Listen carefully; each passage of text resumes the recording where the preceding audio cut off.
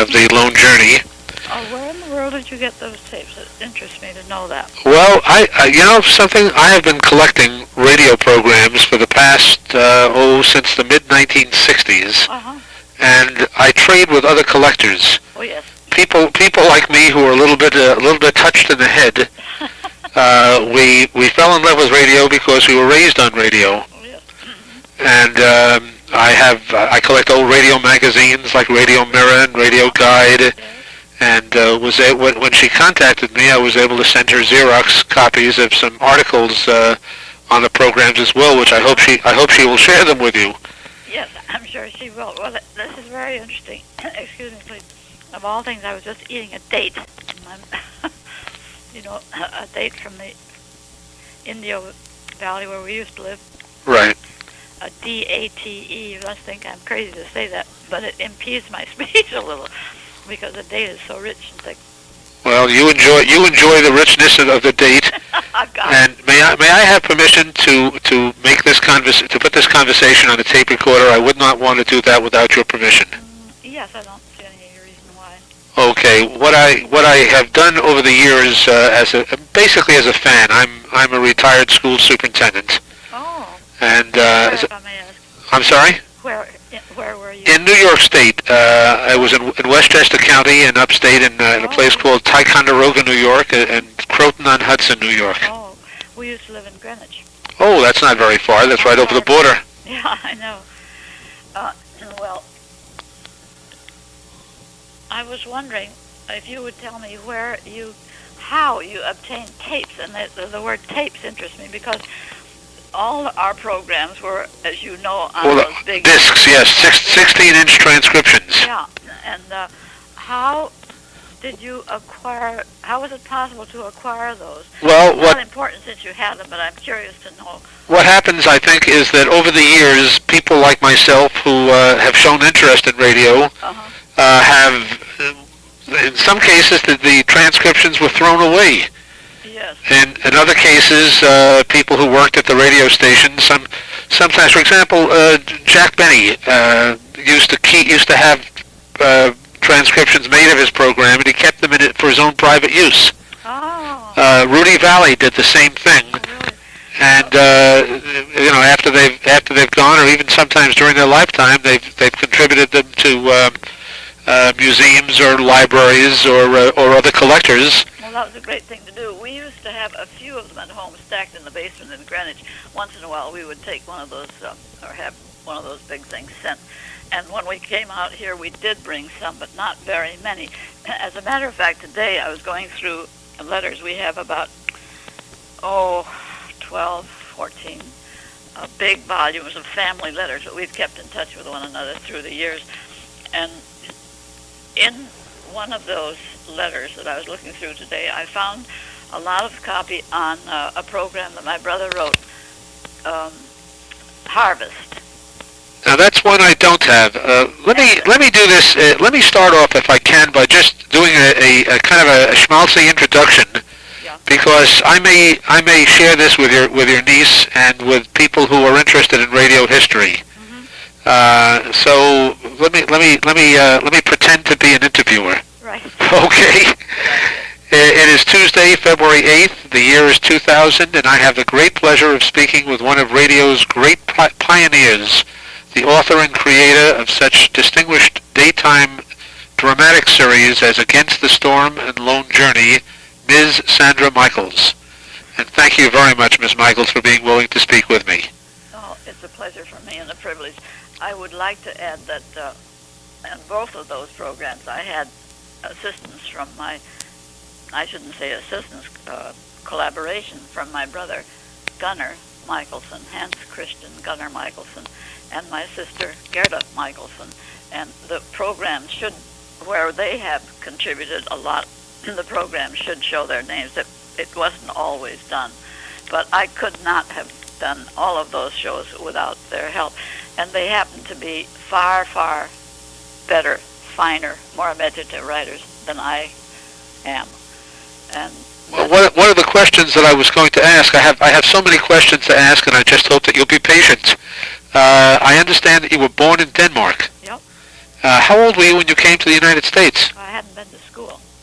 So you were preschool when you came to this country. Were you able to speak English when you came here? Well, my mother and father spoke English because they had gone to Danish schools, of course, and that's where they learned English. But no, I could not speak. When we were first here, I had to ask my mother to translate what my little playmates were saying.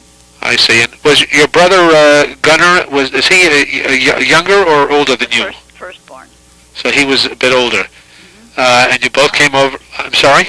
No, go ahead. Okay. Feel free to help me any way you can. You came over here. You could not speak English. You learned English in Milwaukee, Wisconsin. Was it? No. Lewistown, Montana. Oh, okay. Now I'm getting things mixed up because I almost put my foot in my mouth. I was going to start this introduction by referring to you and your programs as soap operas, and then I read something in one of the reference books that said you became very angry when people called Against the Storm a soap opera because you felt it was much more than that. But I want to get to that a little later. On the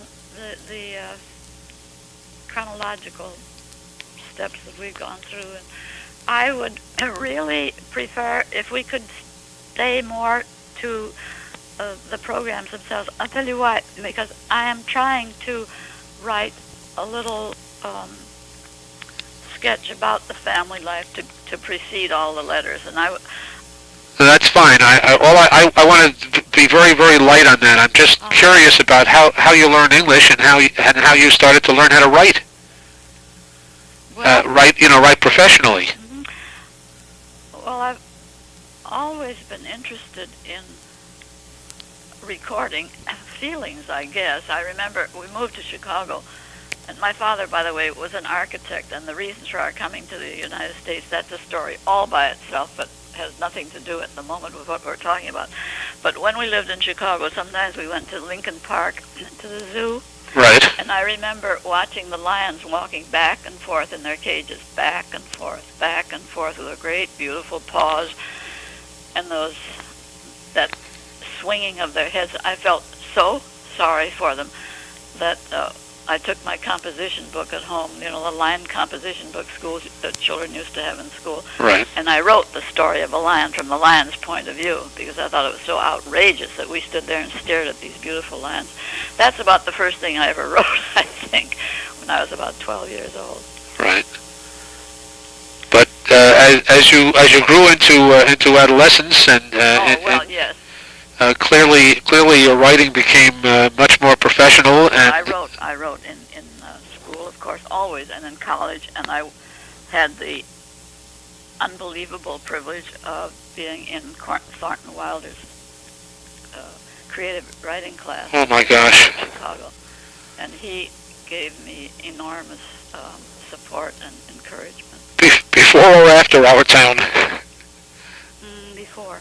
What a thrill that must have been. It was. And a wonderful person, a great teacher, and inspirer. Did you write short stories? Did you write essays, newspaper work, or? Mostly essays.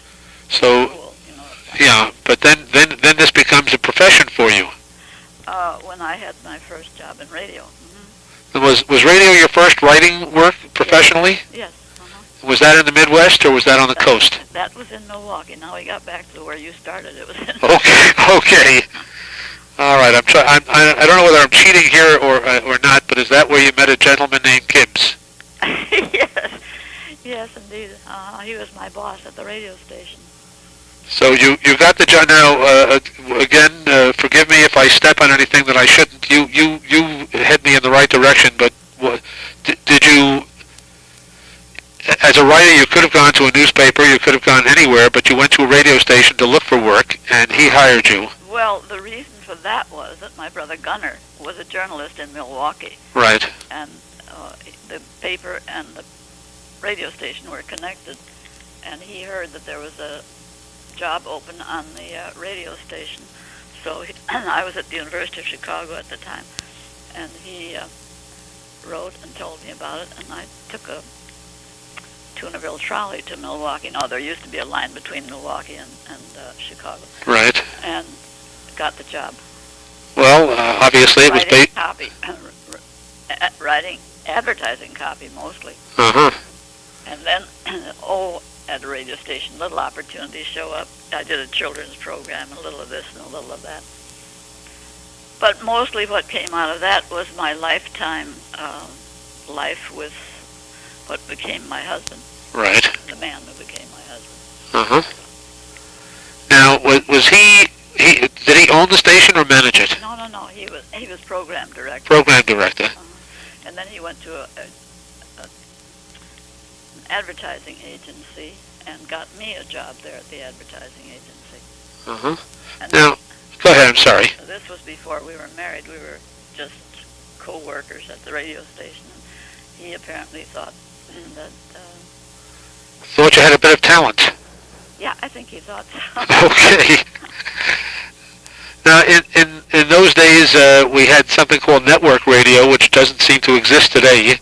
And many of these stations around the country well, there were networks, but fed in what they got from Chicago or New York or from the West Coast. Right. Was there much original broadcasting done in your region? Much local or Yeah. network? Well, no, local. In other words, if there was Yeah, it was all local. something. So they were not. It was not. We had a few. What did we used to call them now? Sustainers or No. Well, yeah. I was used to stand remotes. remotes. Okay. I'm just. I guess from the historical point of view, I'm wondering whether or not the station that you worked at was affiliated with one of the networks. WISN. Yeah. Was that an NBC or CBS or Mutual? Isn't that silly that I can't remember that? Right. It was Hearst. I know that. Right. I remember that very vividly. You sound like it was influenced by the Hearst philosophy. Influence is one word. Control is another. Uh-huh. And I think that's the one that fits. Okay. Well, the stories about that gentleman were probably very accurate. I'm afraid so. Yeah. Look, Mr. Siegel, you are asking me to talk about myself, and I don't like to do that. And I want to know where and how you came about. Not how you came about these things, but in a sense, how we can get control of some of them again, or get copies. I need them very badly for some gaps in the loan journey. Well, I would be more than happy to share anything I have with you or with Greta. If you would just tell me about it. Do you have any number of loan journeys? No, I think I only have. I sent her 2, and I think I may have 2 more. Oh, and they're actually discs. They're tapes. They're cassette. I put them on cassette for her. Oh yeah. And she said she was coming out to see you, so she should be bringing those with her. She will. She doesn't live too far away. Los Gatos is not more than an hour's flight. Right. She's a wonderful person, by the way. Well, I've only spoken to her twice, but she certainly seems very enthusiastic about learning more about you and your career in radio. Well, And basically, that's I'm. You could call me somewhat of either an archivist or a historian. There are a lot of books that have been written about radio. From different perspectives, the Lone Ranger and Jack Benny biographies have been done, etc. And there are some general books. Some people have written books about the soaps. And what I have tried to do, as basically mostly just a fan, a collector, a person who attends. I attend a convention that takes place on the East Coast every year, where some of the performers who are still around show up. Jackson Beck shows up. If you were of a mind to, I'm sure that it takes place in October, and I'm sure that they'd love to have you as a guest talking about your career as a radio person. I'm a very shy violet. Well. One of the nice things about the shows, about these programs, is that, I was telling this to Greta, so many of the folks who have been away from radio for many years meet people that they have known years ago. Oh, yeah. I don't know if you know the name Stella Reynolds. She's no longer with us, but she was married to Arnold Moss. I understand she wrote radio broadcasts. No, Arnold Moss, he was a star on one of our shows. Yeah, well, Arnold Moss used to attend these meetings when he's no longer with us, but he did attend the meetings. And they reenact some of the scripts from the old radio programs. Oh, for goodness sake. Well, this is one thing that's interesting to me, that you have the actual tapes, because when people try to do the programs over again, there was a fan in Montana, quite a wonderful woman actually, who heard about my brother's work, and she asked for permission to use some scripts, and they were done by a little local play group, and they were players. They were very good, but when you heard their interpretation, it was so far off from the original concepts that it was kind of sad. But that doesn't mean that one couldn't redo shows. As a matter of fact, that brings me back to Harvest again, because that was why I wanted, if possible, to find not so much the broadcast Harvest, though I think we have a copy of that here, and there's one in Montana, but I would like to get the original script, and that's very difficult to do. Have you ever encountered? No, as a matter of fact, it's not even a program that I'm familiar with. I've heard of the Affairs of Anthony. No, this was a television. Oh, no, I'm not into TV at all. Yeah, because we wrote television shows too, of course. Right. Do you know the advertisers sometimes would keep those things? Oh, I suppose that might be possible. Yeah. It's sometimes these things come up because they were in the files of agencies. For example, Fibber McGee and Molly, all of their programs were kept by the Johnson Wax Company. Well, that was clever of them. And that's one of the reasons that you can still listen to Fibber McGee and Molly today, because Johnson Wax kept the tapes. Oh, I see. Cavalcade of America is available because the DuPont company kept the programs. Some of the sponsors were very, very respectful of the work that was done, and other sponsors were just treated as it's here today and gone tomorrow. There was no thought of the historical value. The Omnibus, I don't remember their sponsors, but Aluminium, I think. No, wasn't that the British person, Alistair Cook? Oh, yes. It could have been Aluminium, but they should have been preserved, because those were wonderful shows. Now, you mentioned that someone said that I got angry about. I don't think I would permit myself to be angry. That sounds. There are bigger things to be angry about. But I was unhappy because I was not trying to write a soap opera. I was trying the reverse. I was trying to write something that would be legitimate, that I wouldn't have to blush about. And when we met Mr. Ramsey from Procter & Gamble, he was the first person to believe that kind of writing would do well on commercial television. And his faith was certainly justified, because Against the Storm had a very fast success, so much so that John, my husband, was besieged. He was a producer of the show.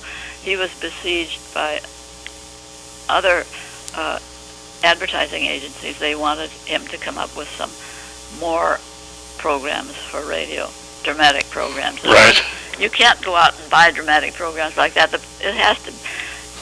You have to have somebody who wants to write that kind of show. You can't write according to somebody's orders. So, again, I don't like to think that I was arrogant enough to be angry, but I was happy. Well, that's as I said, it was a quote from one of the reference books on radio. I can read it to you exactly as it appears here. Let's see if I can find it. Against the Storm was so highbrow that to call it a soap opera made its creator-writer see red. Sandra Michael had long believed that daytime radio needed an antidote for the mindless formulas of Argyle Sunday and Stella Dallas. Michael disdained the cliffhanger that well-worn device that made listeners wonder, will John's wife finally meet John's other wife? And it goes on. I don't know where the gentleman who wrote that got it, but he got it somewhere. Well, there he uses the word disdain again, which I think is unbecoming of one writer, no matter what. Well, don't be so modest. There it is. Well, I don't know about that. I'm just kind of a realist. But, you know, for him to say that I saw red, that would have been extremely dangerous at that time, to call myself red. In fact, I had to try to call myself not red. Well, I didn't honor them by telling them that I was not red. I just didn't pay any attention to them. It was a bad time. I don't know if you know anything about that. Well, I know a little bit about the red channels, was it? Yeah. Yeah. A period. It was a terrible time. Yeah. Terrible time. Ilya Kazan and company. Oh, gosh.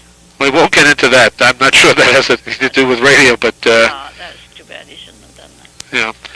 Let me try to keep track of where we're going now. You were in the Midwest, and then you ended up in New York, writing a major daytime drama. Let's see. How did that happen? Well, because of Mr. Ramsey. Because Mr. Ramsey bought Against the Storm. I must say that they put me through a little training problem first before they decided to buy my show. They asked if I would do a month of a show by Mrs. Elaine Carrington.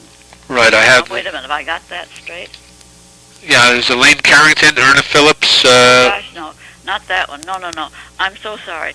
No, this was a genuine writer, and she had a daytime show, which was intelligent at the very least. It was something you could listen to, and you could sort of believe the people. So she was going on vacation, and would I do her program for a month? I said I would if I could do it in my own way, take her characters and put them in another setting, and I set them in Texas for some strange reason. And my big brother Gunnar went with me down to Texas to look at the scenery, to see what it was like, get a feel of the country. And after that, they gave me a chance to do Against the Storm. And I wrote the first episode on the day that war was declared. 1941, December 7th. 39. No, 39. Oh, that's Europe. That was in Europe. Yeah, oh yeah. That's September 39. Yeah. Yeah, Neville Chamberlain came back. Peace in our times. That's the one, yeah. Uh-huh. So. And then, of course, the war was a part of the program from then on. Uh-huh. We followed the events of the day so that it was, it reflected the actions of the day. It was a normal thing to do because it was set in a university town. Now, were you getting much reaction from the listeners to the program? Yes, oh yeah, yes. Got to know a lot of interesting, nice people that way. I mean, on paper, and some of them actually in person. Do you have any memory of what programs you ran against? In other words, at whatever time of day you were on, clearly the other network was carrying a different program. All those other things that you were talking about, Elaine Carrington's and right. When a Girl Married. I don't know some well, there I go again. Ma Perkins, Stella Dallas, yes, yeah. the whole range. Yeah, well, we used to have a good term for print. We used to call cheap novels pulps. Pulps, yes, because of the paper that they were made with. Right, yeah. And to me, most of the radio stuff, with notable exceptions, was pulp. Yeah. We had wonderful people like the comedy series Vic and Sade, Paul Reimer. Yeah. Did you know Paul Reimer? Yes, I had the pleasure of meeting him once. Very talented. Yeah. I don't know what kind of personality he had. You know, and it's interesting. There are 2 books in print that contain the scripts for the halfway up the next block. Yeah. Two hardcover books that were I don't know how well they did, but they collected some of those scripts because they stand alone. Those scripts. Oh yeah, they were absolutely wonderful. They tried television, but for some reason or other it didn't quite work. I don't know why, but I think that Vic and Sade is an American classic all by itself in that genre. Anybody ever captured the funny side of small town life? I think there's only one person who's still alive who had anything to do with that program, a gentleman named Billy Idelson, who used to play play the young Rush? He was the son, yeah. And what funny names that his father called him besides his own name. He always had funny nicknames for him. Right. Yeah, I loved that show. We all did. It was great. Well, there were redeeming qualities to radio, weren't there? Yes, indeed there were. Oh, thank goodness. So you're, again, I'm trying to tell a story here. You're in the Midwest. You've come up with the idea for Against the Storm. You've interested Mr. Ramsey. You're then writing a series of substitute scripts for another writer who's on vacation. That was before. Yeah, before Right. I met Mr. Ramsey. And then you end up in New York or in Connecticut working in New York. Yeah. Well, we lived in New York for a few months. Right. At 1/5 Avenue, I remember that. Was nice. Our little dog didn't like being walked in Washington Square, though, with all the noise after the peace and quiet of Connecticut. Greenwich Village, Washington Square, NYU. I know it well. Right, and 8th Street with a wonderful rye bread and corned beef sandwiches. I remember them. It was a great time. Okay. Now, was Against the Storm the first long series of radio programs that you were involved in? Yeah. Because I see, and again, and some of these others I don't know. I've heard Open Door, Party Line, The Affairs of Anthony. Well, Party Line was one that I wrote while I was in Milwaukee at the advertising agency. And that was, well, it wasn't local. It was picked up by many stations. And that was a very successful program. It was a kind of a funny, small town milieu. I remember in those days you'd pick up the phone if someone else was on it, you couldn't choose it. And you'd be listening to other people's conversations. Well, that wasn't how we worked it, but that was true, yeah. And there's a little operator who gets to know everybody in town. Everybody knows everybody else's business, but not necessarily over the telephone. It didn't have much to do with the phone itself, actually. Right. Do you have any copies of that program in your collection? I don't think so. Because that's one that I don't think is well known at all. No, it was well known at the time, goodness knows. I remember we gave out a little pamphlet of recipes that the two of the ladies' characters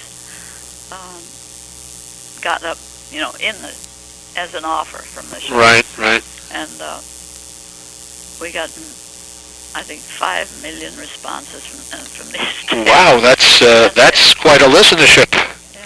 And my mother, who was an absolutely marvelous artist in many ways, and one of her artistic achievements was the best food in the world. And so I had to ask her, would she please give me some recipes, which she did, and we gave them kind of Midwestern touch to the names, not to the recipes. Right.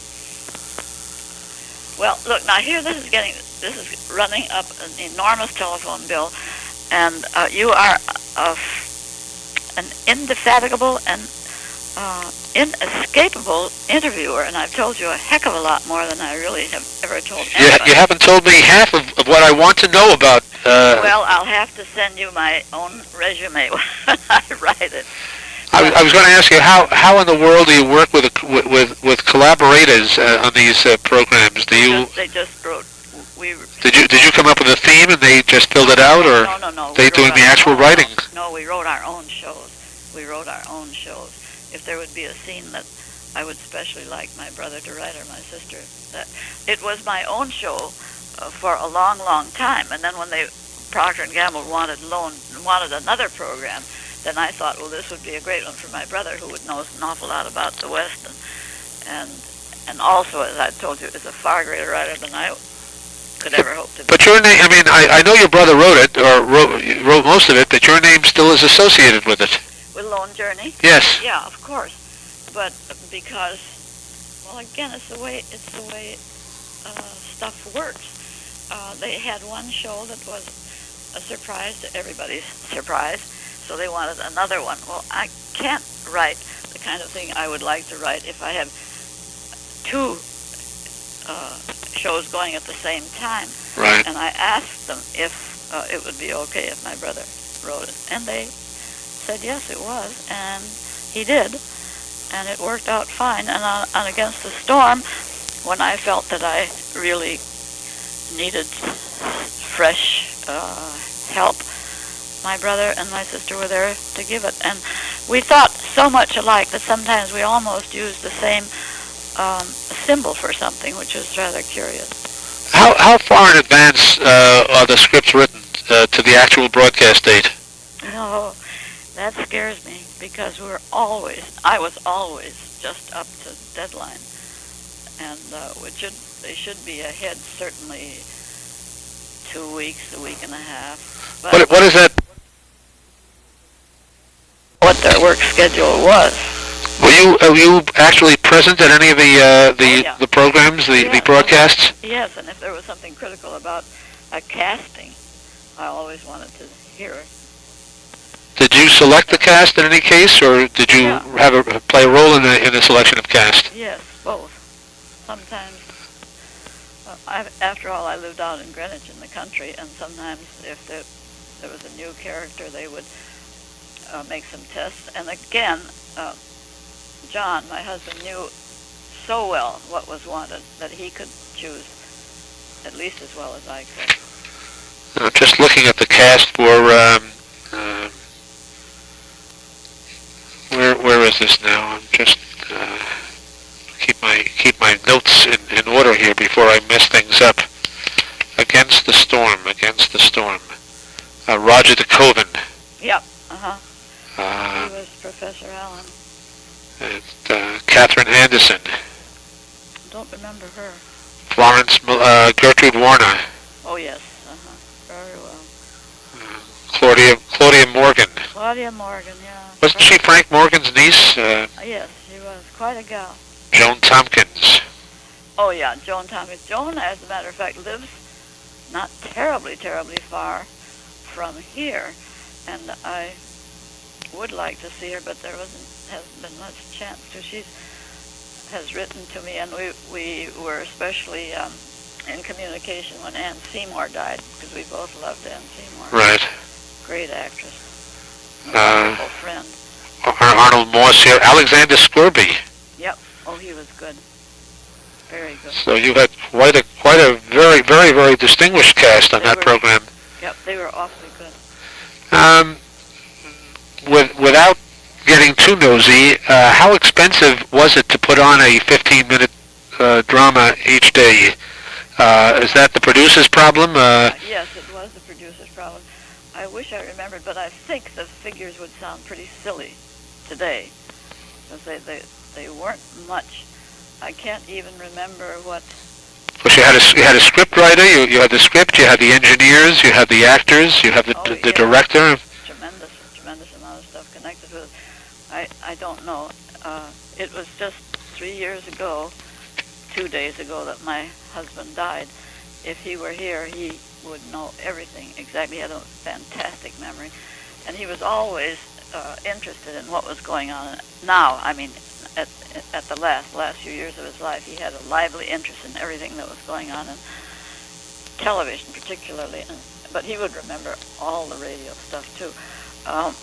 The price, I can't even remember how we were paid, how much it was. But I do know this, that we owned the show, and if we got an advance, then we passed 10% on to the actors, because we thought that was only fair.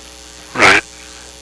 But aside from that, So as the owners of the program, you actually were able to select the cast. Yep. And was it the sponsor that paid you, or the network that paid you? The network. So the sponsor paid the network, and the network paid the owners of the program. Right. That's interesting. That was the way it went. What are the factors that end up in the show going off the air? In some cases, is it listenership? Is it the sponsor? Is it the producers themselves who decide they've had enough? It was something known as Nielsen ratings, and they were phony. They're not phony in that they gave you false reports directly, but they used to. Do you know how they made those ratings? By calling people up? Well, yeah, there were Hooper and also Nielsen, right? Yeah, and they were both bad. In the city of Chicago, for example, where you had at the time, how many millions of people? I don't remember. 2 million, whatever it was at the time. They would check on the telephone to see what people were listening to. And out of all the calls they made, and they weren't very many, actually they might have completed 12 calls. I have perhaps my brother has, a whole record. We investigated to see how they came up with the figures that they came up with, and it was appalling, because the number of calls they made would be indications of nothing except specifically the calls that they made. Right. It had no reference at all to the larger population. It didn't matter who answered the phone, whether it was a child or an invalid or somebody past compos mentis. So I just wondered whether or not they would decide based on the fact that the sales of the product were going up or were improving. Well, that was the silly part of it. They never, ever correlated those facts. Because if they're selling soap or selling... Philip Morris, I think, was one of your sponsors. Yes, I'm sorry to say. I really am sorry to say. They're trying to make up for it now with some other kinds of advertisements showing what good folks they are. I know. It doesn't salve my conscience any. But there it is. How do you feel that those programs would fare if they were broadcast today or if they were televised today? Would they hold up, do you think, or? I think Storm would, yeah, and I think Lone Journey would, because they concern more with people and people's minds and hearts than it did. Right. But you said something that reminded me of something. Now, what was that?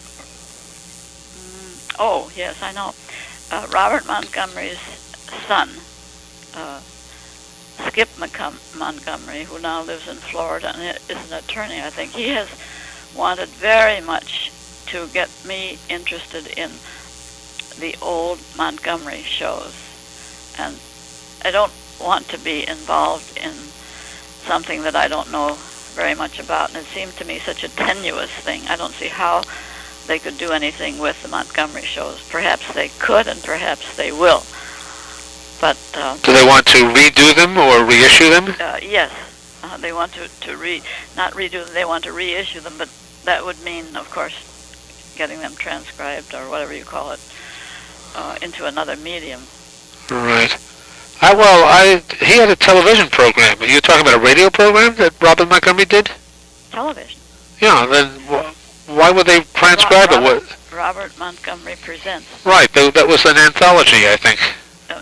No. Well, you could. Yes, I suppose you'd call that. My husband produced that for 7 years. One new, complete hour dramatic show. And that was done. Wasn't that done live? Pardon? Wasn't that done live? It was done live, yeah. Right, not on tape. No. Did they have kinescopes of the shows? Did they? Yes, I think they did. Yes, they did. Of course they did. It was done live, yes. I remember on one broadcast, my husband was in the studio, and they were supposed to use some recorded music in the background, and they didn't have the particular one that they needed. It was a dance record.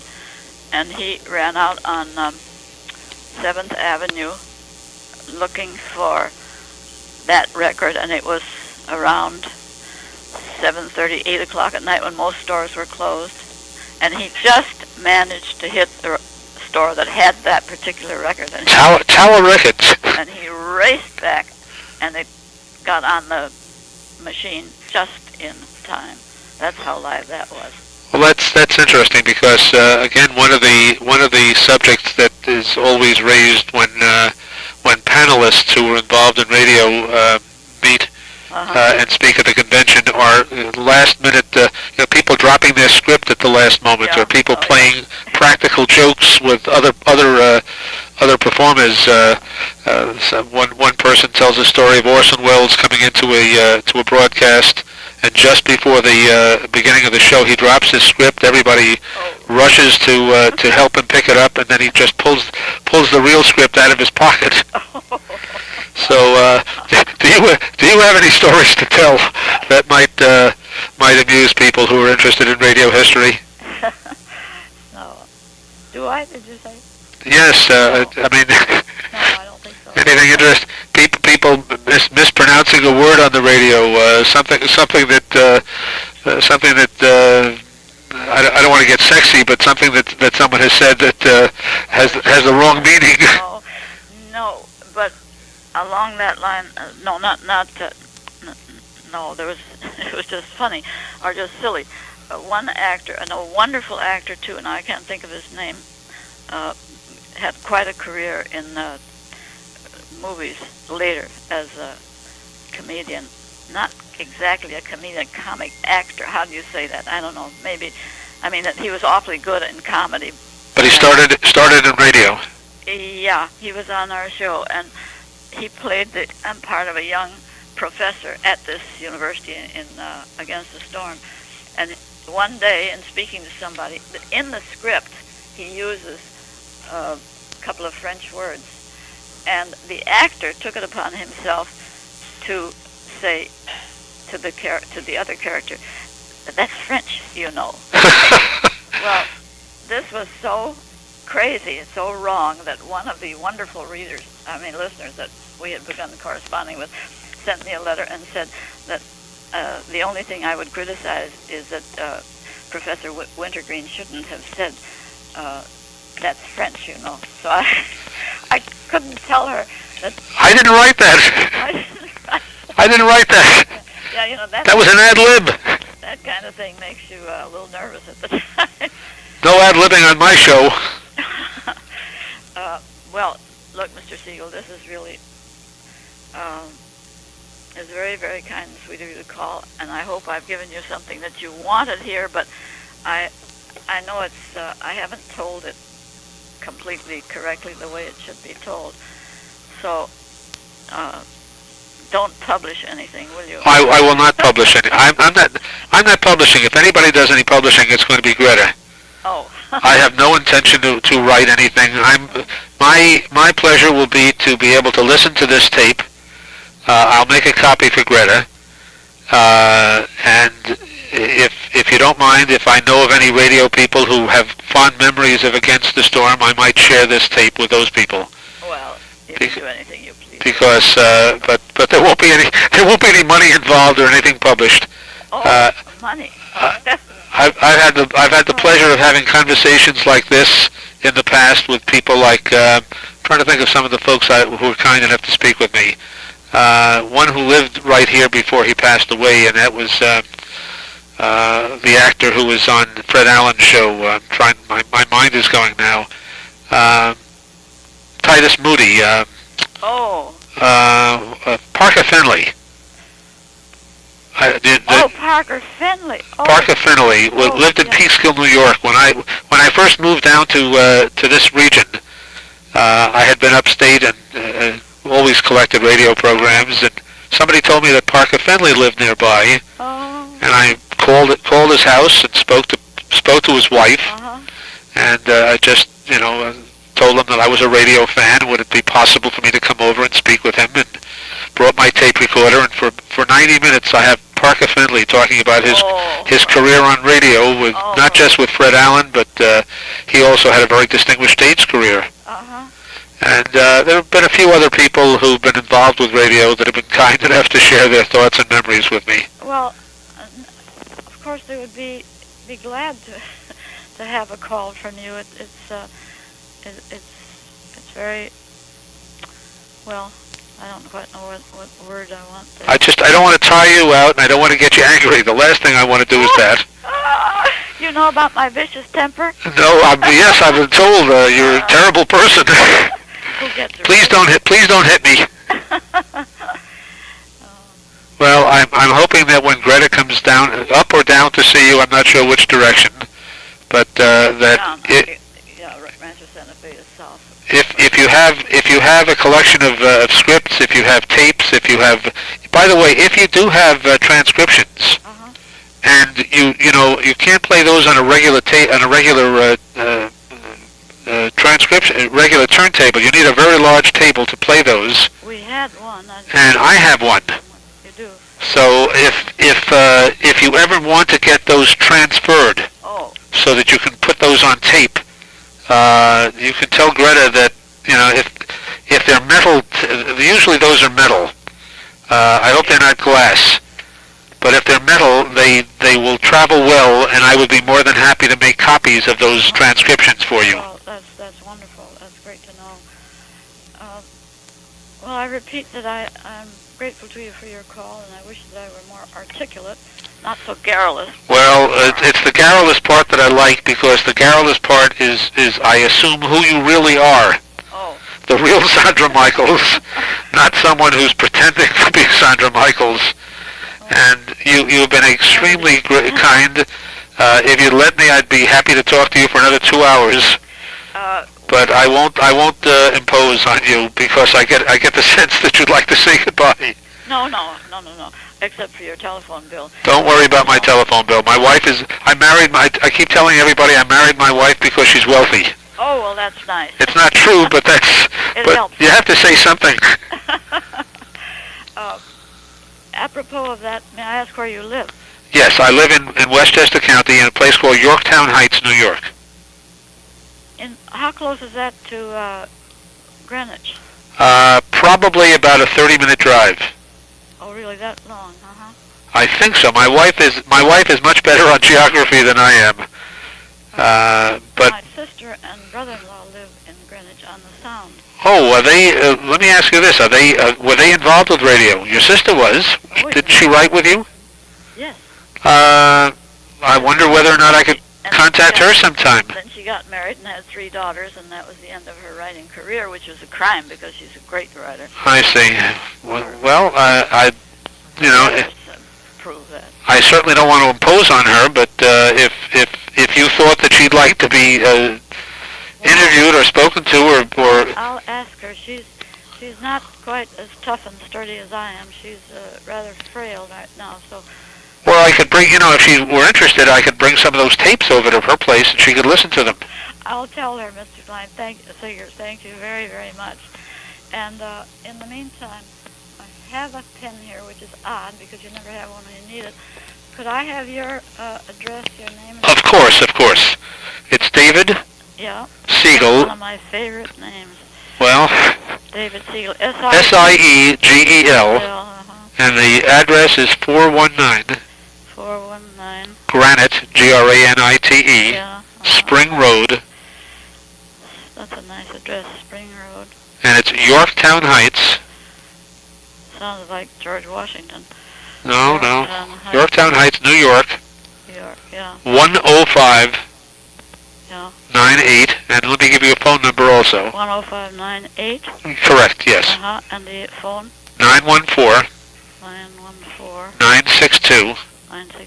3680. 3680. Right. Okay. And Greta has that phone number, and also she has it because we've been in touch. And as I say, I've sent Greta some print material, and also I sent her 1 hour. I sent her 2 copies of Against the Storm, and 2 copies of Lone Journey. Really? Wonderful. So please remind her to bring them with her when she comes to visit with you. I'll do that. Okay. And I'm hoping that again from the point of view of history. That any materials that you might have, advertising materials, photographs of the cast, anything at all, I would so if you had duplicates of any of those materials that you could share with Greta or share with me, I'd love to have them. As I say, I will keep that in mind. No, I will remember. It's very, very nice of you, and I hope that you and Mrs. Siegel have a very happy Valentine. Well, that's very kind of you, and I hope that you have a sweet Valentine. If you like some, I'd send you a chocolate Valentine if you'd like. That's nice. You're a sweetheart. I don't have your address because I don't want to bother you. I have your phone number, and I won't call you again unless you want me to. But this has been I'd like to talk again sometime. this has been a wonderful opportunity for me, and I really, really appreciate you're a very kind person. No, I'm not. Next time, the telephone call will be on me, okay? No. Look, this is all from. This is giving me. When you're a hobby, when you have a hobby, you will do anything to enhance your hobby. Yeah, I know. I'm a rose nut and a cat nut. Love cats. Love Well, roses. I love what I call the golden age of radio. Oh. And believe me, it is a pleasure to make this call, and it's not a problem in terms of the AT&T gives me 7 cents a minute, so I'm not worried. I won't go broke on this phone call, I assure you. Out here they advertise 5 cents a minute, so 7 sounds awfully big. Okay. Okay, Mr. Siegel, thank you so much. Thank you. Bye-bye. Bye-bye.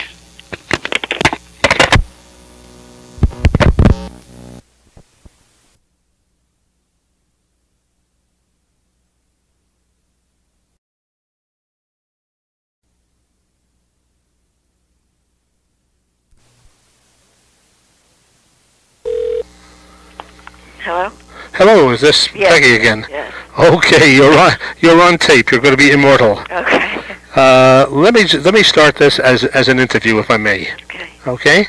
Today is Saturday, November 3rd, 2001, and it is my great pleasure to be speaking with Peggy Moylan, one of the 2 very famous Moylan sisters who entertained children and their parents during the late 1930s and early 1940s. Peggy Joan, may I ask you when you and your sister Miriam first began to sing together? Oh, dear. I was about 3 and a half. So I was born in 1932, so that would be, what? Well, I was born in 1932, and I'm 69 years old now. Hi. When's your birthday? August. Mine's January. Okay. So we began when I was about 3. And your sister is 2 years older than you? Yes. Okay. What got you started? Just listening to the radio? Yeah. My aunt, I had told Ray this the other night.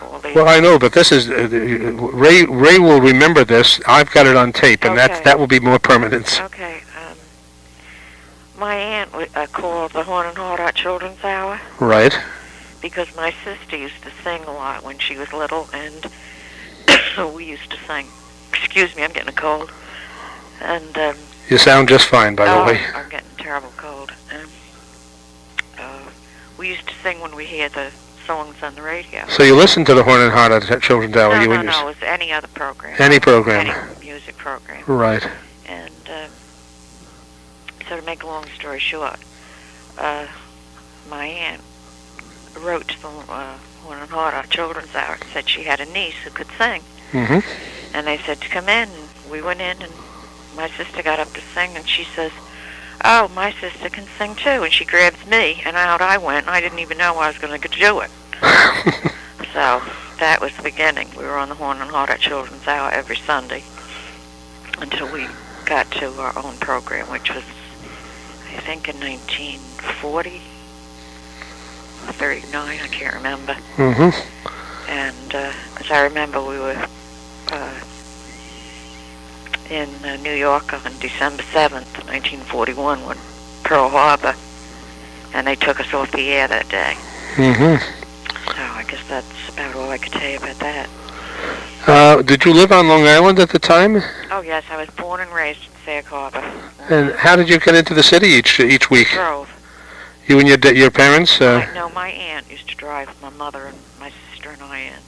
I see. My father used to stay home most of the time. He'd come in once in a while, but he stayed home. Now, did that program have rehearsals, or were they just on without rehearsals, just on Sundays? Oh, you'd go in and sing your song once, and that was it, and then you'd go on. So there was one preview, and then you'd go on live. Yeah. Mm-hmm. And that was on Sunday as well? Yes. There's an awful lot of kids on that. Yeah, did you get to know any of them? No. One. I shouldn't say no. One, Olivio Santoro. He was a... The boy yodeler. Yes. He was on the Horn and Heart at Hour also. He was, and he was very, very nice. I don't know whatever happened to him. I see. But Billy, was it Bobby Hookie and so the others you never got to meet or talk to? We didn't get friendly with them. We did our thing and then left and came home because it was a long drive. Was it always singing, or did you have any dialogue? No, it was mostly always singing on the Horn and Heart at Children's Hour. And how did you decide which song you were going to do on a week-to-week basis? My father would pick them out. He had a lot of sheet music and songs that he thought we could do well. He'd teach us because he was a pianist. Oh, he was. And a violinist. He played the violin beautifully. Well, and music ran in your family. Oh, yeah, and it runs in my family. My 3 sons are all very musically inclined. Do you remember Ed Hurley at all? Was yeah. Was he the person who was the MC during the whole time that you and your sister were on? Yes, he was. I remember him. And what any special memories of Ed Hurley in terms of personality or how he participated? Is he still alive, do you know? I think he passed away about a year or two ago. And I can say this. I thought he was very loud. I don't know. Not my type of person. Loud, boisterous, you mean? Yes, very loud, boisterous. Somebody I wouldn't want to become friendly with. How did he interact with the children, or did he interact with the children? Not much. He just introduced everybody, and that was about it. Mm-hmm. Everybody just did their own thing and then left. Now, was that a program that paid the children, or did... No, that was nothing, no pay. You just did it for the fun of it? Uh-huh. They didn't even give you a pie? Not even a pie. You didn't get anything from Horn and Heart Art on Christmas? We used to go eat at Horn and Heart Art. But you had to pay for it. Absolutely, putting the nickel in the slot. My gosh, that was an inexpensive program for them to sponsor. And you were there for so many years. Yeah. Now, while you were on the Horn and Heart Art show, did you do guests anywhere in any of the other programs? Excuse me. Not until we got our own show. Then we went and did Fred Allen a lot. Mm-hmm. There was another children's program on at about the same time that the Horn and Heart Art was on, the Coast to Coast on a Bus. Are you familiar with that one? No, I never listened to it. Never heard it. I see. I might have heard of it, but I didn't listen to it. I see. And did you and your sister perform outside of radio, in theaters at all while you were on Horn and Heart Art? Not in the city. We would do things at home, like benefits and stuff like that. But still, not for salary, not for pay. No, we didn't get paid until we got our own show. That's almost abusive. Really? Yeah. And you got your own show with the dog food company. That's right, Thrive. How did that develop? You have to remember, I was very young, and I don't remember what my mother was on the phone with somebody, I don't even remember his name. Mm-hmm. And he said, I know, his name was Sammy Weisbord. And he was with the William Morris. He was an agency? Yes. Oh, I see. And he wanted to be our agent. He had heard us on Horn and Heart. And we did go to meet him. I remember that in the city. And he became our agent. And then he got us the Thrive-O show and the shows on the other one we were just talking about. Oh, Fred Allen. Yeah, Fred Allen. It was very nice. So he got you some money for a change. Yes, Mr. Weisbord. He became the head of the agency, by the way. Well, he knew talent when he saw it. He started out as a clerk working in just running errands and everything. And he worked himself up. Very nice man. Now the way that I've heard a few of the Thrive-O shows. Good old Ray has provided me with some of those. And they describe your singing, you and your sister, in a very, very unique way. Could you kind of help us to understand why the two of you sang in a way that would be different than any other two children might be singing together? I think they were talking about 3-part harmony. I'm not sure that I understand that. Well, like, we'd start a song and my sister would sing the lead and I'd sing the alto. And then we'd switch, and I'd sing the lead, and she'd sing the soprano. So it would go back and forth. I see. It's kind of hard to explain. But that was unique in terms of the sound, and it sounded very, very lovely. Yes, it's called 3-part harmony. I see. And do you recall the number of years that you were on for Thrivo? Well, we were on until when the war came. Everything, changed. Right. I think we were on another year after that. And then they stopped because the tin cans, they... Oh, yes, the rationing. Right, all the rationing. And they stopped the show because of the war. Right. Now, while you were on for Thrivo, is that when you began to make records, or did that happen later? Oh, we made records then, yes. And mostly for Decca? Decca, right. Uh-huh. Do you know how many records you made altogether, the two of you? Idea. But you do recall making records and the sheet music that had your pictures on them? Yes. Mm-hmm. Any other kind of advertising that popularized you around the country? Not that I can remember. Did you get a lot of fan mail? Oh, so much fan mail you wouldn't believe it. And all over the world. How did you handle the fan mail? My mother did the best she could, and my aunts. My mother had 3 sisters, and they helped. And they answered most of it, an awful lot from servicemen. The servicemen know how old you were? Oh, yeah. And they responded? Yes. Somewhere in Thomas DeLong, who you may have met, wrote a book about music in that period, and he must have spoken to you because he commented on the fact that in 1941 and thereafter, you and your sister were corresponding with many servicemen. Yes, that's true. Then you made some movies. They were shorts. They called them shorts. Right. They'd come on before the feature film. And I think they were made mostly in Philadelphia. How did you get involved in that? That was Sammy Weisbord. Your agent again. And somewhere it said that you were called the Angels of the Airwaves. Yes. I don't know who gave us that name. One of the announcers, I think, came up with it. When you started working for Thrivo, did you then begin to do some public appearances? Not really, no. My mother didn't want us to do too much. She wanted to keep us as normal as possible. You were going to school at this time? Yes. And any interference between schoolwork and radio work or singing? Well, when we got into, I can't remember what grade it was, but it was getting to be too much.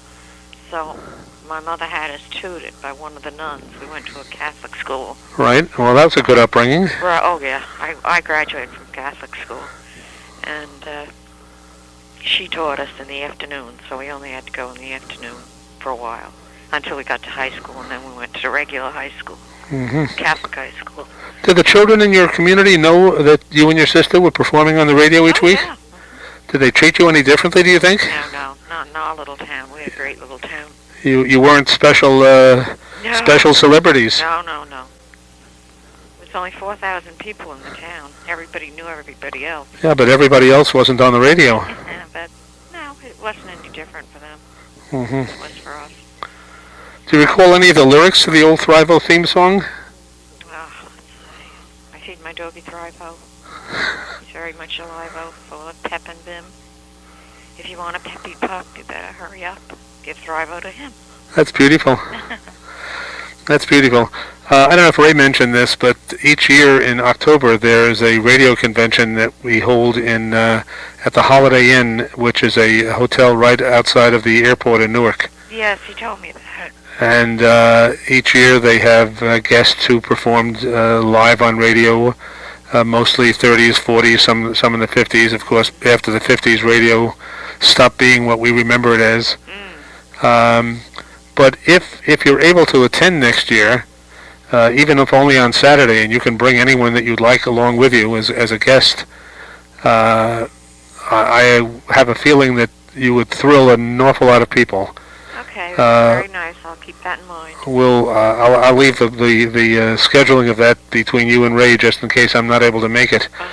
Now you said you were on Fred Allen's program a few times. Do you remember Fred at all? Yes, he was very nice.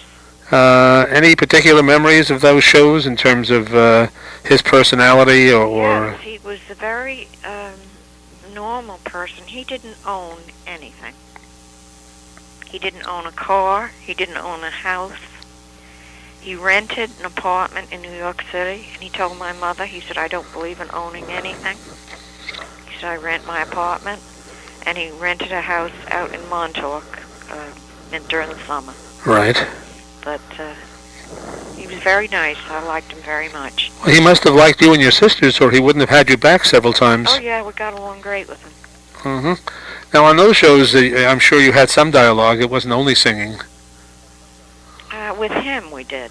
Yeah. Fred. Did you have to come in early for rehearsal, or how did that work out? I can't remember. I think we came in maybe an hour before. We only had to do our song once, and that was it. We knew what we were doing. Mm-hmm. Did you meet any of the other cast members and have any acquaintance with any of the others who were on the program? We just met his wife, Portland Hoffa. Yes. What kind of lady was Portland? She wasn't as friendly as he was, but she was nice. Mm-hmm. I remember, do you remember the stage actress Shirley Booth? Oh, yes. She had been married at one time to Ed Gardner. Yes. Well, she was on one time when we were on Fred Allen. She was very nice. She was also, I'm trying to think of she played the maid. Little Sheba. Yeah. On Broadway, I think. She played it in the film also, I think, with Burt Lancaster. That's right. And didn't she also play a famous maid? I don't. She had a series. I'm trying to think. Oh yes, I can't. Hazel. Hazel. Yeah. Oh, she was very a nice. wonderful woman. Mm-hmm. Mm-hmm. Anyone else that you might remember from radio? Well, do you want me to tell you who I told Ray the other night, the people I met? Share it. Okay, we met Tyrone Power. Wow. And he was horrible. Really? Oh, he was rude, very badly mannered. And we were having dinner in a restaurant, I don't remember where it was, somewhere in New York, with our agent. And he said, oh, there's Tyrone Power at the bar. You want to go over and meet him? And I didn't care because I didn't think much of him to begin with. He wasn't one of my favorites. But my mother and my sister said yes, so we went over, and he didn't even stand up. He just sat at the bar stool and said a few words, and I said to my mother, oh, I'm going back to the table because I didn't have to waste my time, you know. He was really very rude. Then we met Lana Turner, who was the most delightful, lovely, beautiful person I think I ever met in my life. She was grand. We met her at the Sherry Netherlands hotel. Mm-hmm. Our agent arranged it, and she was just lovely. Now, you had two teenagers at the time. Yes, I couldn't say enough. I was 12. I remember that. I was 12 years old. Right, and your sister was 15? No, she was 2 years old. 14. 14, oh, and, okay. I remember her until the day I die. She was such a lovely, lovely person. And, let's see, we met Joe DiMaggio and his son. He was very nice.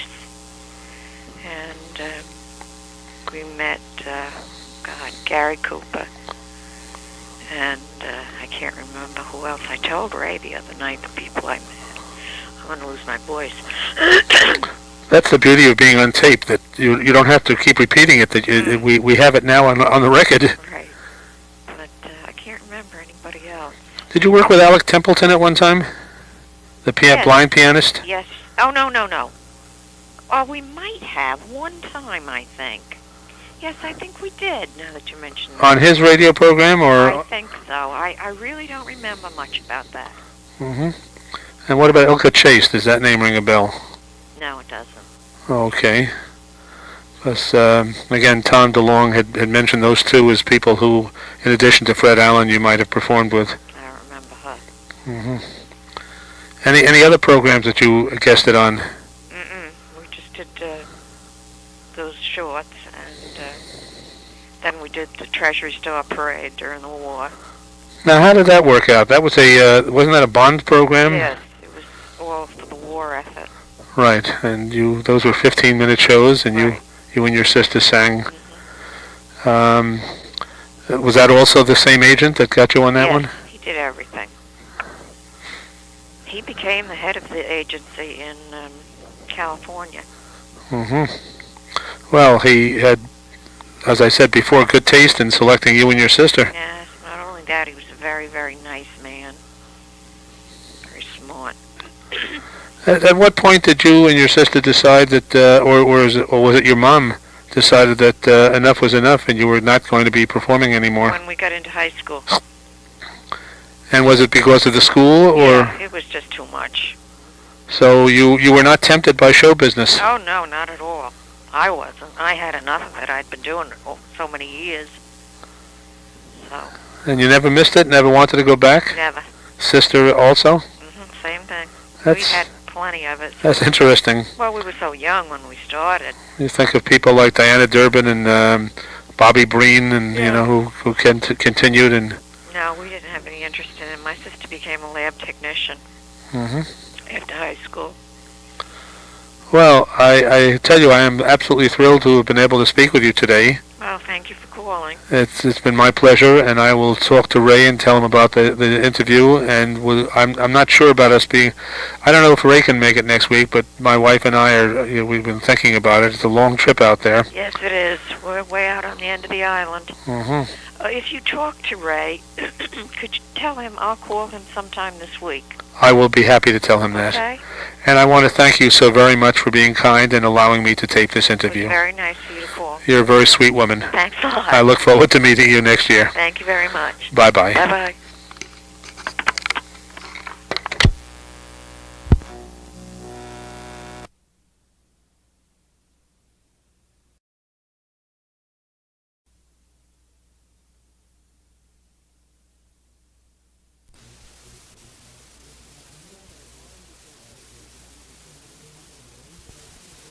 Okay, I think I'm on because I see the meter going, popping away.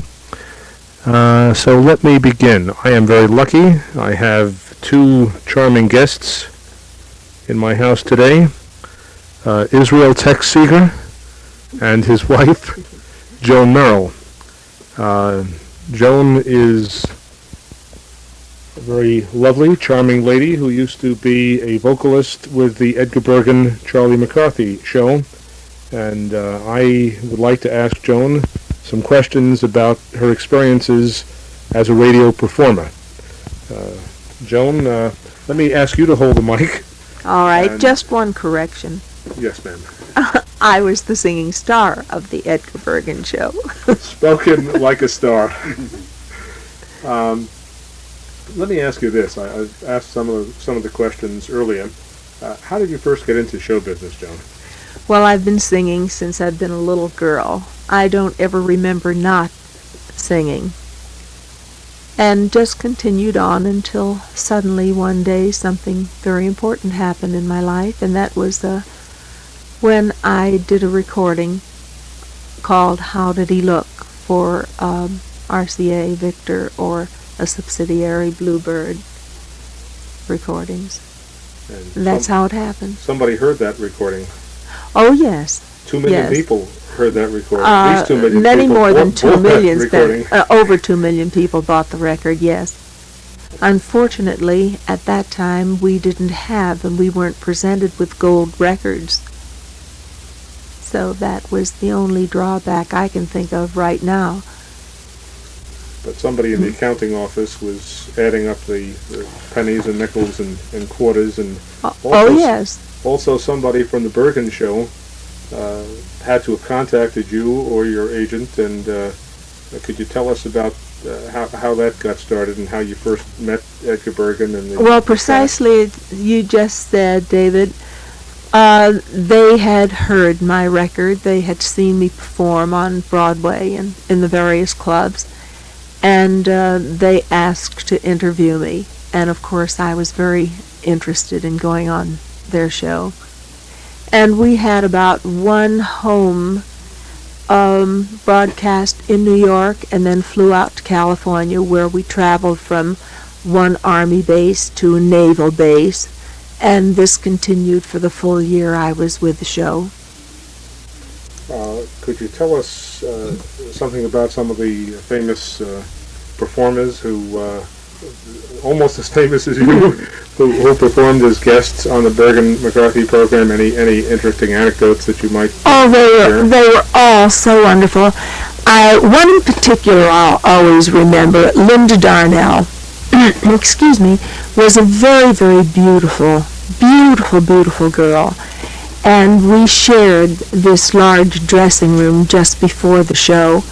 And my sister, who is a very beautiful woman, at that time a girl, and I were making up in front of the same mirror, unfortunately, because I got finished making up my face thinking that I looked rather well, and I looked at my sister and I thought she looked beautiful, and we both looked at Linda Darnell, and then we looked at ourselves again, and then we added more rouge, and then I added more mascara, and couldn't beat that beauty. I mean, she was really something outstanding. Lovely, lovely girl.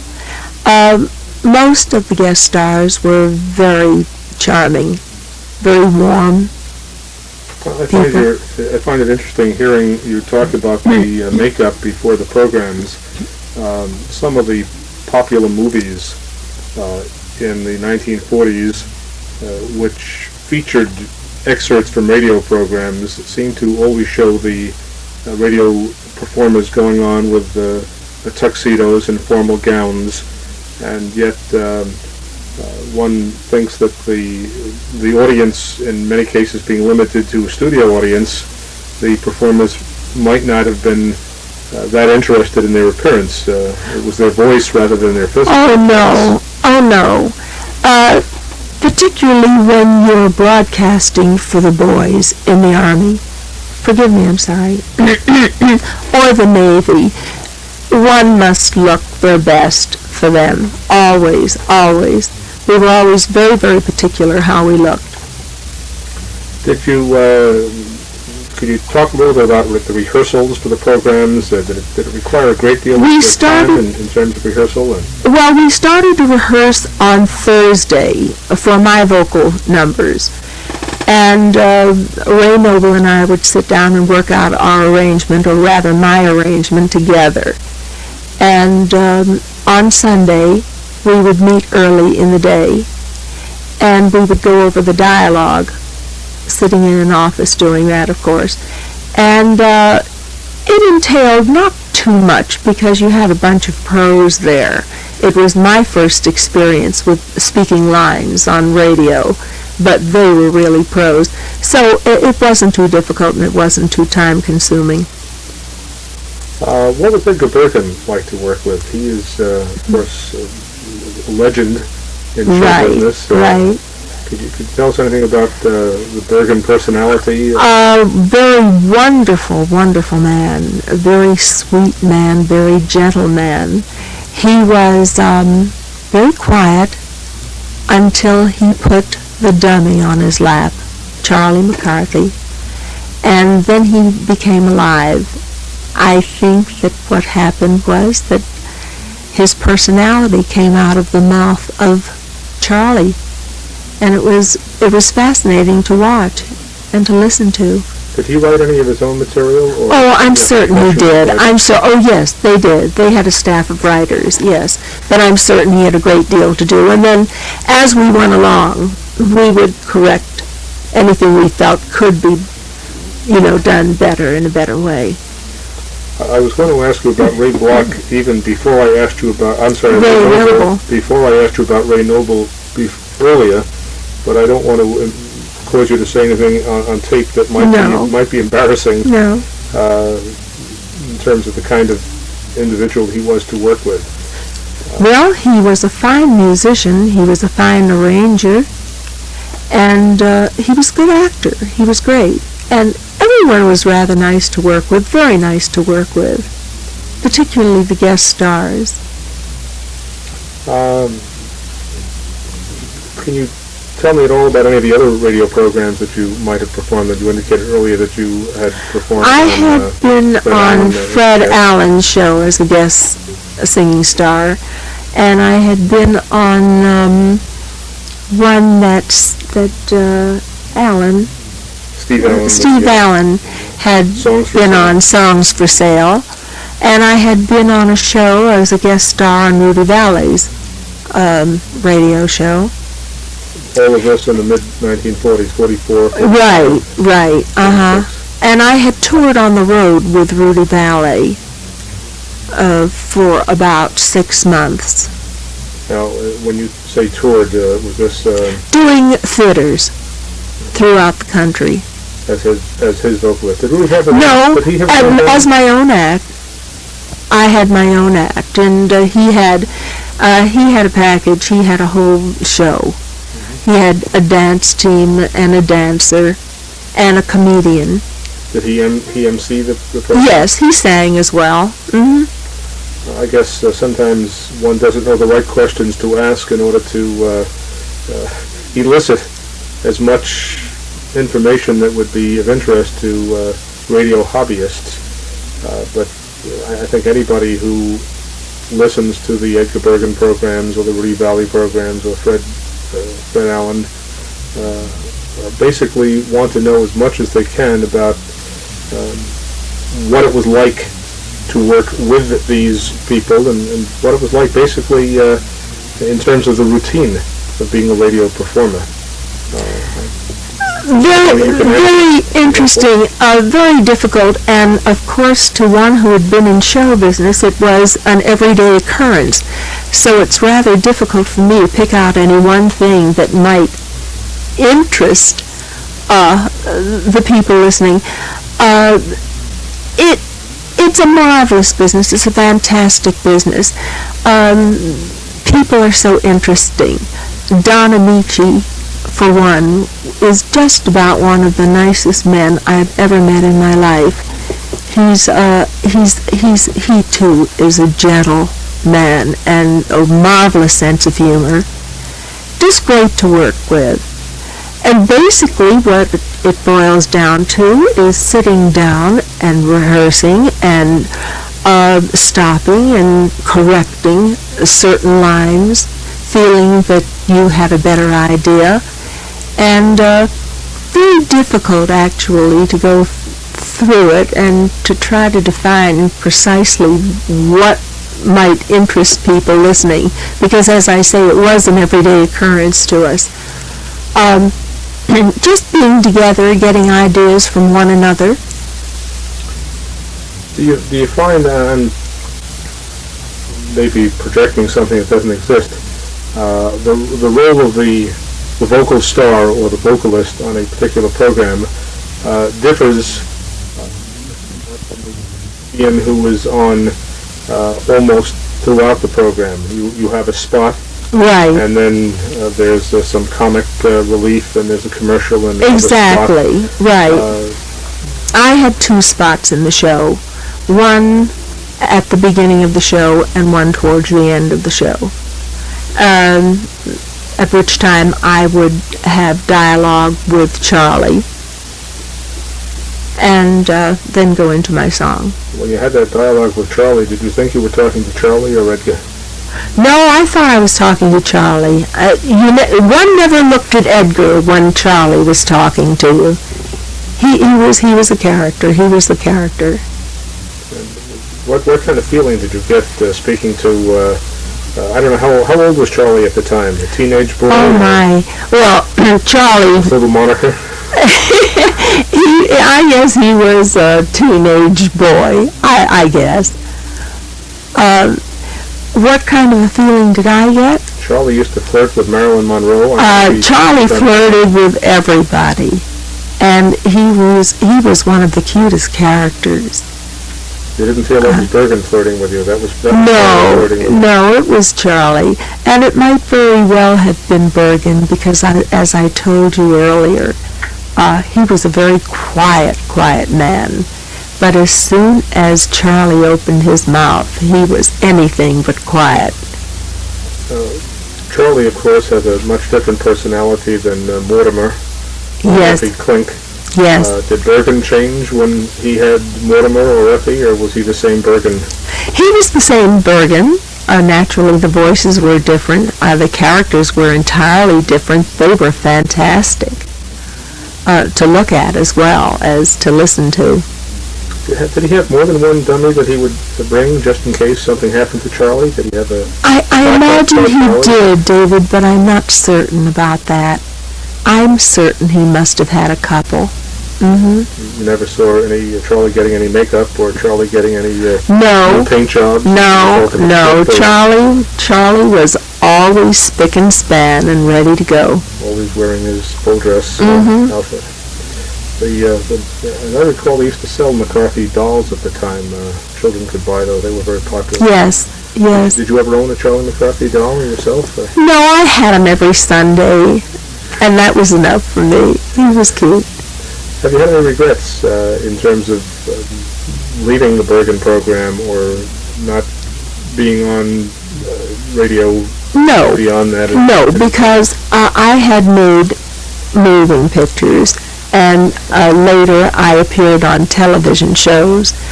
I love to perform in theaters and nightclubs. I like the rapport that I have with the audience. And no, I didn't miss radio, quite honestly. Do you miss it today when you turn on the tube and hear nothing but either news or do I miss the radio? I don't believe so, because there's television now, and there is no need for shows on radio per se. I have listened to some shows on radio that I find are quite interesting, but for the most part, as you say, they are news programs and record programs, which I listen to quite frequently. But I think television is certainly here to stay.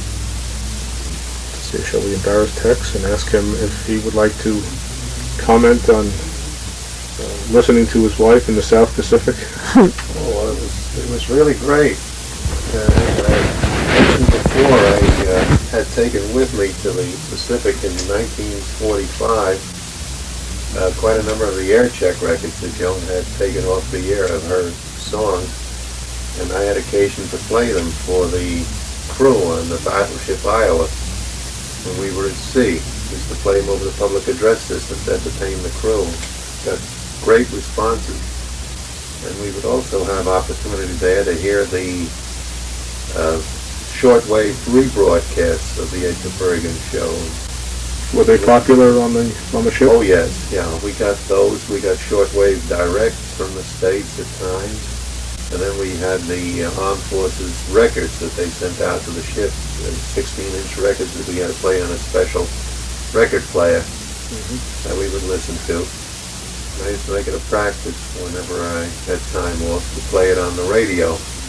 On the, not the radio, the speaker system, loudspeaker system on the ship, so that it would broadcast through the whole ship to entertain the crew with my wife singing. It was quite a thrill. I'm getting a kick out of now, collecting the old Edge of Bergen shows, looking for some that I no longer have the reproductions of, because a lot of them wore out and got broken while I was overseas, and some that Joan had here got broken as well. So we're trying to track down people who have the old Edge of Bergen shows of November 44 to May 45, and want to get the extracts of the songs that she did. Certainly, if anyone ever listens to this tape and has a Bergen and McCarthy program with Joan Merrill, you have the ones that have Linda Darnell, the Janet Blair, the Orson Welles, but if there are any others that surface and we can get them to you, we will do our best. Yeah, there's one in particular that I'd like to get, is one with Rudy Valley as a guest. I remember very distinctly had two great songs on it. Accentuate the positive, and Saturday Night is the Loneliest Night in the Week. Well, I remember that one quite well. Yeah, that was the last broadcast that I heard before I went overseas on New Year's Day in 45. And, there were others that Joan did, where she did some great songs, Night and Day for one, that I haven't been able to locate. I'd love to get my hands on. We will hunt for you. Well, Merrill, thank you very, very much for being patient and cordial and sweet and everything else. And Right back at you. my pleasure.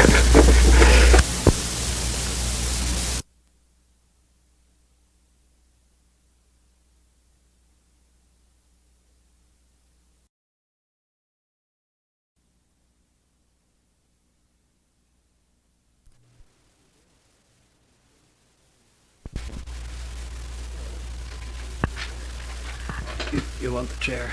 No. Hello, this is Dave Siegel, and I have the distinct privilege of having as my guest on this Saturday, June 9, 1984, Mr. Ward Byron. Ward has been associated with the golden age of radio and has a particularly rewarding relationship with some of the world's greatest jazz musicians as they share their talents with radio audiences. Ward, can you tell us how you got started in show business in general and in radio broadcasting in particular? Okay, Dave. It's a pleasure to be here with you and to be in this library of yours, or I should say storehouse of tapes such as I've never seen before. I've never seen such a collection. I'm overpowered by it, and the fact that you've dug up things that I've been looking for years is just icing on the cake on this visit and seeing you.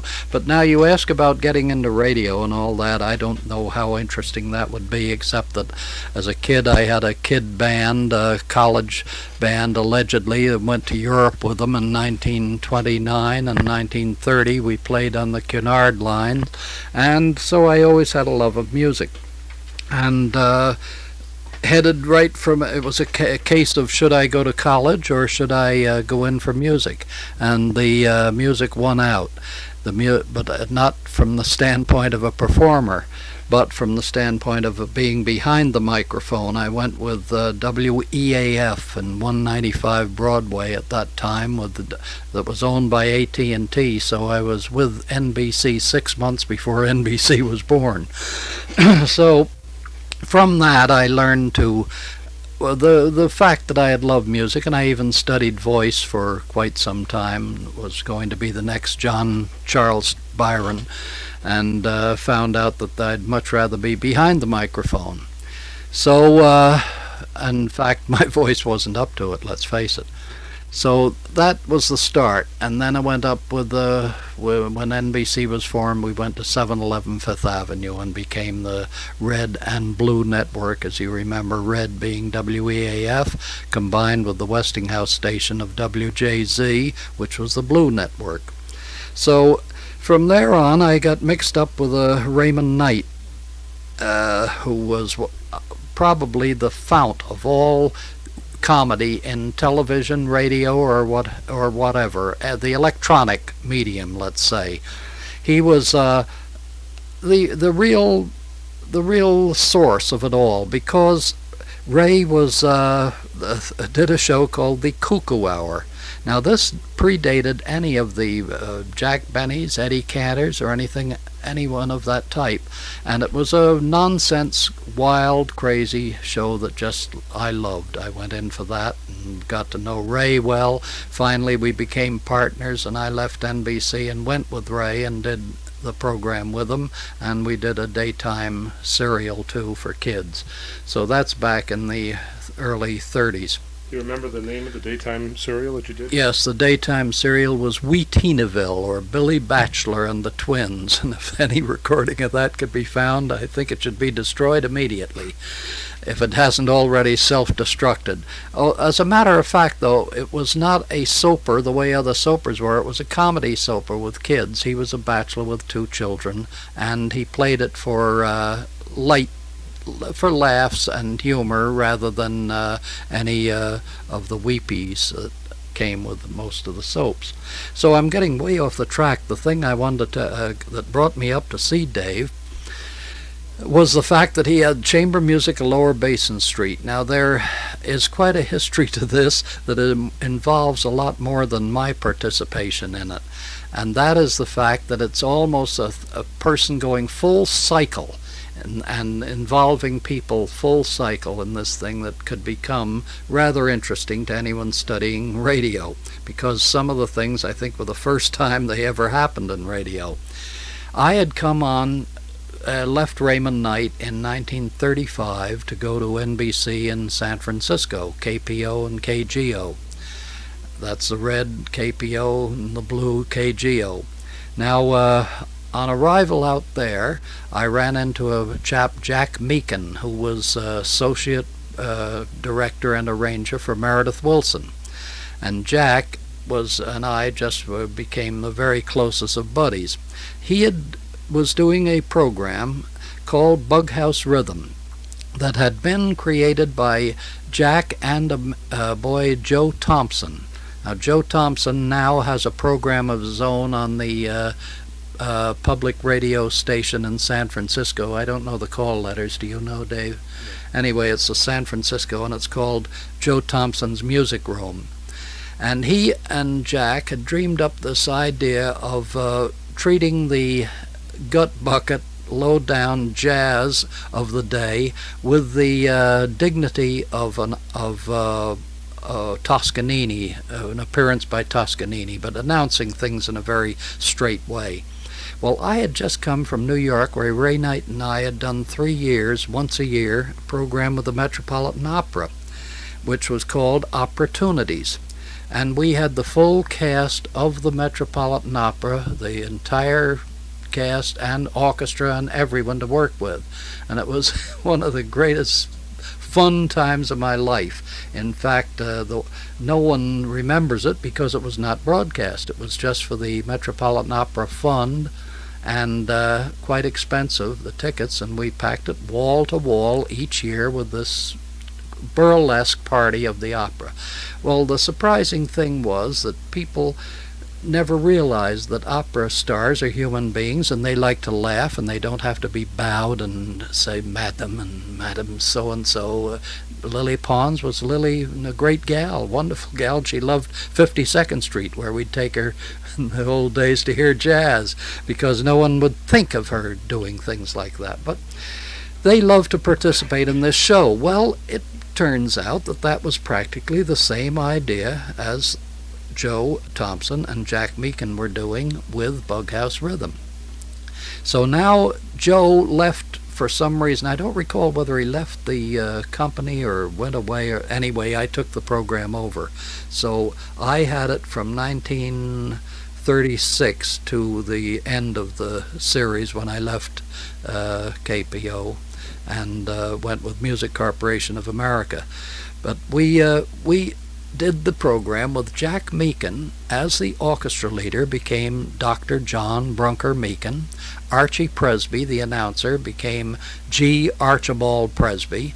And we were very purist in the presentation of this whole idea. The fact that we never allowed any laughs. We had commentary on all the numbers, and the names were given never Duke Ellington, but Edgar Kennedy Ellington. And we never allowed laughs or clowning in the program. So weeks would go by, and we'd get letters from people saying, we didn't know you were kidding, and all of a sudden it would dawn on them what it was going on, and they would roar and laugh at the thing. Well, it was perfect for my type of enjoyment, because I had just come from the Metropolitan Opera with all the seriousness that things were treated in those days by announcers, speaking with awe about the performers, and the Richard Wagner and the Milton Crosses, who was a wonderful guy. I love Milton. And we were ribbing Milton. We were doing it with kindness, never a thing, but we were ribbing the whole pretense of classical music, was a general idea. Now, the thing that makes, I think, an interesting story is the fact that I left it to go with Music Corporation, left NBC, and Jack Meakin left, I guess, KPO about 6 months or a year later. And he came to New York and he tried to form a band, but just didn't have too much success with that. In fact, you need an awful lot of backing for that, because he had a wonderful band, actually. But he finally was looking for work, and I introduced him to the program director at NBC. So the next thing you know, he's a NBC producer in New York. So I was on the road with the Fitch bandwagon, you may remember, which played all over the country and played every name band in America. And so I was called one day by the program director, who said, we'd like to bring back that chamber music at Lower Basin Street. And I said, great, love to do it. They said, well, it's a sustaining program, and you know what it pays. As a matter of fact, I think it was about $25 for a script. But I said I'd do it for nothing. We had such fun. So I wrote the script for it and prepared to the first program for the idea of Bughouse Rhythm, rather. And a week later, the program director called me practically in tears. He was so embarrassed. Says, Ward, I don't know how to even tell you this, but he says what happened at the program meeting was that one Louis Titterton, who was head of continuity acceptance at NBC, stood up at the meeting and said, yes, I think it's a great idea to bring back Bughouse Rhythm, but does Ward Byron own that thing? He says, now, Ward is an old friend of mine. He says, but I'm working for NBC. He's not. Now, doesn't NBC own this program? Why do we have to have Ward Byron do it? So he says Lewis won the point, and his writers were to take the program over. And he says, I just can't face you having gotten into this. And I said, well, actually so there's no embarrassment and you won't feel bad. Here's a present. Here's the first script. So I gave him the first script. Do you recall what year this was, Ward? Yes, that would have been 1941, I'd say. 41. It started in 40 or 41. I don't remember which, but it's one of those years. So anyway, he said, well, we'll take it. And I said, now, on one condition. I'll give you this, and then you don't have to be embarrassed. Whenever I'm in town, I want to go on the program for nothing. I don't care if it's pay or not. I want to be the intermission commentator, musicologist, just for kicks and for fun. And so he says, you got it. So every time I was in New York, I would go on in the intermission spot of Chamber Music, Society of Lower Basin Street. And I was introduced, I believe, as Dr. Ward Byron, musicologist, who will read from his 6-foot book of his 5-foot book of shelves on how to tell a downbeat from a boiled owl. And you're really saying that they stole the program from you? They didn't steal it because it was their show. I did it as an employee of NBC. They owned it when it was Bughouse Rhythm. So they brought it back. They did change the title, though. So anyway, I would go on with that, with my commentary, and do a ridiculous spot of intermission, the way the opera would have their intermission with Milton Cross, and then they'd go on to an opera quiz and all that. So we kept that intact. However, it had turned into not the purest show that Bughouse Rhythm was, because they allowed laughs, allowed an audience to laugh, so no one was led astray by hearing this nonsense and wondering what it was all about. They had even had Zero Mostel and noted comics on, and everybody became doctor instead of just Dr. John Bunker Meakin, the leader, which we were doing, of course, Dr. Damrosch, Walter Damrosch in his day. We were referring to that sort of presentation. But now the thing that, getting back to it, I keep wandering, but coming back to the thing that I say goes full cycle, the remarkable thing is, as I think back, that when I'd come on and do my intermission spot, here I am in New York on the microphone out front, and Dr. John Bunker Meakin is the producer sitting in the booth, who had been the original Dr. Meakin of Bughouse Rhythm. So he's looking at me through the glass window, and I'm out there, which is such a strange switch in radio. And as far as I know, maybe it's the first time it ever happened. Maybe it should be the last. A little role reversal. Yeah, complete role reversal. Ward, let's Okay, when we broke you, I think you were just about to talk about how you got involved with the Fitch radio show. All right. The Fitch bandwagon, I think, is memorable, at least to me, heavens knows. For 6 years it provided a very good income and a way of life, traveling all over the country and even Canada, doing a different name band every week. Of course, in 6 years we repeated many of them. The Dorseys would visit again, and Benny Goodman, and all of the biggest name bands would be on once or twice a year at times. But the story of how it originated might be interesting to those who follow the devious methods of radio broadcasting booking, is the fact that MCA had gone to the Fitch Company, the Chicago office of MCA, with an idea. They said, we will, for X number of dollars per week, we will deliver one of the top name bands of the country. Well, in 1938 this was, to 39, name bands were pretty big. Records were booming, and the Dorseys and Goodmans and all were kings of the mountain. So they said, great, we'll do it. So the remarkable thing is that to people in these days is the fact that a contract was signed. The starting date, September, I believe, of 1938, was all set, but they had no program. So they came to me because I had been working for MCA. I'd done the Elizabeth Arden show with Eddie Duchin and Buddy Rogers and a few of those. So they said, you've got a program. And I said, what is it? And they said, well, we're going to call it the Fitch Bandwagon. So I took it over from there, and I did the script, and then they said, well, we ought to have an audition.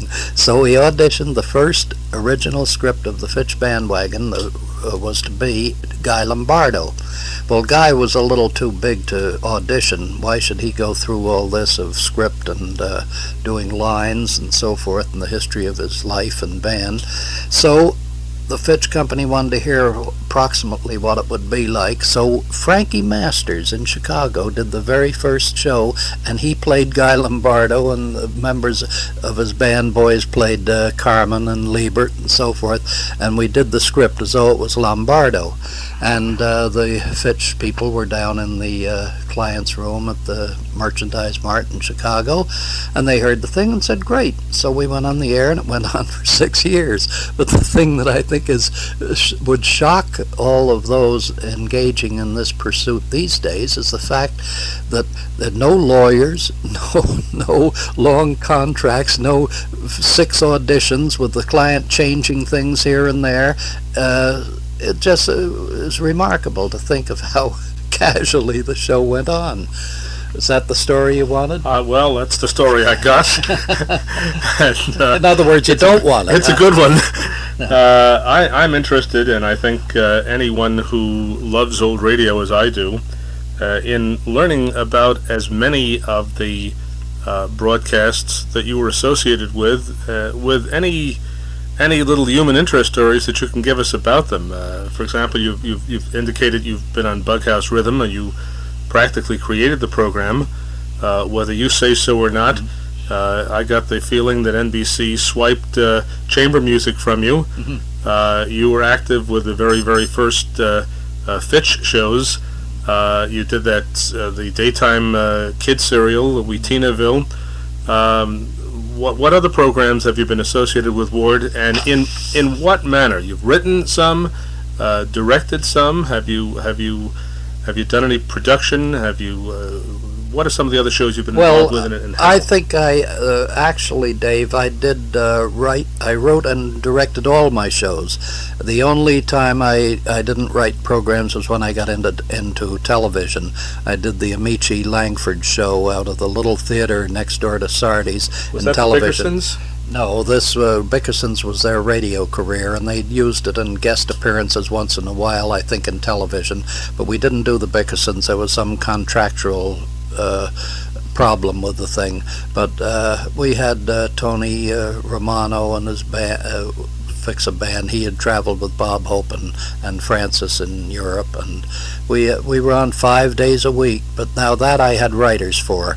But the distinction of that show is that I think it was the first real television exposure, although he had done single dramatic shows here and there, but it was the first real exposure of Jack Lemmon. Jack did a sketch on the thing 5 days a week with his first wife, Cynthia, and it was called The Couple Next Door, and it was a joy. Jack was one of the most talented people in the world, so that's the distinction that show had. Of course, when radio people think of The Couple Next Door, they think of Peg Lynch. That's right. And Alan Bunt. Right. Well, we stole the title, or I think it was A Couple Next Door. Maybe I'm misquoting. It was a couple. Yeah, I'm quite sure. Anyway, it was a segment of the Amici Langford show out of the little theater on 44th Street. Yeah, that was television. But that I didn't write. I had writers for that. I was just producer on. But I did write the Goodyear, Paul Whiteman Goodyear Review in 1950 to 52. That was in television. That was out of the biggest studio then in New York for television. That was the ABC studio at 66th Street, because NBC didn't come in with the Brooklyn facilities till a year or so later, so we had the largest studio facility for television in the country at that time. Speaking of Paul Whiteman, as you know, you're credited with writing some of the early Whiteman radio programs, the Forever Pops programs, the Stairway to the Stars. Could you tell us a little bit about the programs and about Paul Whiteman, and what was he like to work with? You're the one that told me I did those, and thank you for doing it. I'd forgotten all about them, and I'm delighted to have the shows. I remembered that I did them, but I have very faint recollection of them, but there's nothing faint in recollections about Paul Whiteman, because he was... were you through with the reel, or are we doing another? So he was a giant in the industry, and someday will be really given the recognition he deserves. Maybe a complete hour special in television should be done for him, because there's a very excellent book out now by Tom DeLonge called Pops, the biography of Paul Whiteman. People don't realize what an influence this man was in the industry, in the business, because they think of him as king of jazz, and then they say, why, he wasn't jazz, as all jazz musicians resent that title. But jazz was an all-encompassing title in those days. Jazz meant ragtime, popular, anything in the world, so that's how he got tagged. Paul didn't like the king of jazz title himself very much, but I'll tell you one story that people have never brought out, and that is that to this day, probably every musician, popular musician alive, doesn't realize how much they owe to Paul Whiteman for their position in life. Now, back in the 20s, when ragtime and jazz boys came up from the river from New Orleans and from St. Louis and Chicago, they were not the Ozzie Nelsons, they were not the Rudy Valleys, they were not college bred. They were not Ivy League, they were Poison Ivy League. They were a different breed of cat than you met with, than we got into in the 30s. So that if you recall the pictures, you see old movies, when a band played at Rector's or at any of the famous places in New York, they'd be on a balcony or they'd be in back of potted palms. They kind of hid them as third-class citizens. You just never considered them as part of a party. Now, I know because in the 20s I mentioned before a little band that we called a college band, because one boy was from Brown, another from Princeton. Brown, we liked the name, so we called it the Little Brown Jugglers. But I know because I'm sure, were hired by many of the nice social parties in Long Island and Jersey, not on the strength of our music, but on the fact that the hostess figured she didn't have to count the silverware when we left. You know, that was the criteria for choosing a band. Now, along comes the much publicized concert, justifiably publicized, of the Aeolian Hall recital where Pops did the first concert of popular music, in which Gershwin presented the Rhapsody in Blue. Well, now, in that audience, you had Walter Damrosch, who was known as the Dean of Music, of popular music, opera and concert and so forth. You had these people of that sort, Deems Taylor, rubbing shoulders with jazz musicians in the audience. Everybody came. It was a mixture. But after the concert, a strange thing happened. The jazz musician came out from behind the potted palms. He became no longer a third-class citizen, and a better class of people went in for music, because it was no longer considered lowbrow. So to this day, of course, it might have happened without Pops in some other way, but by gosh, he was the first one to really start the movement going of where people accepted musicians as their fellow human beings. They no longer hid them. So that is one of the things that people should remember about Paul Whiteman. As for himself, he was a Rabelaisian character. There's no doubt about that. He put away. He used to say, when someone said, when you spoke of Jackie Gleason or Dean Martin on consuming alcohol, Pops would say, "Hell, I've spilled more than they drank." And he was a lusty guy. There's no hiding anything about it. But it fit him. He was a big man. He lived a big life. He was a big picture in everything he did. I can think of one story about him where he came after one terrible episode where he'd become like a little boy who had been caught with his hand in the cookie bowl. He was so contrite and felt so badly after having misbehaved and had a little too much to drink. For days he would just condemn himself and say what a terrible person he was and how awful he was. So one day we were having lunch after such a session, and he was continuing to run himself down into how life has been good to him and why is he such a no-good bum. And I'd say, "Oh, come on, Bob." So suddenly he brightened, and he said, "You know, Spook," he called me Spook because everything Pops said had a reason. I wrote for him, therefore I'm a ghostwriter, therefore I'm a spook. So my nickname was Spook. So he said, "You know, Spook, with Detroit and assembly lines, interchangeable parts, good Lord, wouldn't you think that by this time they could unhook a person up at the throat here and unhook him at the bottom and put in a whole new set of plumbing?" And I said, "Yeah, that sounds very logical, Pops. I wanted to get back to a script we were working on." And he sat there and kind of thought it over, and then a beautiful smile came over his face. He says, "You know, when they do, I'm going to go out and ruin it all over again." So now, how can you hate a man like that?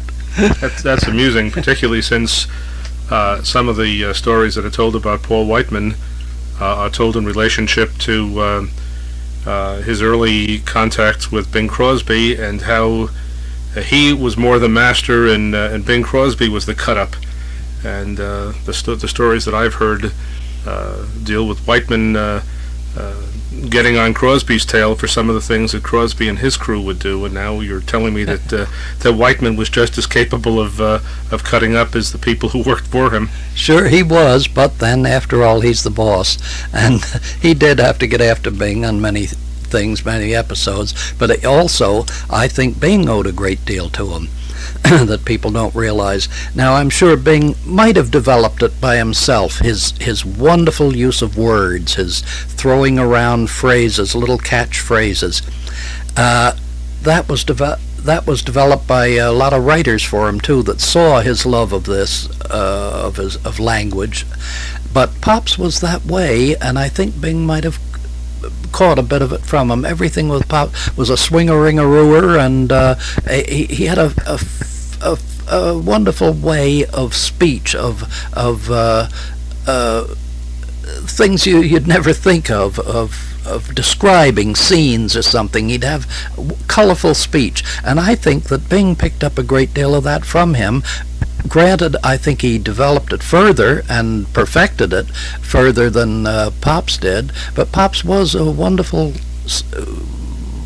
slinger of words in that kind of style. Now, Carol, the writer in Hollywood of many radio shows, one of the great writers of all time out there, for my money, I used to think Carol must have slept under Bing's bed, hid in the closets, because he got to use in the scripts the language that fit Bing so perfectly, and I think he picked up a lot right from Bing's own expressions, and didn't have to tailor them for him.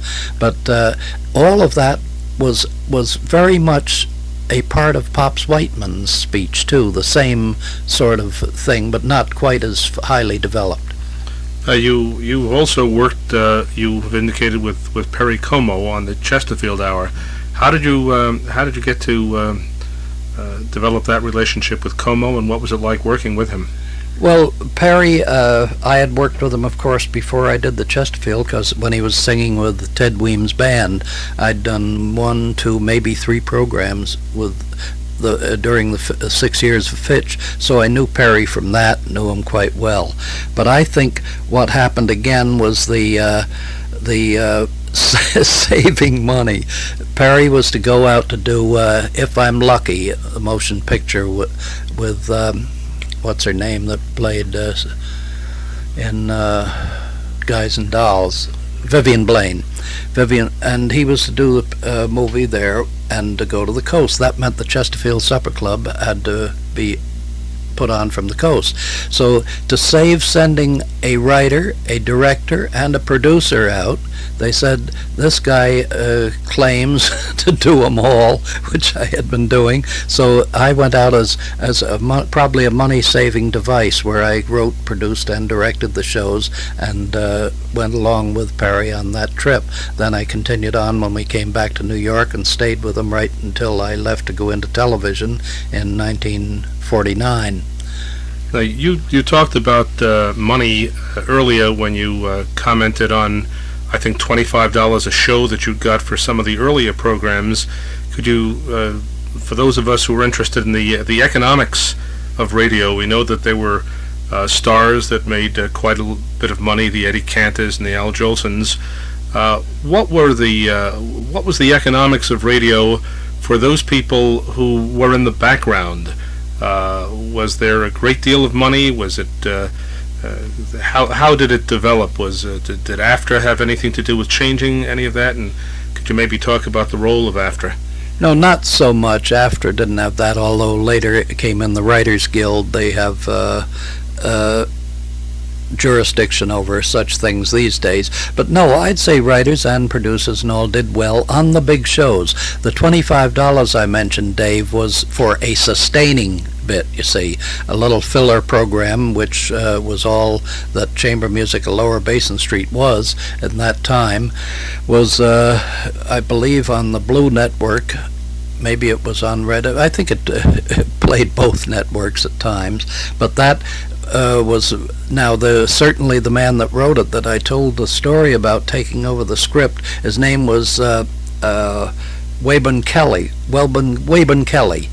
Wonderful, very, very good guy, good writer, who took it over, but he was employed by NBC. He was in the script department, so I don't know what his salary was, but I'm quite sure he didn't make any money doing the program, but because I was an outsider and contributed my spot, they had to pay me something, and it was about $25 because it was a sustaining program. What you're saying then is that if someone were just on the NBC staff, whether as an announcer or a writer, they would take whatever assignments came to them and would not necessarily receive extra remuneration for that show. Oh no, that's not so. The sustaining shows they were not paid for. They were just received their salary, but nearly all were auditioned for the bigger shows.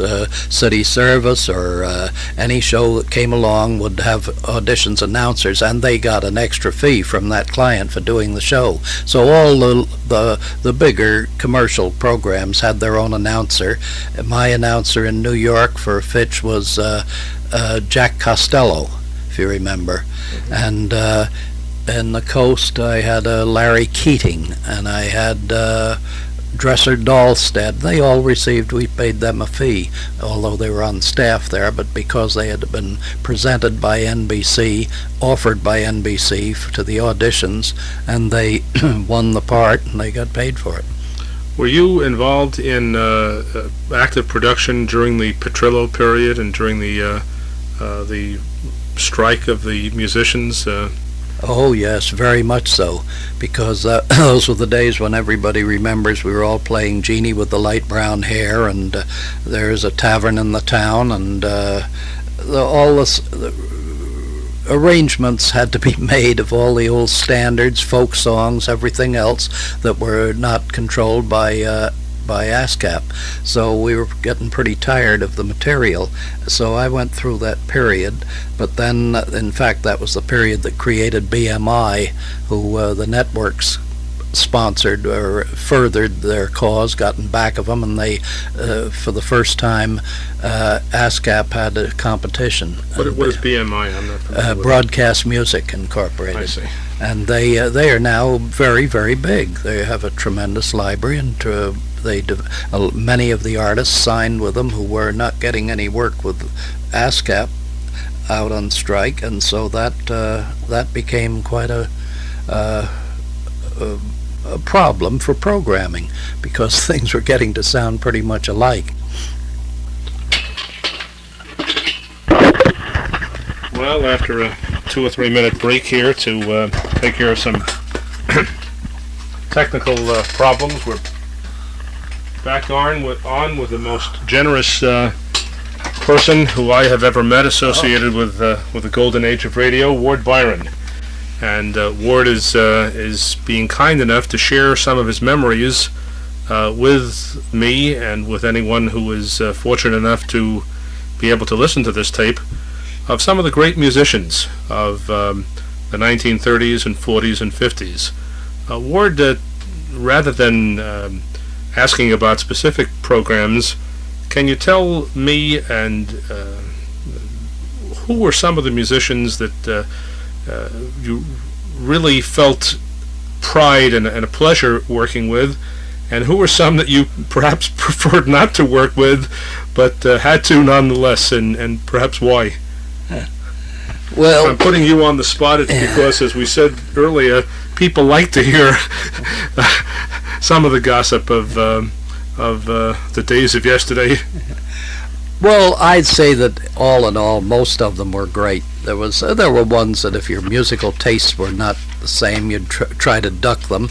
That the greats were really great. I'd say one of the greatest, and of course you can't say he doesn't get the credit, because he does, is Artie Shaw. Artie was absolutely far head and shoulders over the usual crowd of musicians, in that he had so many other avenues to his talents, and controversial or not, sometimes he'd drive you crazy with his persistence in following some damn thing that nobody else was interested in, but he was extremely well informed and was an all-around talented guy. I hate to use the old expression, a Renaissance man, because it's used lightly everywhere. But for people that want to use it lightly, Artie would be qualified for that, because he was a very amazing guy, and anyone that has heard him talk knows that. He'll talk for any subject endlessly, and interestingly too, I may say. For the musicians, I think Tommy Dorsey and Jimmy, certainly Benny Goodman are among the tops. Harry James, I loved Harry James's trumpet, although I can tell one story that maybe musicians don't know about Harry James. Once a year on the old Fitch bandwagon, we did the Ringling Brothers Barnum Bailey Circus. And that was a interesting thing. It had nothing to do with name bands, and it was one of the most popular shows each year. And the leader was Merrill Evans, who had done it for, I can't think how many years. It must have been 30, 40 years. Wasn't he the ringmaster? No, he was the band leader. Ringmasters, they changed occasionally, but Merrill Evans had the Ringling Brothers Barnum Bailey Band. And the stories that he told about musicians, how they're out in the rain, the cold, they're parading, they're doing everything in the world and still batting out these powerful marches and gallops that they play for circuses, that it took the stamina of an Olympic athlete to be a circus band musician. The reason I bring this up is that I just thought of it when I spoke of Harry James. So one day I was talking with Merrill about how his musicians, they're playing a waltz, la da dee dee dee dee dee dee dee, and then a whistle blows and they go da da da da dee da da da da da da, from without a cue anything music in front of them. They'd blow that loud whistle and they'd shift into another type of music to fit the act that's going on. It was just, it was as I say, a superior performance by athletes to keep up with these guys. So we were talking about the various ones, and I said, well, could any of the dance musicians today, Merrill, would they be able to live through this life that you guys put up with? He said, no, he can't think. He says, yes, one, Harry James. And he says that's because he was born under a tent, in a big tent. He was the son of circus performers in one way or another, but his early days were with the circus, which I thought was an unusual story about stamina among musicians. You had mentioned a little while ago, not on tape, that Paul Laval is still rather active, and I was a little surprised, but happily surprised. I remember Paul Laval, as I'm sure most do, the band of the City Service Band of America. That's right. Did you ever work with Paul? Oh, yes. I knew Paul he had been a regular staff musician with NBC at 711 Fifth Avenue till he began to get programs of his own. Whether he stayed on staff then, I doubt it. I think he probably went independent, but he did City Service for a long time and became almost a member. Maybe he was on the board or heavens knows what. I think he was employed by City Service long after the program went off the air. I know he was employed to go around and form bands in universities and towns all over America, sponsored by City Service. It was one of their promotion things. Now the recent years, maybe that developed from City Service, that type of presentation, but each Thanksgiving Day parade was the McDonald Band of America with kids, I think 2 from each state in the Union. Then they had auditions to win that honor, and a tremendous band. They did a wonderful job. Paul, I think the last year or two were the first ones that he's no longer been the bandmaster for the Band of America and for McDonald's. I was not aware of that at all. We had a youngster from our high school, as a matter of fact, who was selected for this organization. What high school is that? That's Croton Harmon High School. Croton Harmon, good. Little local commercial. Yeah. But we had a youngster who was selected for that band, and it had never occurred to me when I learned about it that Paul Laval was associated with it. When was that? I think 2 years ago. Well, he might have done it 2 years. I don't know whether he's been out of it more than a year or 2 years. I don't know which, but that was Paul's, and he's living very comfortably. I think for the whole time after the City Service, he was still on their payroll of the City Service Company for years after the program went off the air. But part of that probably was as consultant and as a touring goodwill ambassador in music, forming bands and aiding or conducting bands in various cities under the aegis of City Service. Tell me about some of the vocalists that you've worked with, and not only who they were, but what they were like to work with, if you would, Ward. Gee, I think all of them. I think I worked with all of them that are certainly not in favor now with the MTV movie thing, movie videos or TV videos, any of that. But the Helen O'Connells, the Margaret Whitings, the just mention them. I'm going blank, but any one of them were. Doris Day I had for 13 weeks. I'd done her shows with the Fitch Bandwagon when she was with Les Brown, but then one of the summer series for 13 weeks, Les Brown was the attraction on the show, along with guest artists, and Doris was with him at that time. So for 13 weeks, she was a beautiful child, just a wonderful girl. And to show you what a beautiful, wonderful concept I have of talent and how I can pick them, I'm so proud of this fact that when Doris was pretty young then, and she came in one day crying, and often she just was not in a good mood to rehearse. She didn't like it and all. She'd had a slightly unhappy marriage before. This was before the publicized bad marriage, and she was crying one day, and she's so beautiful and such a nice kid. And I said to her, Doris, well, you realize the rest of your life you're going to be hanging your clothes on steam pipes and miserable dressing rooms all over the country and all this. Why, you're not meant for this life. You shouldn't pursue this life at all. If I were you, I'd look for something else. Get out of it, because you sing beautifully, but this is not for you. See how I pick them? So about 10 years after that, the Capitol, I think, had a big reception for her at Danny's Hideaway, and I was invited to that, and she was there with the then husband, Marty Melcher, and she was greeting all the people in a group, and I came up in back of her and just whispered in her ear, said, Doris, you ought to get out of this business.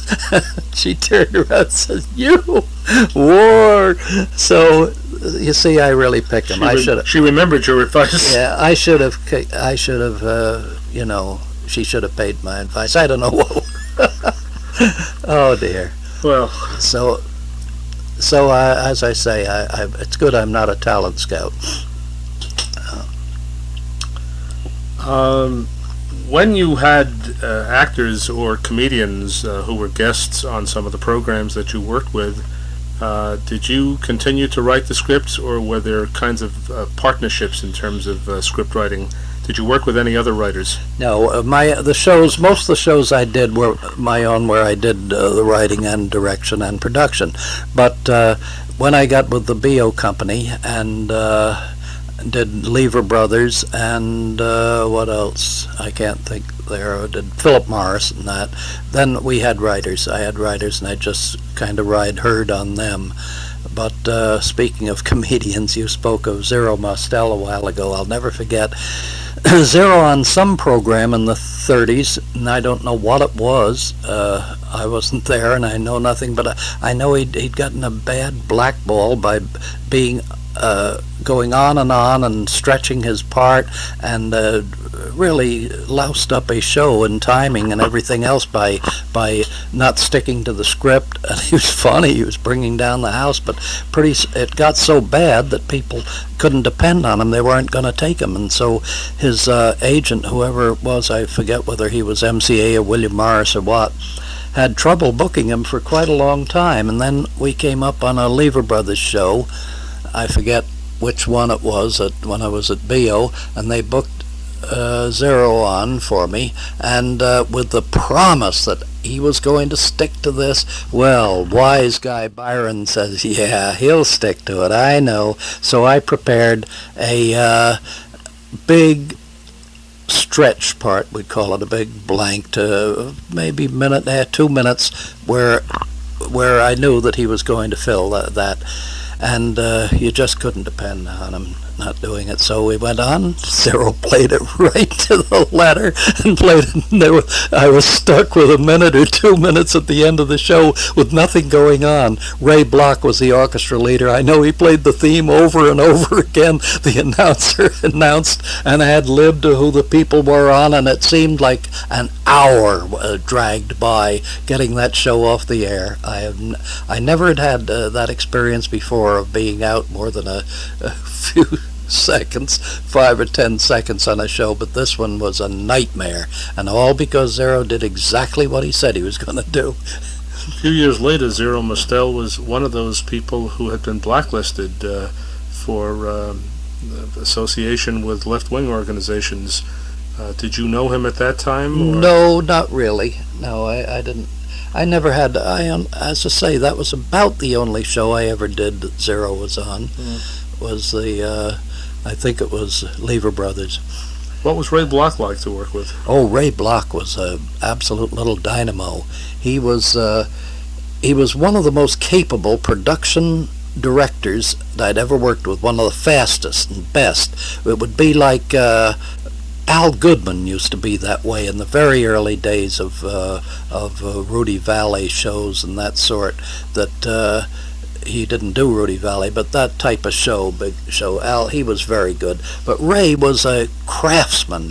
Everything was prepared and done, and an emergency happened, he'd handle it, so forth. And was his very speed and ability to get a show on and off with no trouble at all probably gave him the reputation of not being the very artistic musical director with great feeling and depth for his music. Well, you didn't have time for that. This wasn't Carnegie Hall.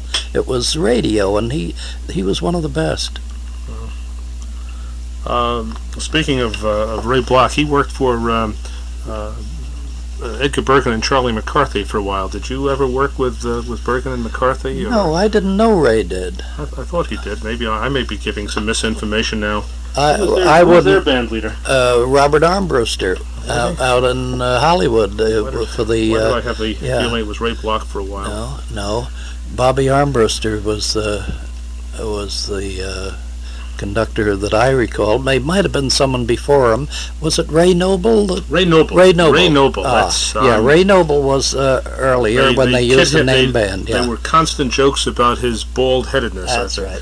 So but then he was followed in the latter part for a long time by Bobby Armbruster. At least I got half of the name right.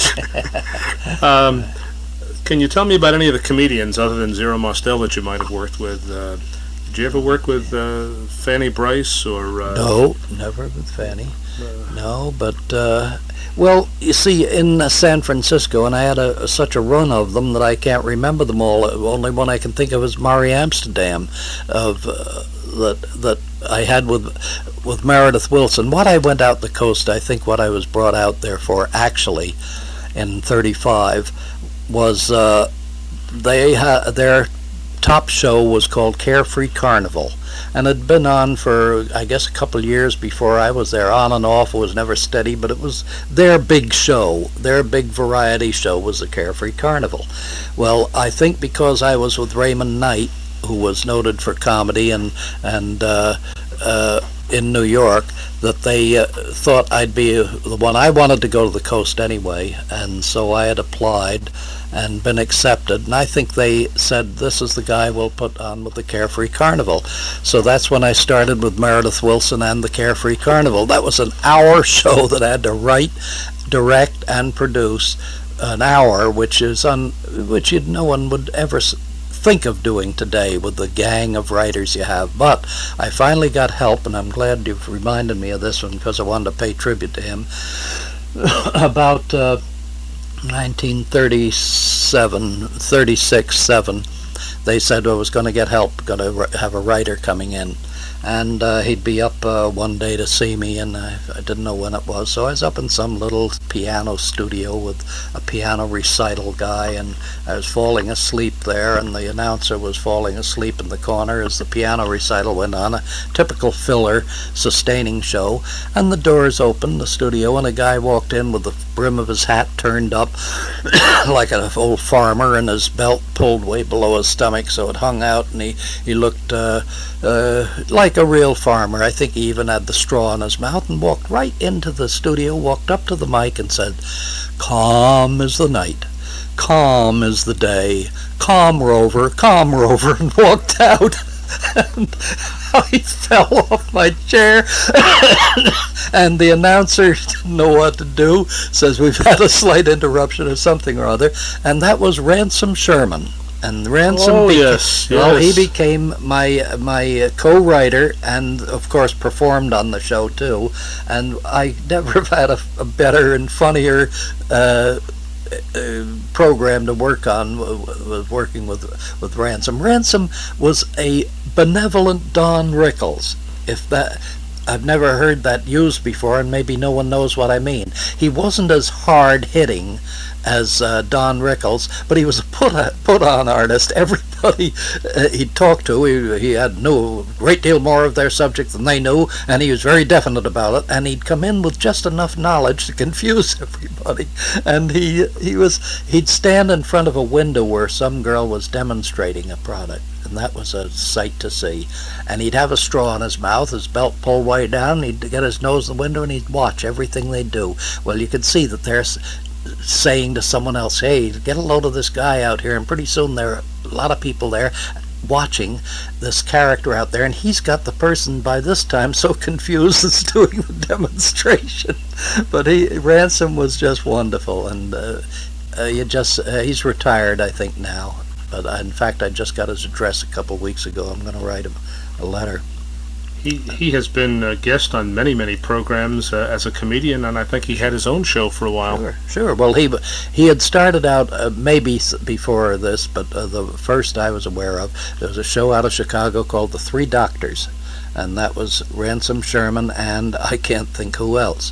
Then, of course, after my Carefree Carnival days, he came back to Chicago and did the Gary Moore, the Club Matinee with Gary Moore, when Gary was in Chicago. Where do you think he's living now? Yes, I have his address at home, but I can't think. Do you know what state it is? It's I can't remember. West Coast or yeah, New it's York? West Coast, or it's in the mountain area somewhere. The mountains rain, mountain zone. I have a feeling there are a lot of people who would love to be able to speak to him and get some of his well, memories. I'm going to write him a letter or give him a call even the next week or so. You mentioned Carefree Carnival, and I raced over to my files and see that you're right. Meredith Wilson was on that. I have I have one program where I guess Vera Vague. Vera Vague, was yes. one of the comedians. She was my gal out there because she was a stronghold. She did her name was Barbara Jo Allen, right. And a lovely, wonderful gal. And she pretty much wrote her own script for it. I edited and went over it with her, but she was so creative and so good, and of course out of that got the went to Bob Hope show from the Carefree Carnival. Another one there that is not recognized by anyone much, but because she was short term, her name was Helen Troy, and she was Susie of the Switchboard. And she did an act like the girl of today in television. What's her name? Oh, yes, I know who you mean. Yeah, the funny voice, hello, ringy-dingy. What's her name? Well, everyone knows when I say that, ringy-dingy. Well, Helen was that type, but she was long before her and was Susie of the Switchboard, and she was a darling girl. She was just great. Now, she came from the Carefree Carnival to the Eddie Cantor show and became Susie of the Switchboard as a regular on Eddie Cantor's show for 6 months, a year, maybe one contract, I don't know. Several people had switchboard. Bob Hope, not Bob Hope, Jack Benny had the two switchboard operators. The old ladies, You know? Yeah. And when I think about Vera Vague, I also think about Brenda and Kobina. Do you remember those? Yeah, I remember two them. gals? Never worked with them. Don't know them at all. Blue Jay foot pads. Was that the company that sponsored the show when you were with it? Yes. Blue Jay. Yes, they were for one season or one contract. Blue Jay. I remember. Ransom doing a phony commercial for Blue Jay on the thing. Yeah. Were you on live on most of these programs? These were all or live. Did you do any of these programs pre-recorded? You've brought up a subject that I think I'm not unique, but I'm among those who suffered this problem. I missed all the switches as though fate had me destined to work hard.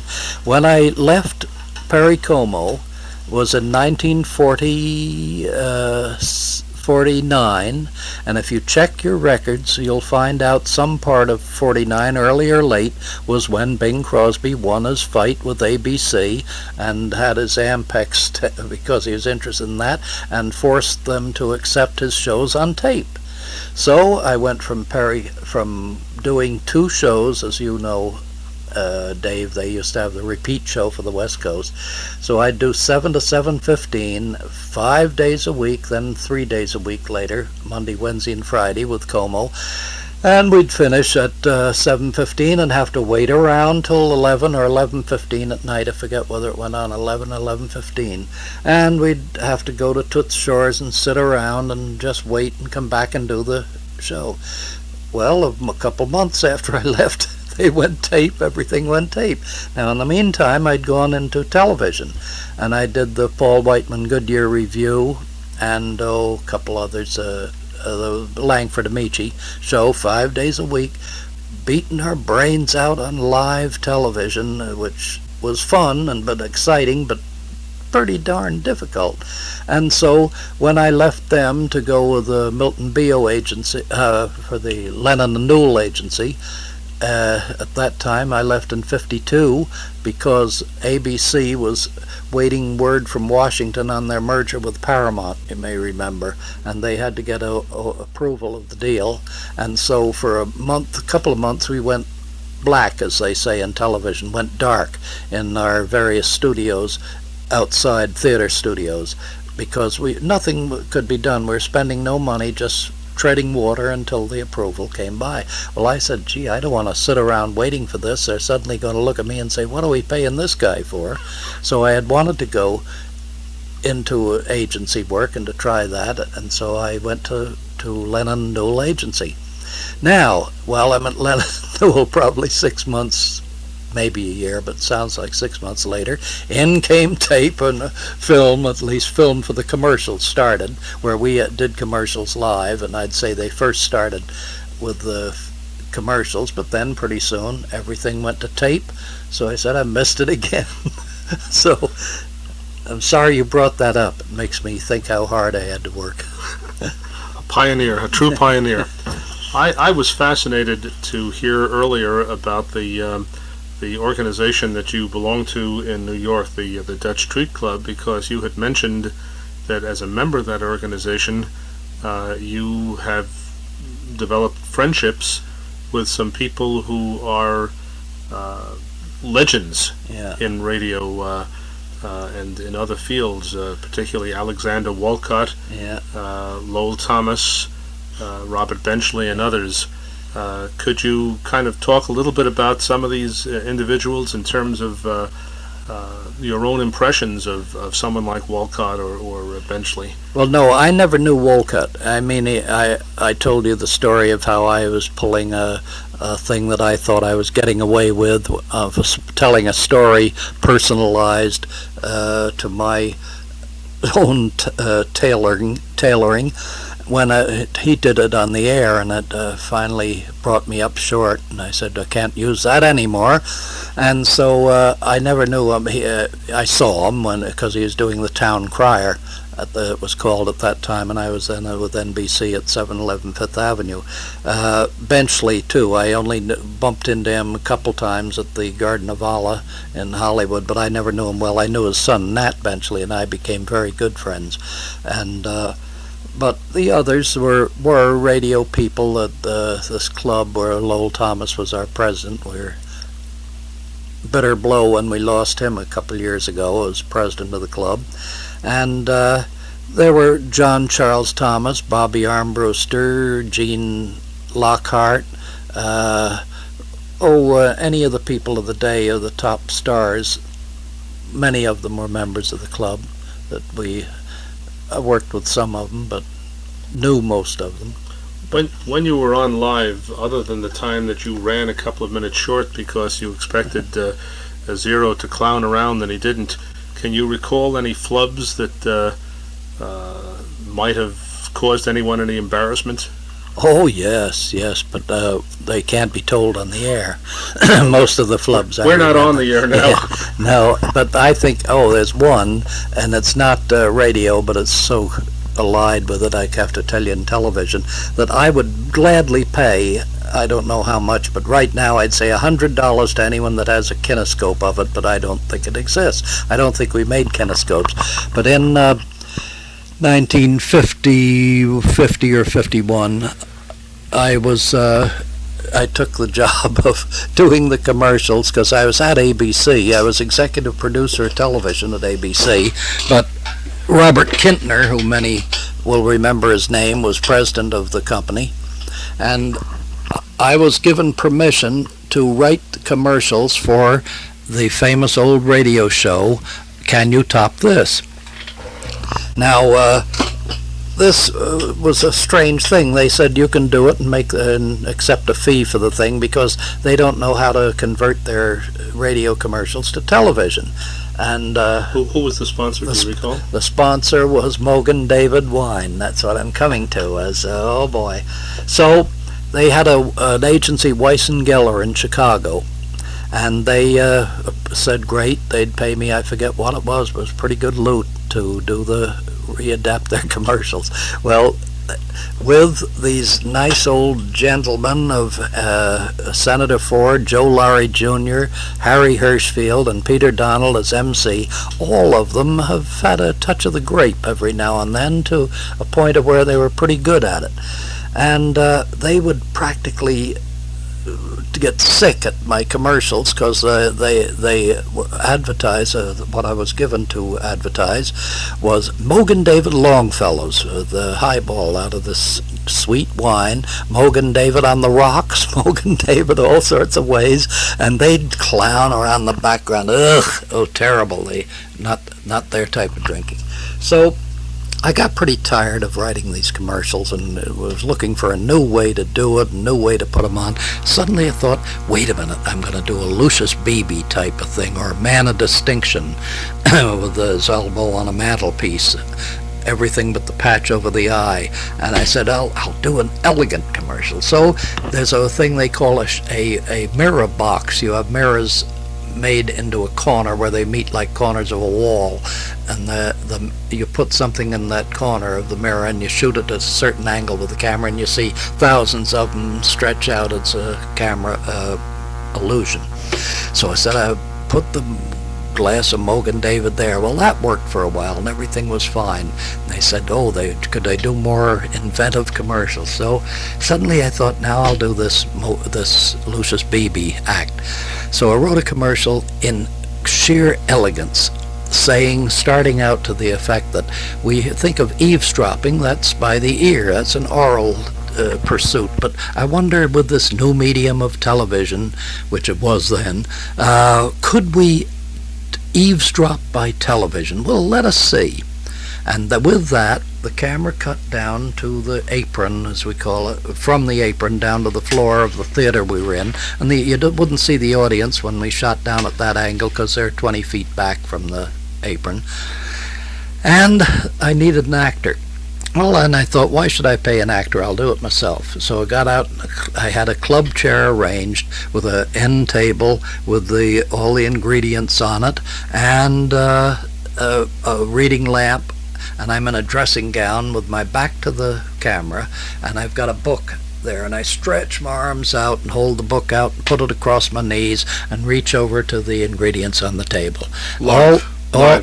Live. Live. All the time the announcer is droning away. Now this gentleman at home, he seems to be spending a pleasant evening, and he seems to be a gentleman of good taste, because we see on the table at his left the sparkling decanter of Mogan David wine, and we see the tall glass, the ice cubes. Now, but does this gentleman really know the proper way to mix a Mogan David Longfellow? Let us see. So the camera now tightens up to the end table with the ingredients there, and he says, yeah, pardon me, yes, he does know. He's poured half a glass of sparkling Mogan David, now 3-4 cubes of ice from the ice bucket, which I place with the tongs in, and now a touch of seltzer, or soda. And now the soda was those bottles you get in professional bottles that are sealed at the top, that have the siphon thing. You don't see them around very much, but they were a very heavy glass, and they were, you know what they are. So anyway, it seems that the stagehand, kept that bottle on the steam pipes down the stairs. So it came in, and I says, now a touch of soda, and I hit the soda. It went down one side of the glass, up the other, and ice cubes, Mogan David wine, and all went at least 7 feet in the air all over me. And dripping down my arm. The camera, all I could see was my shoulders shaking. I was breaking up. The audience broke up. The 3 old boys on the show hung on to each other, got into hysterics, and while all this chaos is going on, the announcer is saying, and so this gentleman is spending a relaxing evening at home, enjoying the better things of life. And the TD, we called him, technical director, which was a good hi-hat name for the engineer, he had fallen under the desk practically. He couldn't reach the things. The director of the show was broken up. He was roaring with laughter. It took us, I would say, a good minute to get back on the air with that. Now imagine if I had a tape on that for home consumption, for showing that. Well, that was very appropriate for Can You Top This? If you yeah, were doing a more serious program, they might have thought you were that had been a plant. The payoff is that all those in this business will appreciate the PS to this. I said, well, I've blown that. I'm not going to get that check anymore, putting on these commercials for Weiss and Geller and Mogan David.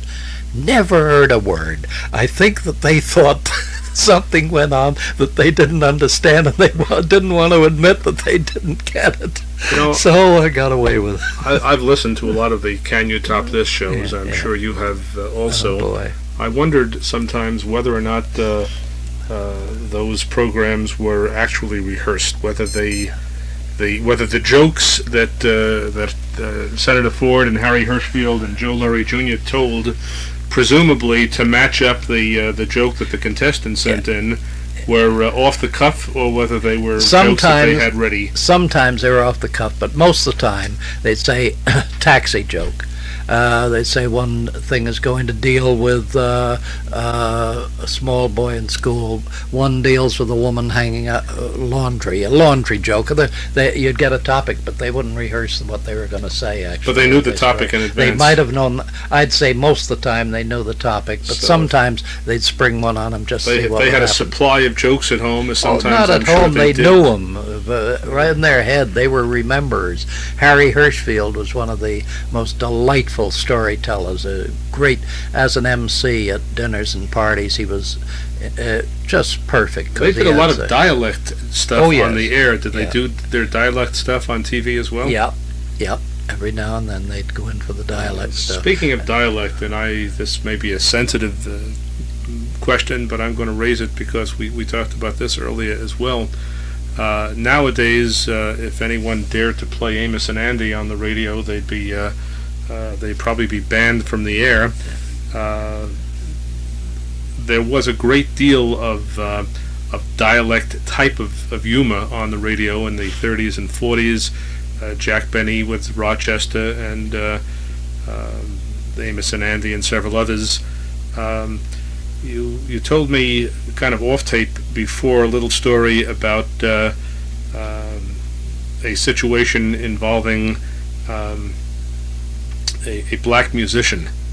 Count Basie. Okay, could you kind of repeat Well, that? there's not much to repeat except the fact that they wanted my script to have Count Basie refer to the MC as Mr.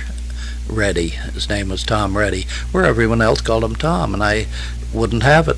We won that fight. It was just fear of NBC and a client that the southern stations would resent it, and they didn't want to lose audience or anything, which is so different today. That's been beat. I'm 100% for what has happened there, that we don't have that problem anymore. But I am also very, very regretful of the fact that you can't have the Weber and Fields and the Amos and Andys and so forth. The super sensitivity of races, of minorities and races, that they seem to be looking for things to be hurt over, whereas the great comics of all times could tell racial stories, but not on the air, not in television. They do it in public and things, and they've lost a great literature of comedy. It's not a good expression. They've lost a complete field that should be done, that I think, if anything, makes you appreciate the minority and the races more than trying to, oh no, this will insult them. I think it's sheer nonsense. I feel very badly about that. Who was I trying to think of the other day I was on the road with Jessel for a year. I didn't tell you that. I went. We did a co-op show. Was that when he was married to Norma Talmadge? Norma, yes, and Norma went along with us, so forth. Well, Jessel would tell the greatest stories on a Hungarian, and of course his Jewish stories were great, but now why aren't they allowed? If Georgie can tell them, then they seem to be accepted, although not often on the air. They don't want to go in for that. They're careful about it, but I just think there's too much of that sensitivity thing. Was there, as a writer, what kind of censorship existed in the radio? How many days prior to broadcast did you have to submit your script? And were there many changes made in scripts, and if there were, what were some of the reasons? Reasons were clients, were advertising agencies, were the stars themselves and everything. That is the story where I probably was I just disturbed all my fellow writers, producers, and directors. They probably hated me for it. Just I don't mean hate in the true sense, but they'd say, "Oh, you boy!" I'll tell you the truth. I had the Fitch thing for 6 years, and I would go out to the coast to Lord and Thomas. That was what the agency was before it became Foot, Cone and Belding.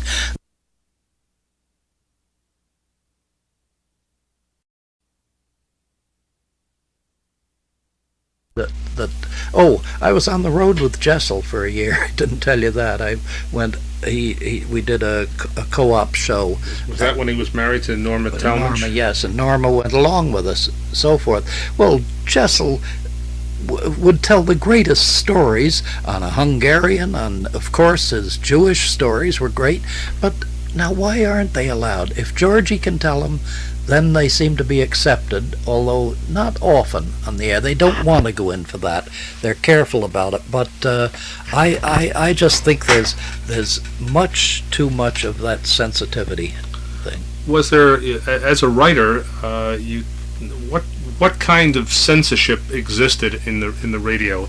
How many days prior to broadcast did you have to submit your script? And were there many changes made in scripts, and if there were, what were some of the reasons? Reasons were clients, were advertising agencies, were the stars themselves and everything. That is the story where I probably was I just disturbed all my fellow writers, producers, and directors. They probably hated me for it. Just I don't mean hate in the true sense, but they'd say, "Oh, you boy!" I'll tell you the truth. I had the Fitch thing for 6 years, and I would go out to the coast to Lord and Thomas. That was what the agency was before it became Foot, Cone and Belding. Many of my very good friends worked there and at other agencies.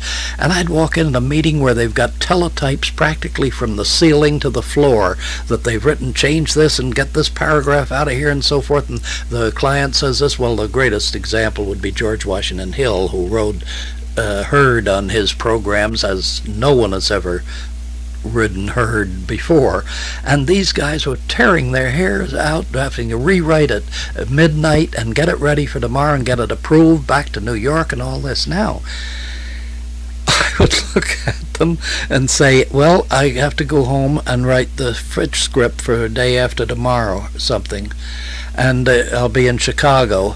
I would write the script, I would mail a copy to the agency, which was Des Moines, Davenport, Iowa agency, and then I'd go 2 days later to the hotel that they'd know I'd be in. I'd look, any mail? Yes, there'd be 2 commercials written out, commercials with not one word in them, just the commercials. I'd insert them anywhere in the program that I wanted, and I'd go this way week after week. And sometimes I'd pick up the phone after a show and call the Fitch company or the agency. Hey, are you fellas listening? They, oh no, everything's fine, we're happy. So these friends of mine would say, how do you get away with that? I said, I don't know, it's the way it started. And for 6 years, I can't recall any time when they sent anything other than a suggestion about, in this commercial could you get so and so, or in this commercial would you put it to follow this. Once in a while they do that, but otherwise I don't remember anything ever being dictated. And when I saw what all my fellow workers were going through to get a program on the air, for 8 years I lived a charmed life. Do you think that was the results of the Fitch people being so liberal? No. Or was that Can't tell. They were strange. They were a wonderful gang. They were Midwestern. The radio to them was they were selling enough Fitch shampoo to float the Queen Mary. Now the way I got a great rib from Meredith Wilson on that. He said, well, we had a wonderful time spot. It was the greatest. I followed Jack Benny and I was followed by Edgar Bergen. Well, what a time spot in there. So Meredith, in some interview somewhere, said, well, he says, Byron and that Fitch bandwagon, you could read the Brooklyn telephone directory in that spot and get a rating. So I wrote back to him and said, when you find the person that reads the Brooklyn telephone directory for this for these number of points and Hooper rating, we had Hooper then, I said, I'll hire him. And it's true, I admit, was a wonderful time spot, but they had that same time spot before the name bands came in there, and they didn't do anything. It was not that big. When the name bands went off, was that when Phil Harris went on? Yep. Well, Phil was one of our pets anyway. I did several shows with him, and they wanted to emanate from Hollywood, and I didn't want to go and live in Hollywood. That was number one. Number two, and I think they were ready to change me too by that time, because I was getting interest in other things. So there were no hard feelings. In fact, the last member of the Fitch family, his name is Lucius Fitch, lives in Sun City, and is that Arizona? I yes. Think. Yeah. And he writes to me, he's compiled a very fine book. I think I told you about it on the phone, Dave. It's a vanity press thing of the Fitch family, but all the records of the company and what they did in radio and so forth. Love to have a copy of that. I'll get you a copy of that. So anyway, we've kept a very good association since, but I don't think they ever came up. Phil Harris and Alice, Phil and Alice, it was finally called, it wasn't the bandwagon anymore, and they came up. I don't know whether they topped our ratings or how much they topped it. It was a very popular show, but they swung in the same hammock I swung in. So Elliot Lewis, I think, was on this show. Yes, Elliot, very dear friend of mine at the time when I was in Hollywood. He was married to Kathy Lewis. Kathy Lewis. She's She's passed away. She did. And the little boy who played the great Gildersleeve was on that show also. Walter Tetley. Walter Tetley, who I think also is gone. Well, yes, I think he has. I knew Walter Tetley. Walter Tetley played was one of the characters on my Ray Knight kids show that I told you about 5 days a week. Was he on that? Oh, yes. He was an Easterner here. So much. I think of Walter Tetley as being just a teenager when he was on with Gildersleeve. Walter Tetley was small in stature, and he never changed much. That voice was one of the most talented radio performers that ever lived. He could be this little kid forever and ever. And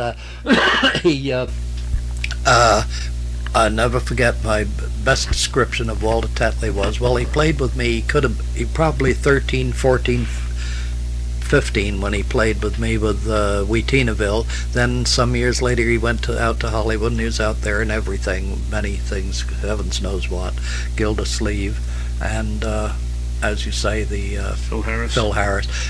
Did to everything. He was a sort of a guy, you wanted to murder him, because as a kid, he'd read a line that you didn't like the reading, and you'd start to push the button to say, Walter, what'd you do? And he'd wave it, don't go. And he'd do it over exactly what you wanted. He knew it before you'd tell him. He had such a distinctive voice, yeah. though. You could not, yes. You could never... He was so good, and but on his age, people never could figure out how old Walter was, because they had him placed as 12, 13, when he was probably in his 30s by the time. And my best memory of the conflict over his age was provided by Ben Grauer.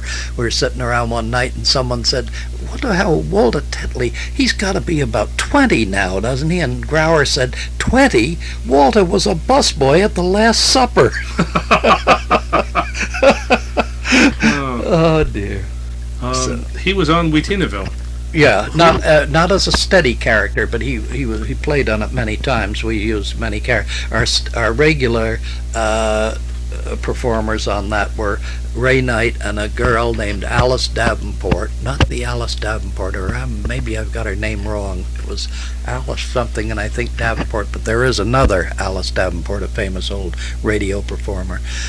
But I don't think our Alice did much more than Wheatinaville. She married after that. Then the boy was Jordan, Bobby Jordan, who showed up in the Dead End Kids later. Oh, yes, with Billy Hallop. But Billy Hallop was on the show at times. He was a part of it. And the little girl was Emily Vass, V-A-S-S. There's the Vass family. That's funny. There's a relative of the Vass family, or a member of the Vass family, who lives in Croton. Oh, really? And a couple of months ago, I had never heard of the Vass family. Yeah. And some time ago, a local minister, who was well, we lost the tape. No, we're still on. A local minister who was a friend of mine loaned me some records that the Vass family had made. They were great. I've played them, and most of the people who know radio don't seem to have ever heard of the Vass family. I know, that's too long ago, but they were lovely people, a mother and the old girls and a couple of boys, I forget how many, but I knew all of the girls, and mine was Emily Vass, who was the youngest. Mm-hmm. Now, the thing that always intrigued me was that you referred to them as the Vass family, and if only half of them showed up, how would you refer to them? I'm not going to repeat that even on tape. That's good. Dear. That's good. But anyway, she, in fact, one of the sisters married a neighbor of mine in Douglas and Long Island, her name was Water or Waters, I forget which. Very lovely gal. They were a swell if you're family. interested, I might be able to put you in touch with one of the members of the Vass family today. It's good. It's Emily, and I got a picture of all of them at home. Yeah. Well, first ask if they remember me. All right. Ward, what was the theme of Wheatinaville? Just like a soap opera, except without the suds. There were no tears in Teenagers, it. basically? It was just this old bachelor. No, this bachelor bringing up two kids, and finally he marries. We had a marriage on it, as all things did. He married Alice Davenport, and it was just fun. Was that sustained, or did you have a sponsor? No, that was commercial. That was Wheatinaville. Mm-hmm. See, Wheatinaville and Billy Batchelor and the twins. Silly question for me to ask with a title like that. How many years was it on? 2, I think. 2. We used to have to go down to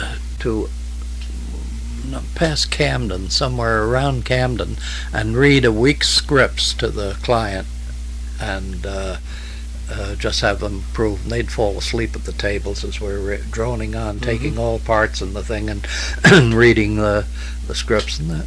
Never much trouble with that. Never many changes or anything. Did you do any other radio work that was not related directly to music? Any other drama, or was that? Yeah, pretty much. I'm trying to think. I supervised a lot of them at BO Agency, for instance. I was on, and I was Eastern Radio Director when FBI in Peace and War. You want to know how that happened? I'll tell you that. Okay. Story, see? You get me into these things. That's my intention. They had that theme, which is Love of Three Oranges and so forth, and it went on, and they were, how are you doing on tape? Take a look. All right. And they were, I forget where they rated, but the show was way up in the ratings. I forget where, but doing more than good. But they weren't selling the product. And if you remember, the product was lava soap. So they, Milton B.O., then the president, said to me, you got to get what we call sponsor identification. We need sponsor identification for this thing. So at that time, they were just coming in, experimenting with a thing called sonotone, or so. That doesn't sound right. But anyway, it was the microphone, little mics that were put at your throat, and you'd talk over a musical note, and you'd give a word, and it would come out in music, and with a music tone, rather. What the devil was the name of the thing? It never got over, never too successful. So I thought, well, I'll try that. So we tried that, but it didn't work out. So I got a bass. I think I could almost remember his name. Harry Stanton, I think it was. Bass baritone singer, and put him in a big echo chamber with kettle drums outside the bong bong. Had them tuned to the thing and got it the same as the. You doing all right? Go ahead.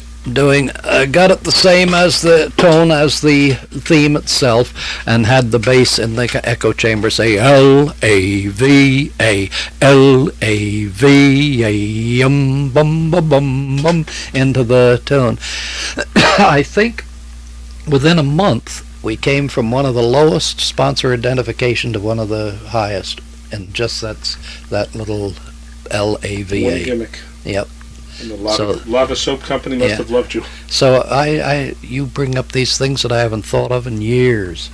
Well, but if I can tickle your memory in any other way, I'd be delighted to do so. Well, I think you're going to have to tickle me off this chair and into my car. I'm going to have to take it off, Dave. Ward, I have rarely enjoyed an afternoon as well as I have this afternoon. I want to thank you so much for visiting, for sharing memories with me, and I don't know how many other people will get to hear this tape, but I know that those who will have enjoyed it as much as I, because they're all people who love old radio. Good. Well, Dave, I enjoyed it in your room with these tapes. I'm so impressed I can't see straight. I never knew that there was collection like this. It's just, well, it's a gold mine for me with things for the future that I'm trying to prepare for, and I have absolutely no memory for things unless someone spurs me into it, like you mentioned the lava bum bum da bum. I never would have thought of the story if you hadn't. I'd forgotten it. Ward Byron, thank you so much. Thank you, Dave. Okay. Okay. Let me give you your tape.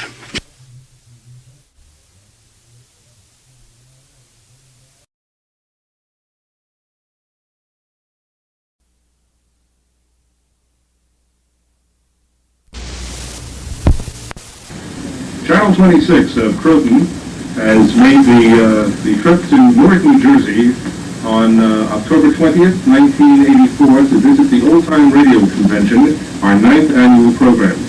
We are very honored today to have as guests Mr. Frank Nelson and Viola Vonn, both of radio fame.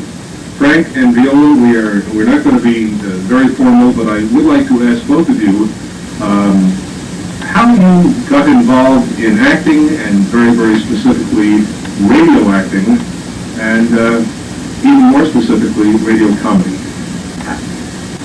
Well, you want to go first, Viola? Go ahead. Okay.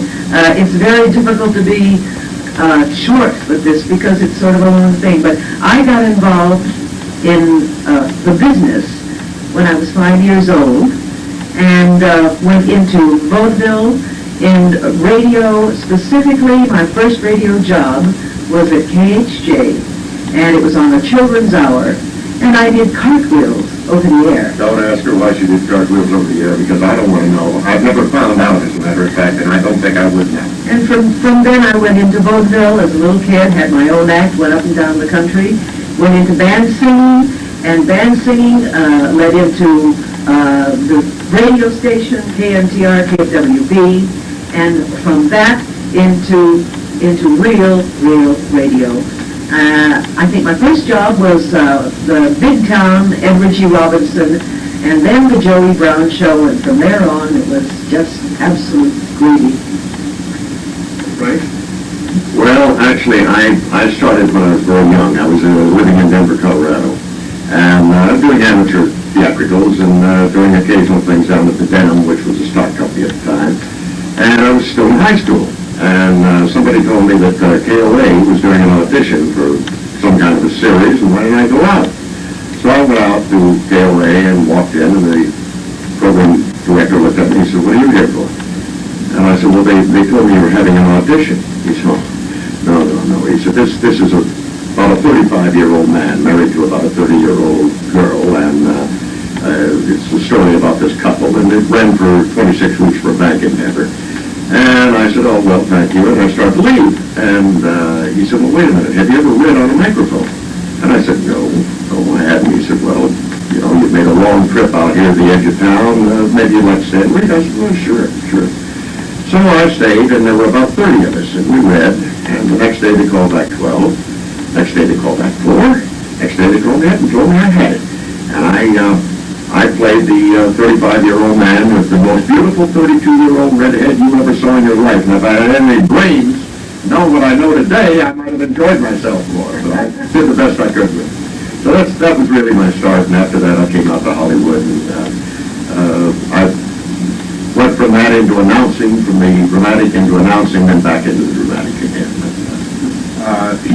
You were on Entertainment Tonight a few nights ago, and your trademark, probably the most famous line that certainly is associated with Jack Benny and Frank Nelson was "You're slowly turning around," and could you do it for the fans in Croton? Yes. Well, how are you?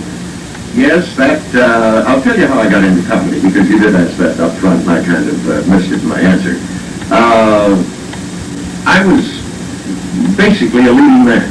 And I was working opposite stars, getting $25, and they were getting $3,500, and I was good enough to work opposite them, but not good enough to get any money, and not even good enough to get credit, because they wouldn't give us any credit in those early days. Nobody knew who did anything.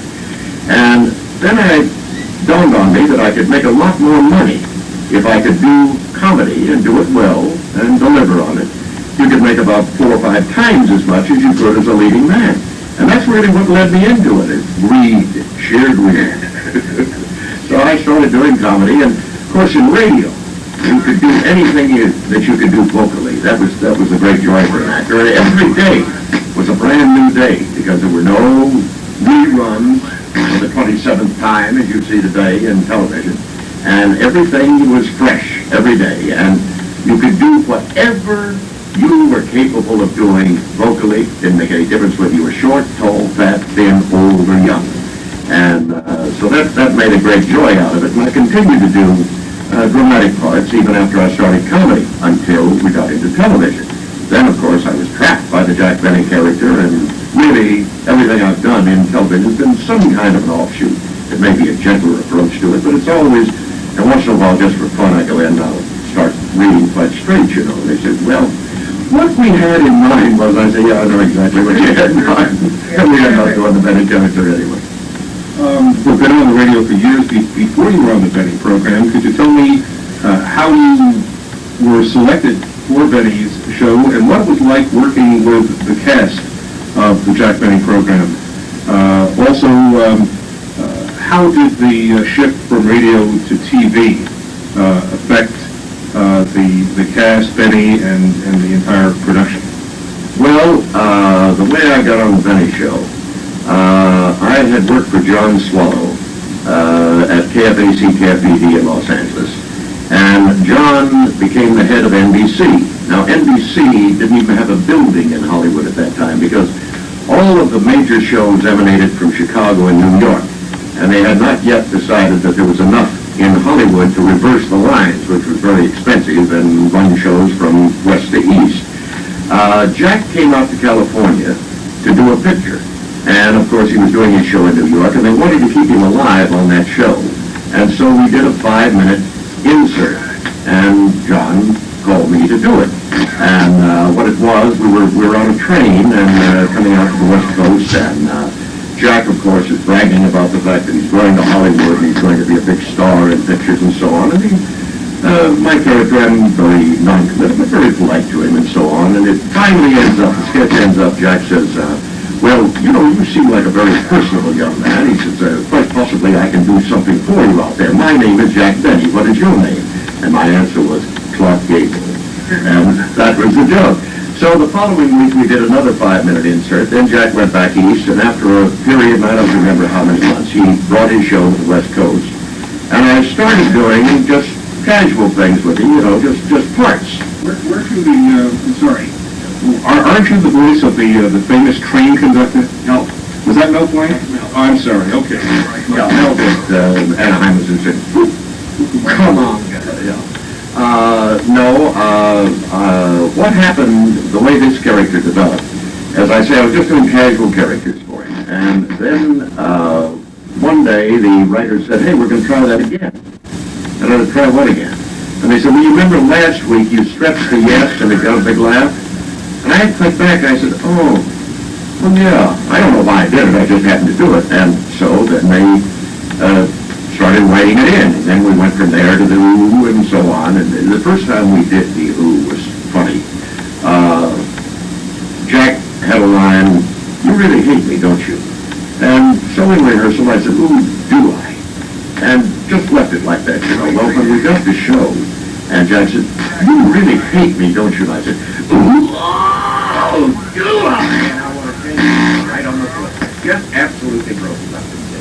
And we knew we were going to do it. The writers knew I was going to do it, but Jack didn't know it until we got to it. And then we got into, you know, I did well, like he do well, you know, and I did well. So we just kept enlarging that. You asked what it was like working with the people. In radio, everybody knew the characters. Everybody, it was a family to them. As soon as he said, oh, mister, they knew I was coming on. They'd hear, Siegel in the middle. They said, oh, there's Mr. Kitzel.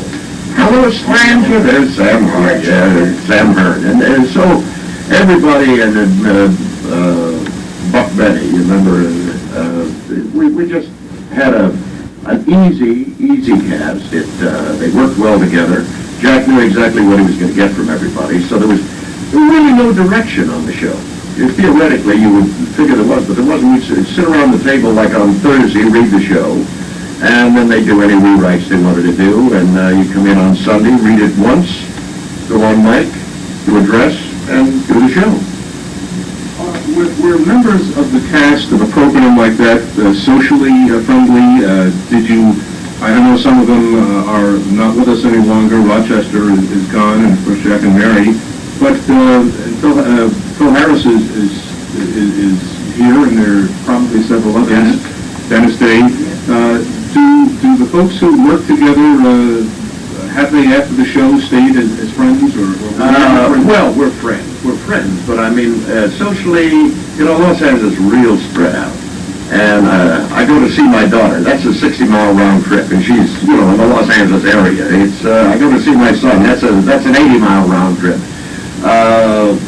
Actually, I never socialized, I believe, with any of the people on the show. That is, socially, and you know, unless Jack had some kind of a big affair or something like that.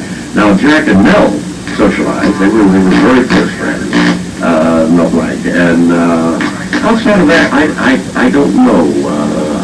But all the rest of them, we just met because you're running from show to show. In the radio days, we were doing 6 and 7 shows a day.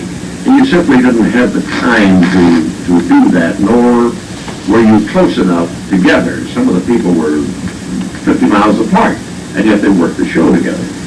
No residuals on radio. How about television? Television, many of the programs are still being broadcast on CBN and other networks. Are you enjoying some of those residuals?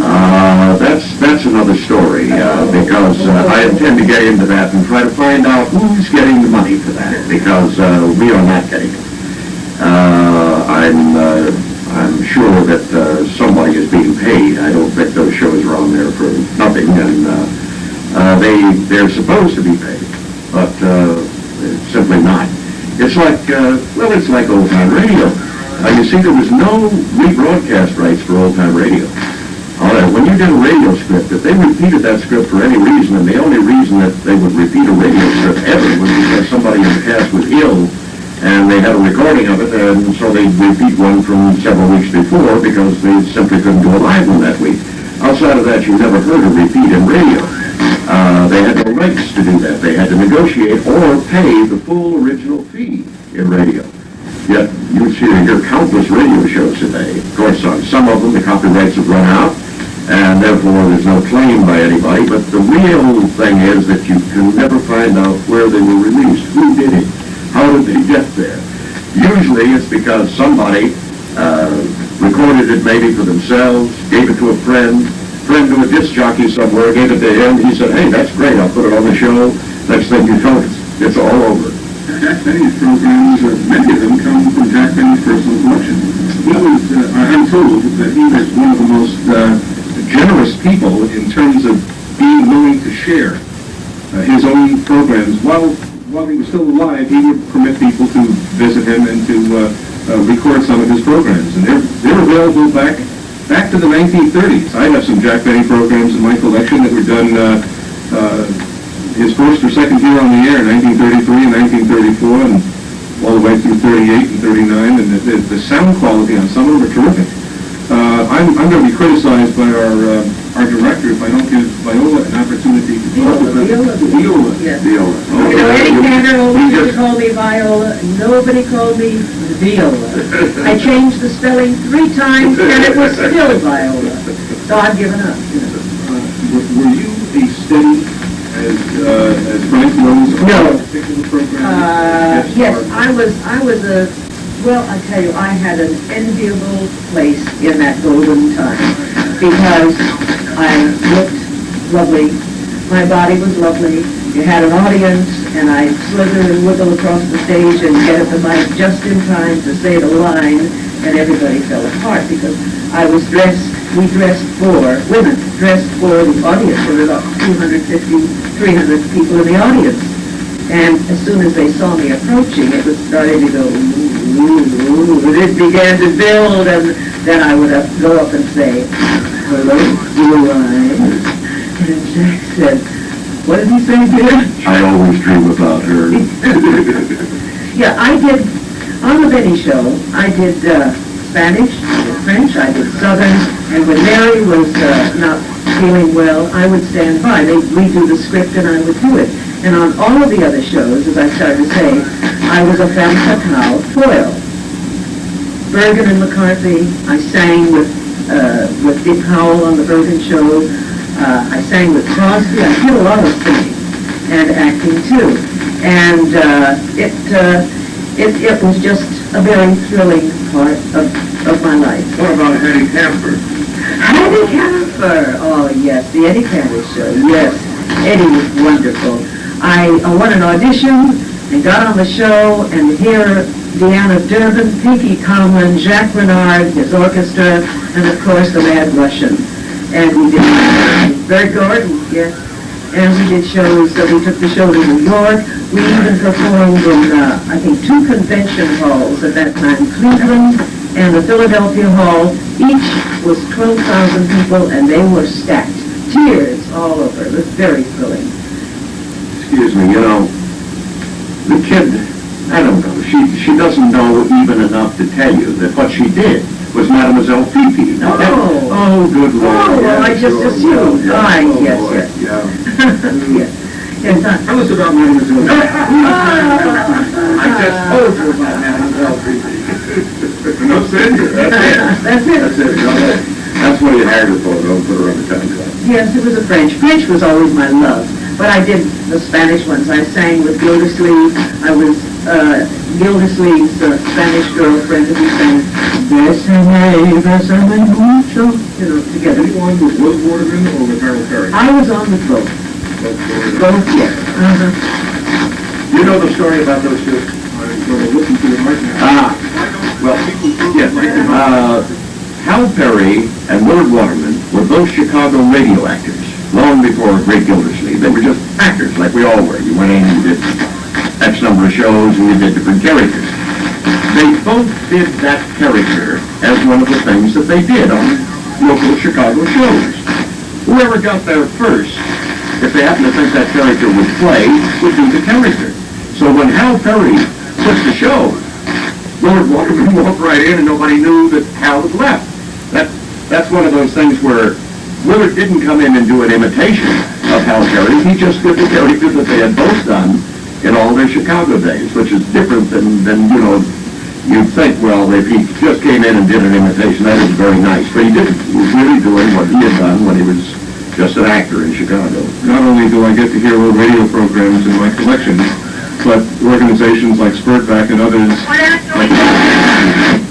people like yourselves and Hal Perry and Willard Waterman get to hear the stories of their lives. And I think it was Hal Perry who wanted to buy the program or piece of the program from Kraft. They weren't willing to sell it to him, and he thought that by leaving he would perhaps make a better deal. But obviously, as you pointed out, it didn't work out.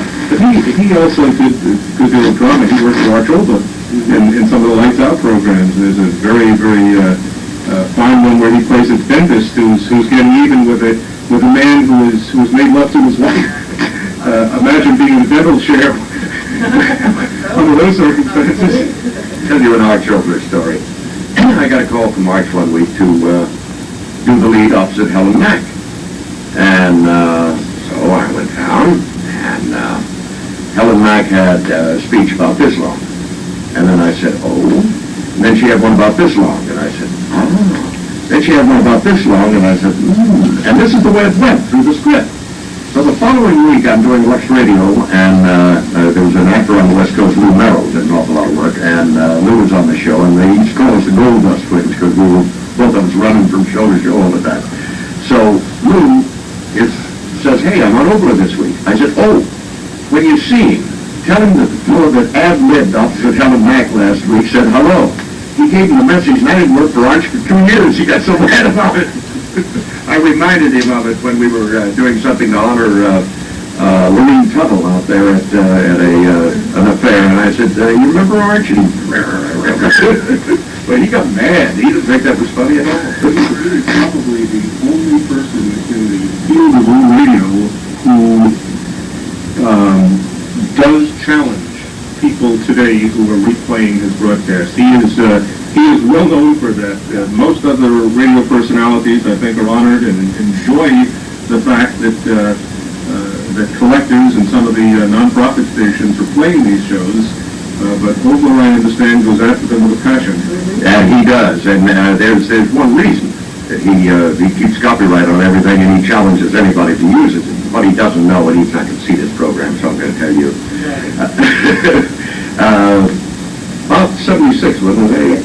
We were asked to go to Washington, D.C., and to appear for the Smithsonian on the Mall. About Working Americans was the title, I think, of the whole thing. And we were to do something about radio. So when we got there, I said, well, what is it you want us to do? And they said, oh, what do you want to do? And I said, oh, good Lord, I thought you had material for us. You had things that you wanted. Oh, no, whatever you'd like to do. I said, well, what do you have in the radio tent? And they said, well, we have a newsman, and we have a sound man, and we have a sportscaster, and engineer. And so we thought, and I said, I got an idea. We can find some material. Let's show them what was taken away from them. something that they no longer have, comedy and drama in radio, because it just doesn't exist anymore. Now, if we can just get some material, so we start running around Washington, where are you going to find scripts, you know? Who are you going to go to? So, we went, what was the name of it? No, it was It's old-time radio, but it's a library of old-time radio there. So we started thumbing through things, and... to tell about this lovely lady who helped us, Catherine Hines. Yes, yeah. It's a special library. Yeah, so anyway, we started going through this material. We found an old thing from the 30s of an old Midwest couple sitting on the porch rocking. No, honey, I mean, I want to do a little bit. In the first place, you don't know the lines, and neither do I. What are you talking about? So, yeah, sure you do. So anyway, she's not going to let me tell the story, is she? She's going to keep interrupting all the time. Boy. So anyway, we picked that, and then we picked another thing, which was Arches. It was a cute little sketch. And it's a young man on his way to his wedding. And you think, of course, that the girl is his fiancée. The girl, this one, is a baby abandoned in the back seat. And they got the baby cries, and he stops on the way and makes a phone call, and an old man lets him in, and I doubled that. And then he says, do you like children? Yes, oh, that's wonderful, because we've already got a baby. And that's the end of it. Yeah. And she's doing the baby cries in the back seat. So anyway, we did that, and then we reminisced and told stories, and we told about things that had happened that you couldn't get back, you know, where something went out over the air and there was no way to get it back again. Yeah, real bloopers. I mean, some of those in radio were. Well, let's see. They used to set fire to somebody. Oh, well, we did that. Setting fire to the script, everybody did that. You know, the newsman's working, and you come in and light the thing, and he's trying to get it out, and he can't. And, yeah, we did a lot of those bad things. But talking about actual bloopers on the air, we had a very dramatic show out there called Witches' Tales. And, yes, Old Man City, you know it, Alonzo Dean Cole. So, anyway, I was the leading man on Witches' Tales, and I came to the end of this first act, a highly dramatic scene, and my line was, you killed my boy.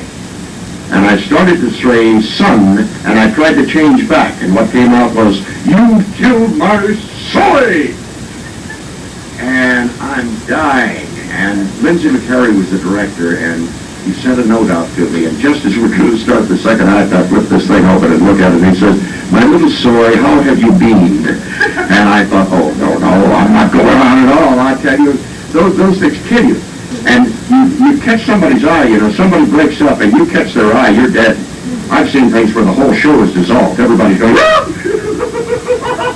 everybody says, what's going on? What is that? Mel Blanc had one Monday with, I've forgotten who the announcer was. Oh, Ken Miles. And Ken had a very high-pitched laugh. And Ken was reading something about Pepsodent, and all of a sudden he goes, excuse me, Pepsodent is and he goes again. And he says, Mel, take it. And Mel picked it up and just read it. From then on, he never looked at it. He just read it because Ken couldn't do it. He was through. He was finished. And, Dr. Christian. Oh, I guess so. Yes, yes. It's, Rosemary? And? Yes, I know, but his name. Oh, Gene Herschel. All of a sudden I don't know why I can't think of Gene, but I couldn't think of his name. Yes, that's right. Gene Herschel, when you did that, there were people who really thought he was Dr. Christian, you know. They almost revered the man. And when you did his show, it was kind of like being in church. And Art Gilmore was the announcer, a very lovely man and very restrained, gentlemanly type. And he would talk to the audience, and they all just sat there enthralled by Gene and so on. Well, Gene worked in a spotlight, and Rosemary DeCamp worked in a spotlight. You got two spotlights on the stage, and that's all the length. Now this week, Rod O'Connor, who we called the dirty old man of radio, he was an announcer, and he weighed about 300 pounds, and could tell you more dirty stories in 30 minutes than you could possibly assimilate. And so Rod is replacing because Art's on vacation. And he goes out, makes the speech, and does a nice job of that. And now Gene gets to a line, and his line is, there was Judy peeking through the keyhole. And then he continues the line, because Rosemary can't talk until he ends the line, because the balance of the line is what she responds to. So Gene says, and there was Judy peeing through the keyhole. Now, there is a pause that you wouldn't believe, and Rosemary is sitting there frozen in her spotlight, and Gene is looking at his script and going, and you can see it all going through his mind. Couldn't possibly have done that. And the audience doesn't make a sound. Now, had there been any other audience except for Gene Herschel, they would have yelled. But Dr. Christian, no. So it's dead silence. Now, the funniest part of the whole thing is over here at the side of the stage, behind the curtain, is Rod O'Connor. And he is jumping from one foot to the other and cramming the grapes into his mouth to keep from bursting out laughing. And finally, after about a 10-second pause, Gene went on with the line, and Rosemary was able to pick up the script. And I'll never forget that as long as I live. There was Judy peeing through the keyhole. Now, I don't know whether you can use that on cable, but there it is. We have a very liberal connection. I'm going to try to wrap this up by asking you both two more questions, and then we will probably give you a chance to share your personality with the rest of the folks who attended this convention. If you can tell us perhaps some of your favorite people to work with, other than Jack Benny and perhaps Eddie Cantor, people that the folks back home would remember, and what are you folks doing today? Are you commercials or voiceovers, or how are you enjoying life in the 1980s? Well, I'm still doing commercials. I just did some the other day for Detroit, which were strictly the Benny character. Of course, I did a campaign about a year back for McDonald's where I was the spokesman for them. And I've been doing cartoon series for Hanna-Barbera. I did a series a couple of years ago called Dinky Dog, and then last year I did one called Monchichis, and in which I was the wizard, or the Lazar as they called him. And I did Dinky Dog. I was the uncle of the two girls, and of course the foil for the dog in Dinky Dog was a huge dog. And we have just gone on the air with a show called The Snorks. And the reason they're called Snorks is because we have little snorkels because we live under the sea, and I am the governor of Snorkland. So I do those kind of things if they find me. They have to hunt for me because I'm not really looking for anything. And of course, Mama's home working over a hot stove, so don't let her get out very much. Keep her home. Keep her locked up in the closet. Favorite people? Well, favorite people is very difficult, but I would say naturally Betty, of course, as you said. But Bing Crosby, Bob Hope, I loved Abbott and Costello. I worked in movies with them. Oh golly, there's so many. I have to end it there because I can't think of anything. What was Penny Burst? Oh, sure. Well, yes. She is a character that Baby Smith's character, I think so many of us remember and love. Could you tell us anything about what Fanny was really like to work with? Well, I don't know whether you knew. Hanley Stafford was Daddy, my first husband. Oh, no, I did not know that. Yes. I did not know that. Yes. So I was very, very close to them, and I loved the show too. You know, Blondie, of course. Blondie, but Hanley was Mr. Dithers, and this one here, my now husband was Herb Woodley. Yes. Terrific. Yes. I am learning a great deal. Yes, yes. So it's very difficult to well, we worked with all of the people during the war. You know, went on Navy Vonn drives and to Marchfield and these big planes, and it was a very exciting period. People talked about Fanny Bryce having trouble getting away from the Baby Smith's character. Is that legend, or is that... Getting away? That sometimes when she was off the air, she would still play or still pretend to be that? No, Fanny was a realist. Oh, no. She was a very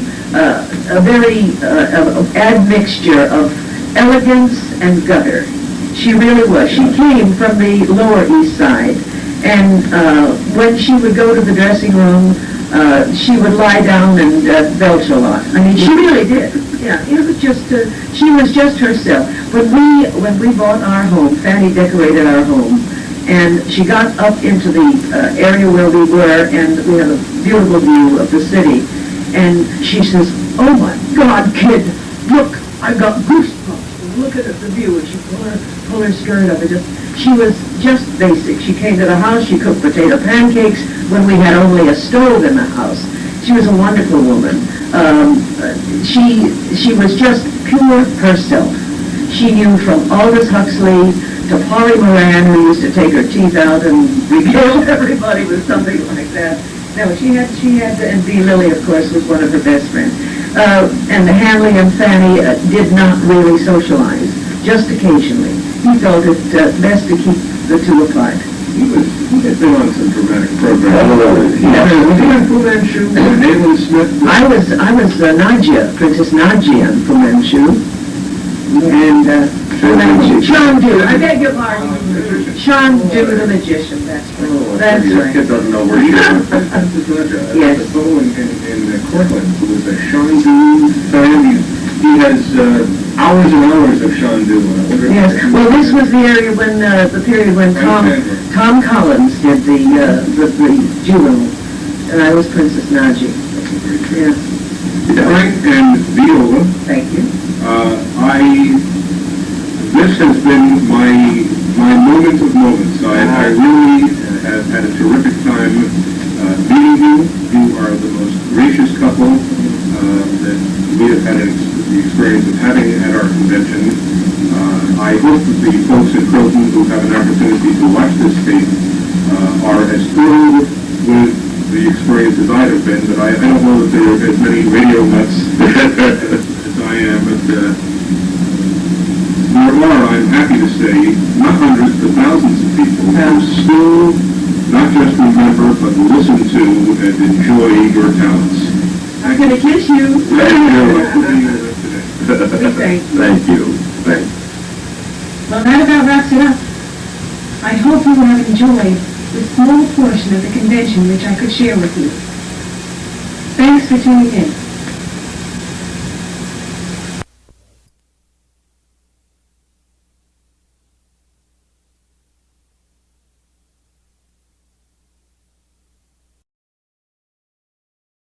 How or why were you selected to play the part of Old Nancy?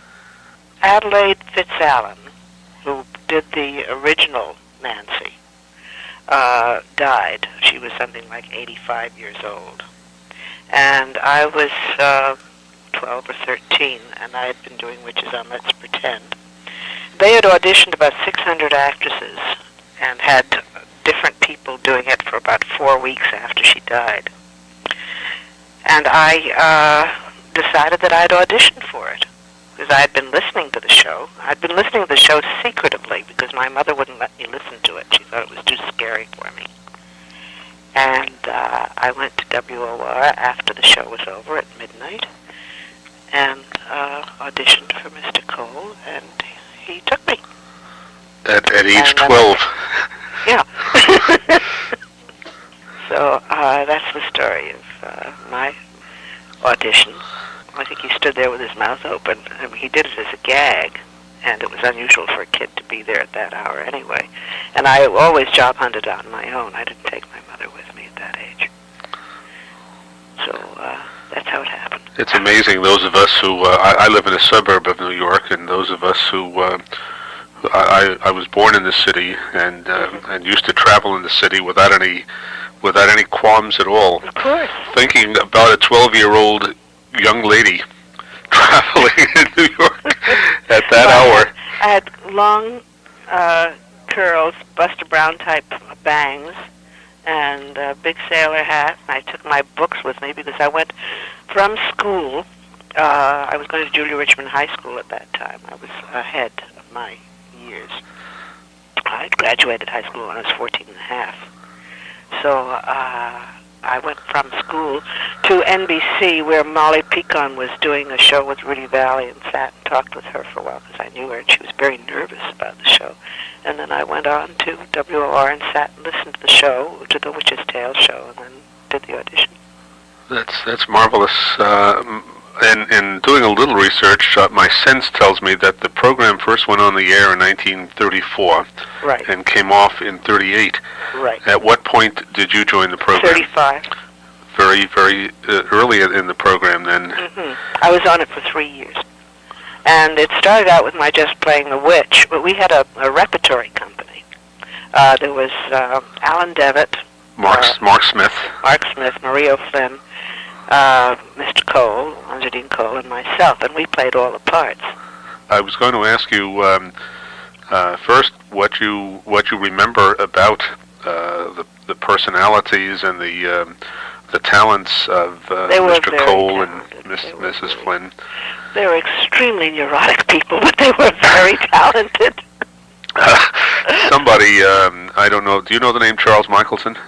No. I think he syndicates radio programs, but he may have known Mr. Cole because he used that phrase. He described him in a creative genius, but also a little strange. It was very strange. Is it possible for you to give me some examples or illustrate that comment? Well, yeah. We never started rehearsal on time. We were called for 3:30. That was just after school. I could get up there in time. And sometimes he'd show up at 7 o'clock. The show went on the air at 11:30 at night, so it would end at midnight. And he would show up very late sometimes because he was still writing. And as a matter of fact, sometimes he was still writing when we went on the air. And if we were long, say 5 minutes or 10 minutes long, he would cut us off, rewrite an epilogue for old Nancy, and we would continue the script next week, and he would write 25 minutes to fill in. I've just seen some of the original scripts, and they look like, of course, I think they were his scripts, because they had lines through them with numbers, so you could see, that he was timing it as he wrote, and he was timing it when we were on the air. that part is. I thought. When I saw the scripts, I thought he just read them back and said, "No, I've got to shorten this," but apparently it was last minute. No. We worked on a ball mic, so we all were working around the mic. I have a picture of it, actually, somewhere. And he did the cat, too. Lonserdine Cole did the cat. Now that I think of it, really. No. I remember also that Marie, who was married to him, used to say, she was very sympathetic with me. She kept saying to him, "She's only a child, don't scream at her." He never directed in a quiet voice. Why did it go off the air? I really don't know. Did you have a sponsor, or was it sustained? No, it was sustaining. It was always sustaining. And maybe that's why it went off the air. Maybe WOR felt they couldn't afford it anymore.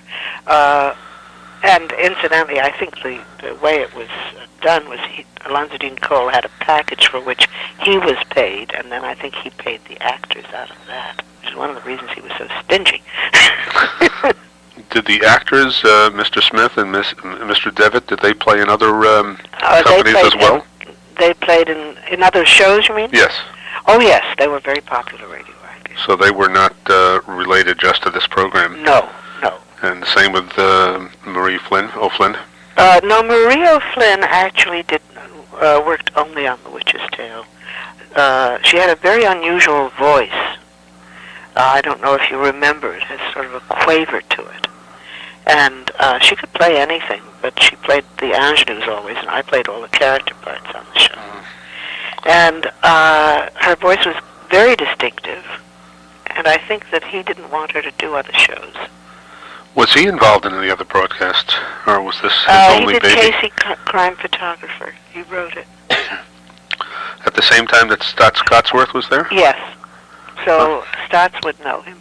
With regard to the scripts, some of the scripts by title appear to be adaptations of original works done by others. Were they all adaptations, or did he originate any of them? My feeling was that they were all originals.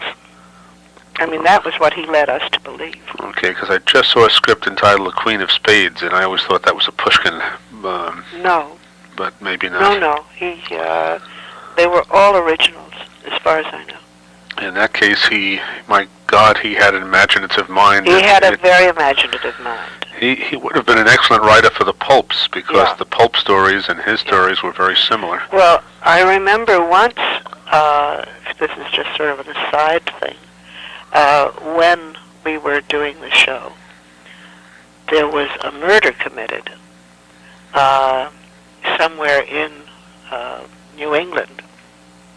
A chap was driving by a quiet road, and at that time when you drove, you just drove very slowly, and there was a light on in the farmhouse there, and he was going to go in and ask for some directions, I think. And he heard these screams and these shots, and he took a gun and came in shooting, and it was because Witch's Tale was on the air. Oh my God. And that's how real the thing was at that time.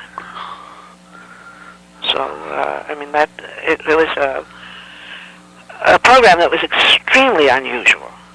I can remember the rehearsals when I'd come in, and I was very young, the very first weeks that I was there, and Mark Smith was a huge man, and Alan Devitt was a dear, but he had false teeth, and when he said all these lines in which he was supposed to be excited, the teeth started to come out, and he'd clap them back on again with his right hand. And I sat there at rehearsal listening to the story because I had been a fan, you know. Mm-hmm. And I would come in on cue, but at that time I was doing just the prologue and the epilogue, and I started to shiver. I was so scared, just sitting there and listening to them. In the studio? In the studio, with the scripts. Did you have many visitors at the studio, or was that verboten? No. He tried to keep it as private as possible. He would not give any publicity out on my being a kid, because he didn't want to spoil the illusion. And as I say, he wanted to keep Marie O'Flynn off other shows because of her unusual voice. He wanted her associated only with The Witch's Tale. Now, apparently the rehearsals were on the same day as the broadcast. Yes. Well, he wrote to the last minute. Were some broadcasts were done East Coast and West Coast? Were these done only once, or only were they East Coast? Oh, I see what you mean. They were rebroadcast. Right. I think they were rebroadcast. Yes. Were they done on record, or I don't remember you didn't actually go through the script a second time? No, I don't know how they did that, if they rebroadcast, because we were on, as I say, we'd get off the air at midnight. Mm-hmm. So that would have been 8 o'clock in California. Yeah. And it's quite possible that they just broadcast straight through on the network. I'm not sure. Roger Bauer was the announcer on it now, I remember. Sometimes people talk about peculiar things happening in the middle of a broadcast, either accidentally or pranks. Did that ever, any of that sort of thing ever occur on your broadcast? Well, I performed a prank. While you were on the air? No. Marie was ill one week, and I played the ingenue the first time. I very rarely played ingenues. And I had a phone call after the broadcast from someone who said, I've fallen in love with your voice, and I've got to reach you. Yes. And I sort of said, well, you know, I'm sorry, I'm busy. I can't meet you till after school. He said, oh, you teach as well. I thought, oh, what the heck? So I said, oh, yes. And we made an arrangement to meet in front of the Astor Hotel, and we would know each other because we were both carrying straws. And I met him the next day. I came from school with my heavy briefcase and my curls and my sailor hat. and I was carrying my straw, and he came over to me and said, "Are you Miriam Wolff?" And I said, "Yes." And he said, "Come on, I'll buy you an ice cream soda." Drugstore. And we talked. That takes me to the question of fan mail. Was there much? There was a lot of fan mail. Oh yes. Would it all go to Mr. Cole, It or would go to Mr. Cole. Yeah. did he share it with the cast? No. No, he was very strange. I mean, really,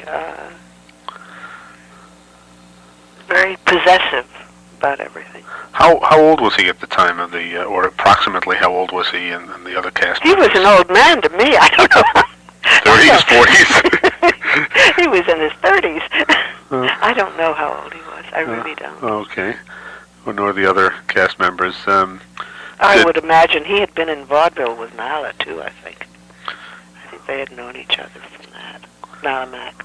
Okay. Now, so, if you go back to the days of vaudeville, I would say he was about, 15 years older than I was. Certainly not anymore. Now, were you discovered by Nyla Mac? Oh, no, I worked long before I worked on Let's Pretend. I did a little show called Uncle GB's Kitty Hour when radio first started. I started to work when I was 4 years old. Do I dare to ask you if like Gypsy, your mother encouraged this, or was this your idea? I couldn't do it myself. I was 4. Was it something you enjoyed doing, or something your mother wanted you to do? Something that my mother wanted me to do, and that I actually enjoyed to a degree. I mean, it was my whole life. I didn't know anything else. You do that to a kid, and that's it. But I think it did a great deal of harm. I really do. Well, the business itself and the competition and the auditions and the nervousness and all that, I think it's very unhealthy for kids. I never was a child. A lot of the other child stars in radio kept their own personalities because they played themselves. But I always played character parts. I was going to, not only were you never a child, but you almost always seemed to be cast as a witch. Yes. Was that a peculiarity of your voice, or was that? I had a very heavy voice. I did a show called 5-Star Final. I don't know if you ever heard of that. Yes. I played the newsboy at the beginning and the end.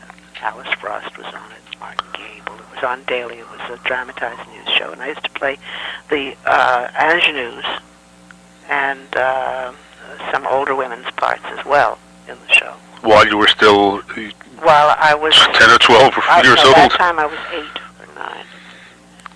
I had an unusual voice. That's what the whole thing was. I remember listening to Let's Pretend programs where, particularly Hansel and Gretel, I wouldn't want to be anywhere in a house with that person. Oh. Well, thank you. The witch's laugh.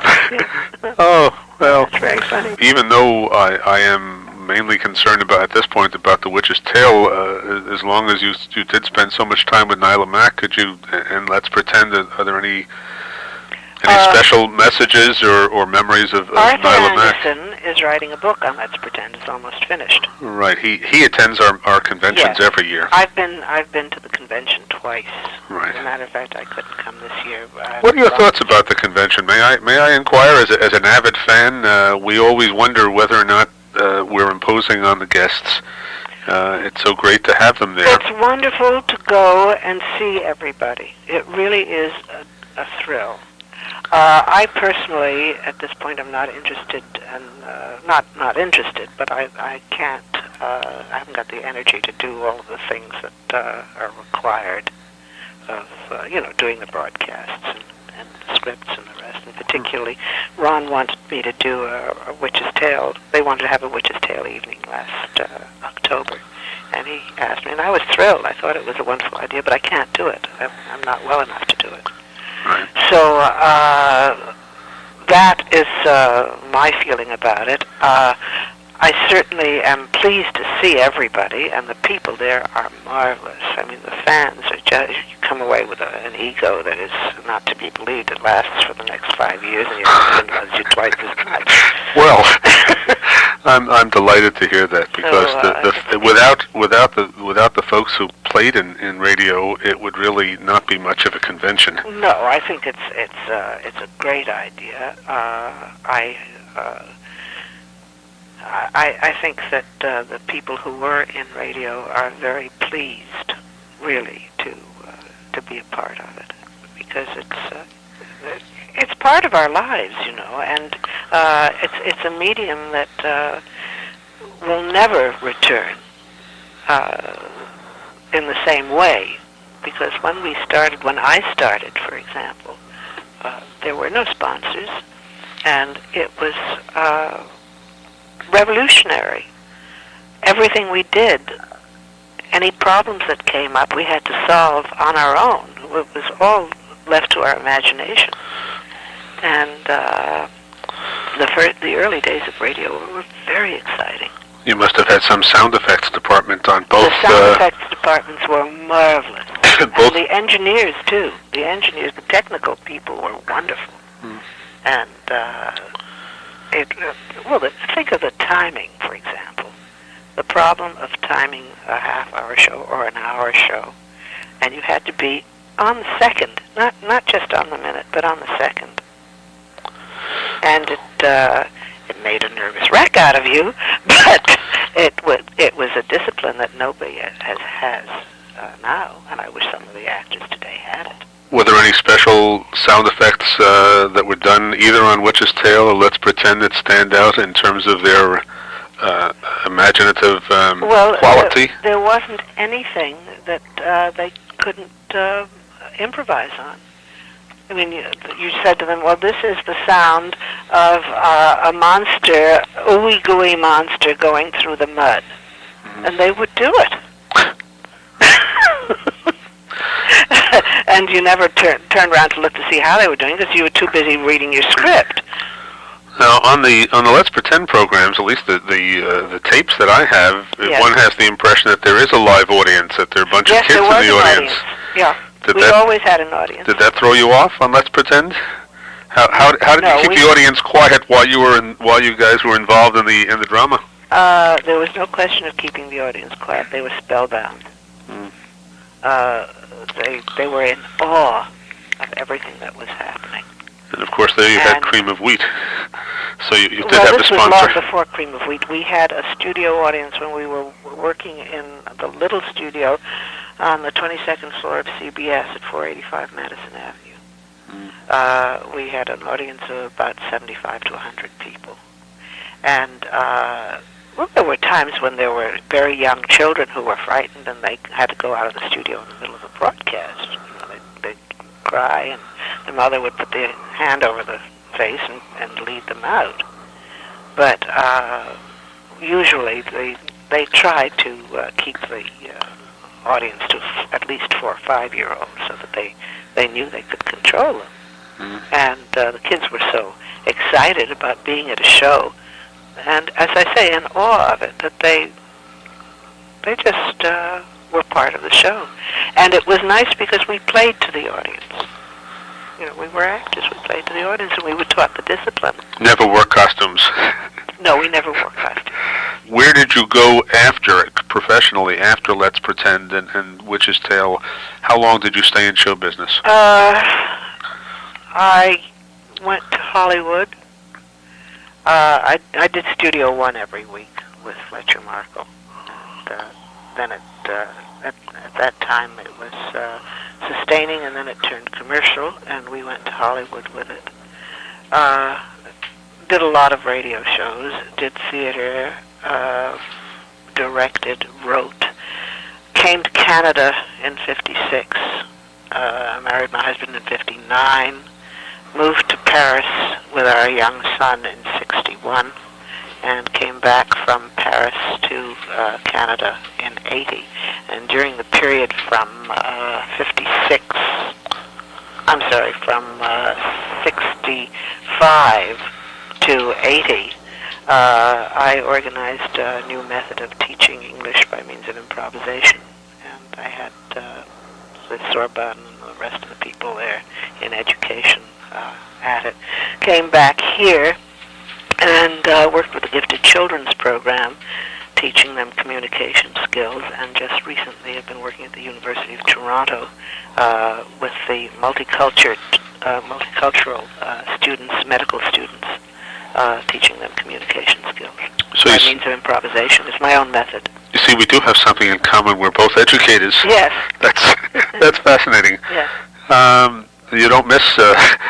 Well, I gave up working in theater when my son was born. I had been working for 35 years, and I became ill, and I was not able to do it.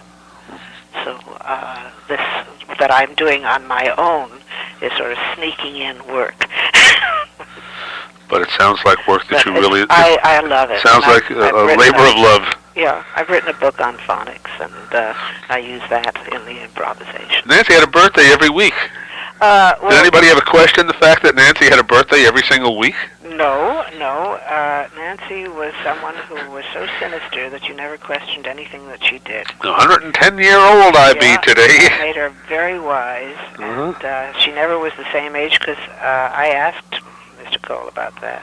And I said, you made a mistake. Last week she was 110, she should be 111. He said, she forgets how old she is. She's eternal. See, that's a good answer. That's a very good answer. So, he was a character. Somebody told me that there was a magazine called The Witch's Tale. It must have been like a comic book at the time. I think there was. I think he did that. He made some extra money on it that way. Uh-huh. I think he sent these stories in, and they did the drawings. Before I say goodbye, do you have any problem at all if I were to share any of this conversation with your many fans? Oh, no. Thank you so very, very much. Thank you for calling. Bye-bye. Bye-bye.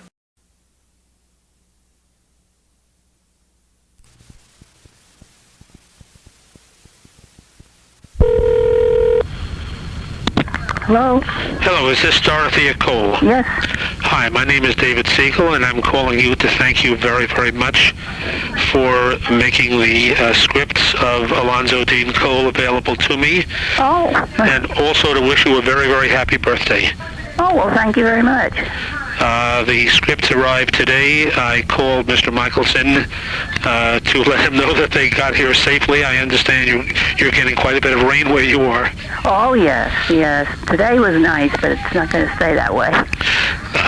Would it be okay, do you have a minute or two, is it possible that I might be able to ask you some questions about your husband? Well, yeah. Let me turn down the TV. Sure.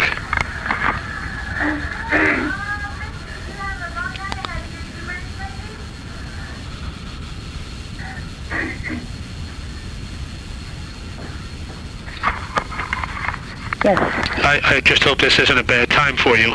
Well, no, I'm going out in a little bit, but... I'll try not to keep you on too long. But anytime you have to go, just let me know, and I'll get off the telephone. Sure. The reason I want to ask some questions is I have some literature, some of the books dealing with radio, but that's always very formal and very professional. You know, he was born here, and he did work on this program and this program. But there are very few people that one can talk to who really knew him and can talk about him personally. The only other person I know of is Miriam Wolff. I don't know if you know Miriam Wolff, but she... The name is familiar. She was an actress as a little girl, actually. She played Nancy after the actress who played Nancy passed away. Oh, yeah, I guess that's where I heard it. Yeah, okay. I was his second wife, so... Well, no, I don't want to get into his personal life. Did you know him when he was active in radio? Or did you meet him after The Witch's Tale and after Casey, Crime Photographer? I met him when he was doing Casey, Crime Photographer. I see. Was that in New York? Yeah. And I guess what I'm going to try to do is to ask you if you have any recollections of any of his experiences on the radio, or any of his feelings about his radio work. Did he direct or just write? He directed, wrote, and acted in them. in Casey as well as the others? No, not in Casey. He just wrote that one. Plus, I think there was an actor called Stotts Cotsworth who was in Casey. Did you get to meet any of the actors who were in Casey and the other shows? Yeah, I met the whole... Jackson Beck is still around, and I think Jackson was one of the actors in Casey. Yeah. I have a picture of the whole bunch, standing around the piano. That was another question I was going to ask. If you have any photographs at all that you could either Xerox or possibly make available just on a loan basis that we might be able to use in the book. Would you want any of the Casey or just the Witch's Tale? Well, the Witch's Tale is obviously preferable because the Witch's Tale is the one that the book will be about. Well, I think Charlie Michelson has pictures from the Witch's Tale. Yeah, I have some that I got from Miriam Wolff, but I thought that Mr. Cole might have had some of his own. Well, I don't know. Did Michelson show you any, or what he had? Or? Well, we didn't get a chance to talk about that. We just talked about the script initially. Oh, yeah. Well, he has some pictures, I know. Okay, well, I'll get back in touch with him on that then. Yeah. Were you involved in radio yourself as a performer or an actress? Oh, no, I wasn't. I used to listen to The Witch's Tale when I was about 12 years old, and I used to listen to him. I see. He was 21 years older than I was. Did it frighten you? Yes, I used to say to my mother, "Oh, can you imagine going home to a man like that?" And then you went home to a man like that? Yeah, and some years later, there we were, across a crowded room, What kind of person was Mr. Cole? He had to have some imagination. Oh, Lord, no, he had imagination, all right. He was very intelligent. He loved to read. He read all the time. And he was very volatile. Quite a personality and temperament. Was very he charming? All the ladies liked him. That's a positive attribute. Yeah. I remember at a party one time, I said he was always the center of attention. He was telling a story, and I said to some gal next to me, "Oh, I already heard that one." She said, "Well, I didn't." How to win friends and influence people. Gosh. Yeah, he'd sit down on the floor, cross-legged, and everybody'd gather around, and he'd tell stories. In fact, he could go on. Just the two of us. He'd go on all night and tell stories. Do you remember? It's too bad you didn't have a tape recorder at the time. Yeah, it really was. It really was. He would tell some stories. Were these stories he made up, or were these just stories he had heard? It happened in show business. Oh well, do you remember any of them? Lord. Not too many. Any at all that you can recall that deal with radio personalities or any of his experiences on the radio? I'd love to hear. Oh, gosh. I don't know. Offhand. I can't think of any right now. I wonder whether or not, since you're going to you do have to go somewhere, if I might be able to call you back and maybe do a little brain search, so that the next time I call you, you might have some of those stories on hand. Oh, geez, such a long time ago. Yeah. He was the one who went through all that stuff. He met a lot of different people, and Did he have any favorites, or people that he particularly liked and talked about a lot, or people that he didn't like? And, oh yeah, no doubt. I'm trying to think. I don't know. Who were his favorites? Oh gosh. I don't know. I'm doing. See, you're the clue to the past. Golly. And today the only people who would remember The Witch's Tale would either be people like myself who listened to it as a child, or people who have copies of the old tapes. There are a few tapes of the old programs around. Yeah. But it would be so interesting, for people who read the book, not just to read the stories, the scripts, but to get a kind of an insight on the person who wrote them. And that's really why I'm calling you. He did a kind of a compilation of it's like a scrapbook. Yeah. Might come in handy. Do you have that scrapbook? Yeah, I do. It just dawned on me. The shows he was in when he was on the stage, and Is it possible to borrow it? I would not keep it. I would just make Xerox copies of it and return it to you. Yeah, you can do that. And it's funny, I didn't think of that before. Yes, it's really something that would be, of use to you if you want. Oh, it would be. It really would be very, very helpful. Yeah. Can I give you an address that you can send it to, and I would be more than happy to pay you for the postage? Sure, wait a second while I get a pen here. Oh, you're so kind. Just a minute.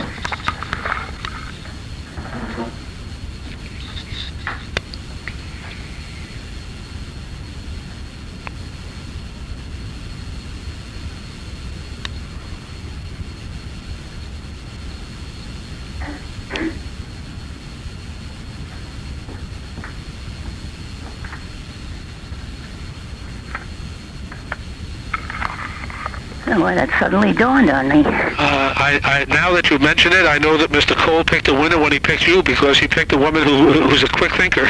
Oh, I don't know how quick it was, but finally it came to me. Okay, what's the address? The address is 419 Granite, Granite, Spring Road. Spring Road. Right, 419 Granite Spring Road, and that's in Yorktown Heights, YORKTOWN Heights, HEIGHTS, New York. Yorktown Heights, New York. 10598. 98. And my name is David. David. Siegel.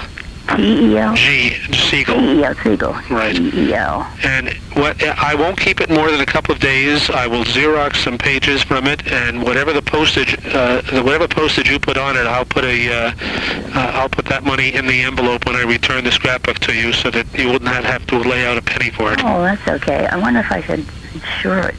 Yes, I think that's a good idea, because that's the kind of thing that you certainly don't want to. It's a very. These things are not so much valuable in the sense of money, as they are in the sense of history. Oh, sure, I know. Well, this would be very good because it's really got a lot of stuff in it. Yeah, it would have reviews. Of course, I was going to ask you if he was in any plays, if he was in any. Oh, sure. He went all over the country in the stock companies, and then he was in vaudeville with his first wife, and then they did a radio series called Darling and Dearie. What's the name of that? Darling and Dearie. Sounds like a soap opera. Yeah, it was like a honeymoon couple, They're doing now, different couples on TV. Right. Yeah. That's interesting. I never heard of that one. Yeah, they did that for a while. And I've got a picture of them. A really weird picture. Oh. Funny. Put that in the scrapbook and send that one along. Oh, God. I'll get that back.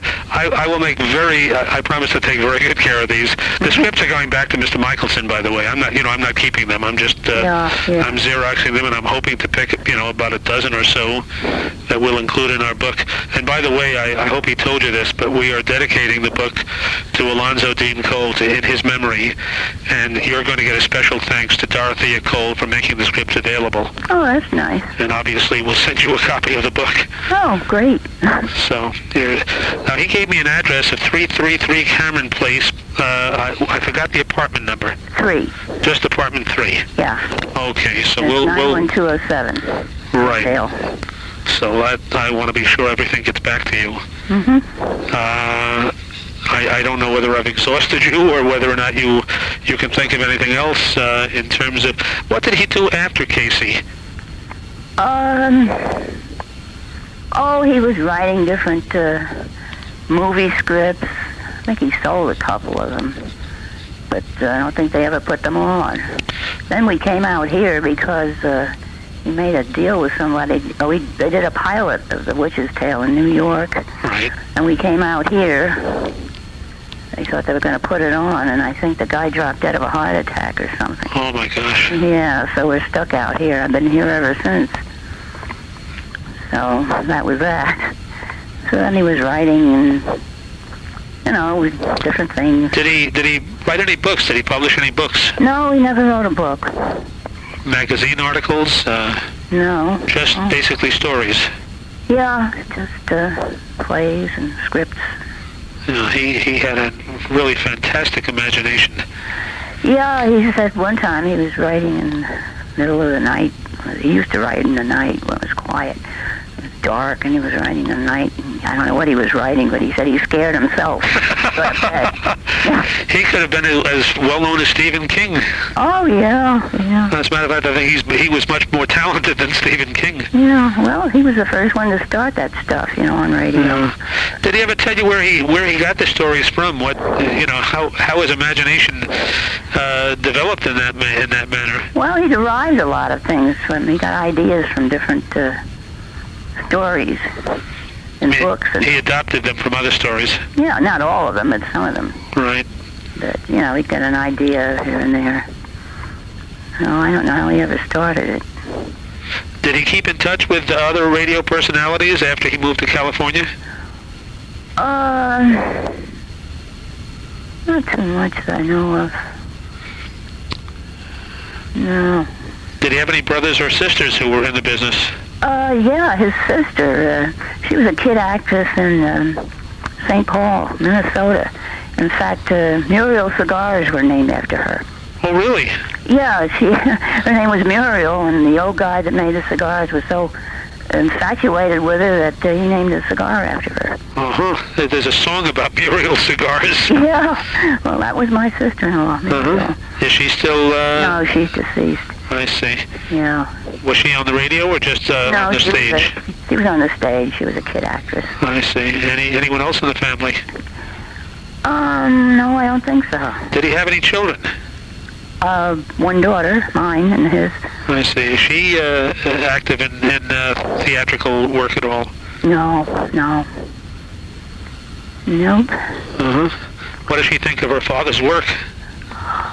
Oh, they were so much alike. They were fighting all the time. Sounds like my son and myself. Really? Uh-huh. Yeah, they were so much alike, really. I was always the referee. Does she write? No, she doesn't write. No, I just wrote a poem. No, it just came off the top of my head. I saw that ad in the TV guide. Send in your poem. I sat there and I wrote this thing. I think I'll send it in. I may win $1,000. Why not? Why not? This may be your lucky year. Yeah, what can they do me? Well, look, I won't keep you any longer. You've been extremely pleasant. It's really been wonderful talking to you.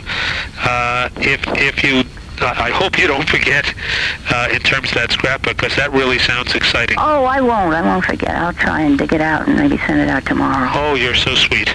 And I promise you that it will get back to you in one piece. Okay. Word of a Scout's honor. All right. And it's going to be a while before this book is done. Books take a long time. Yeah. But we are really hoping to get it out by the end of the year. Mm-hmm. And it would just not be possible without your help. So I just felt I had to call you. I had to thank you.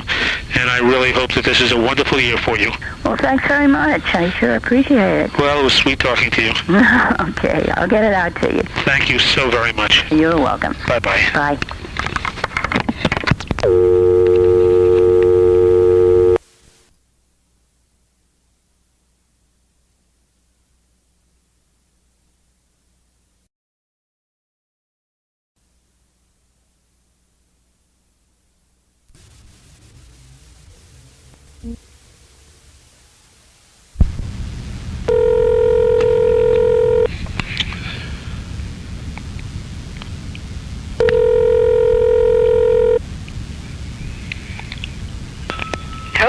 Oh, I'm so glad I caught you home.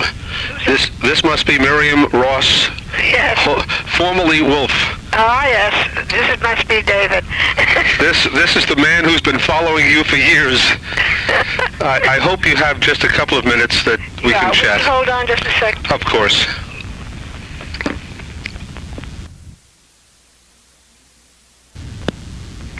Sorry about that. No problem at all. Yeah. When I saw you at the convention in October, I was rather discouraged. Mm-hmm. You recall we chatted briefly in the lobby of the hotel. Yeah, I remember. You asked me how the book was coming along, and I told you that even though you were so nice to me a couple of years ago, you sent me some photographs, you chatted with me on the phone, answered lots of questions. I was having, well, let me put it this way, a small problem with Mr. Michelson in terms of getting... Who is Charles Michelson? Apparently, he lives on the West Coast. Yeah. And he was he says he was Alonzo Dean Cole's agent. Never heard of him. He sold or syndicated some of those programs overseas to Australia and to other parts of the world. Mm-hmm. He was a friend of, apparently, Alonzo Dean Cole's first wife was Marie Flynn. Right. Maria Flynn. And I didn't realize that he had been married again. They were divorced, apparently, in the 1950s. Oh, really? And he married a woman named Dorothea. Mm-hmm. Dorothea lives in Glendale, California. And she tells me that she married him around 1955. Mm-hmm. She is the person who actually had the scripts in her closet. Yeah. At home.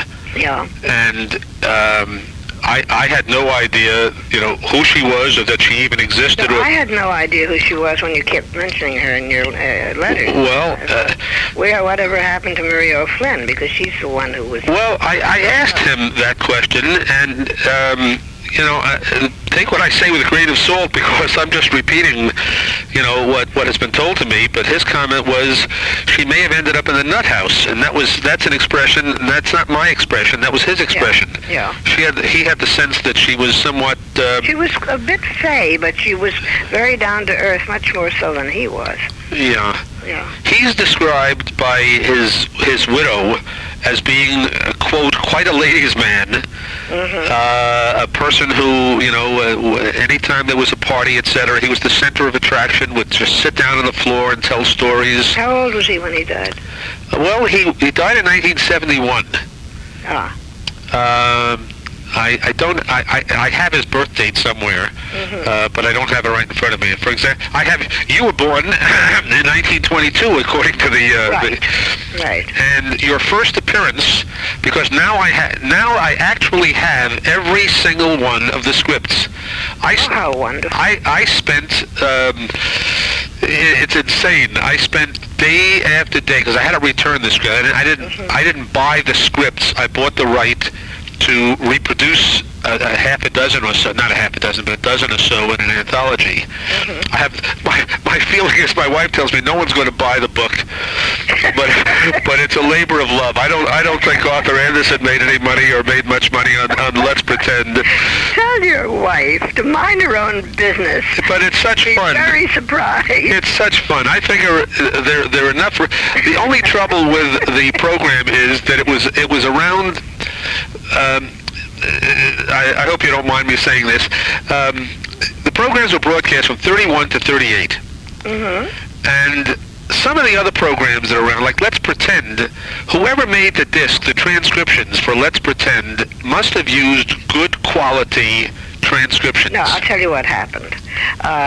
Most of the Let's Pretend shows that you've got were done after tape came in. Yeah. Witch's Tale was live. Any of the shows that were done live, including Let's Pretend, all they had on those, and I don't know where they got the tapes of them, were air checks, and they were done on huge wax records. And those wax records were for the check for the people in the studio to make sure that nobody had said a dirty word, or in case there was anybody came back on it. Then they were recorded over by the next program, so they were lost.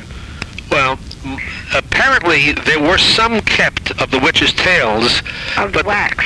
But they were poor quality. Well, they were all poor quality. Yeah. At that time, it was a live show. There was no technique of taping them. The tape was not in yet. They hadn't invented it yet. One of the things that Mrs. Cole gave me, or not, she didn't give it to me. She loaned me a copy of his scrapbook. Oh, yes. And in his scrapbook, he has copies of the playbills that when he performed for Schubert theaters in the teens. He performed with Nala Mack on the road. That I didn't know. Yeah. That I didn't know. They did a show together. But he was in vaudeville. His sister apparently was on the stage also. His wife tells me that his sister's name was Miriam, and they named a cigar after his sister. Interesting story if it's true. And even if it isn't true, it's an interesting story. Interesting story, yeah. Isn't that great you've got all this? Now, what are you going to do with all this information? Well, the first thing, after spending day after day at the copying machine, and thank God my machine didn't break down, I now have copied approximately 330 scripts.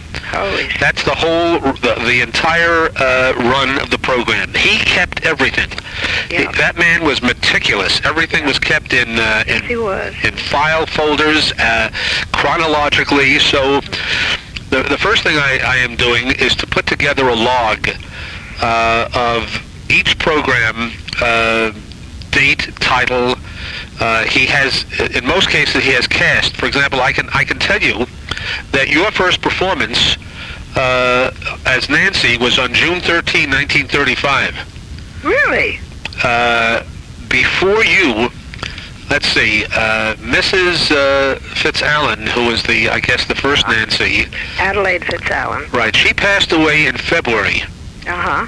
And he tried a couple of other people. After her death... He auditioned quite a number of actresses.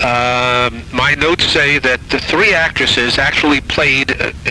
when I say this, I'm taking this from the scripts because he lists the people who were in the cast. Yeah. The first person named after Miss Fitzallen passed away is someone called Barbara Winchester. I don't know if that name rings any bells. No. Then a person named Holland, Ms. Holland. Mm-hmm. And then a Ms. Lubow, Lubowe. Mm-hmm. And Winchester played it once, Holland played it 2 or 3 times, Lubow played it 2 or 3 times, and then Miriam Wolff, and he spells your name on the script Wolff. Good for him. He got my name right. Well, in everything, in all the books, it's spelled Wolffe. I'll tell you what happened. If you got a minute, I'll tell you. Sure, I have lots of minutes. Okay. What happened with that was my legal name was Wolff. And when I worked, I used Wolff. When I did Let's Pretend, I thought I was using Wolff. But when I went down to CBS cashier, they put on my checks Wolfe, and I couldn't stop them. I kept complaining, and I kept complaining. So I opened a bank account with Wolfe, and my name became S.E. Well, sorry. That's funny, because I thought he was misspelling it on the scripts. No. Because everywhere I see your name, it's always Wolfe. Yeah, no, that was the correct name, because that was before AFTRA came in. And it just before AFTRA came in, and just before Nyla stopped giving us $3.50 in the palm of her hand. Then they established a cashier at CBS where we had to go pick up our checks. Well, so there. I have. I'm not going to keep you on for an hour or two, but I do have a. First, would you be willing to write a brief forward, a preface, something for the book? I've got to know a little bit more about the book first. Well, yes or no, okay? I will tell you exactly what I'm hoping to do. Okay. I would like to write an introduction for the book, and the introduction will simply talk about before. I had something written out a little while ago.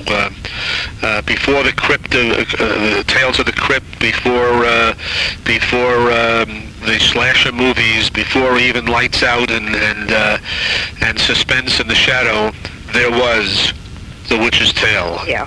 As you know, one of the very earliest. I don't know of any creepy horror program that was broadcast prior to The Witch's Tale. Mm-hmm. And then provide a little bit of history with regard to how it came to be broadcast.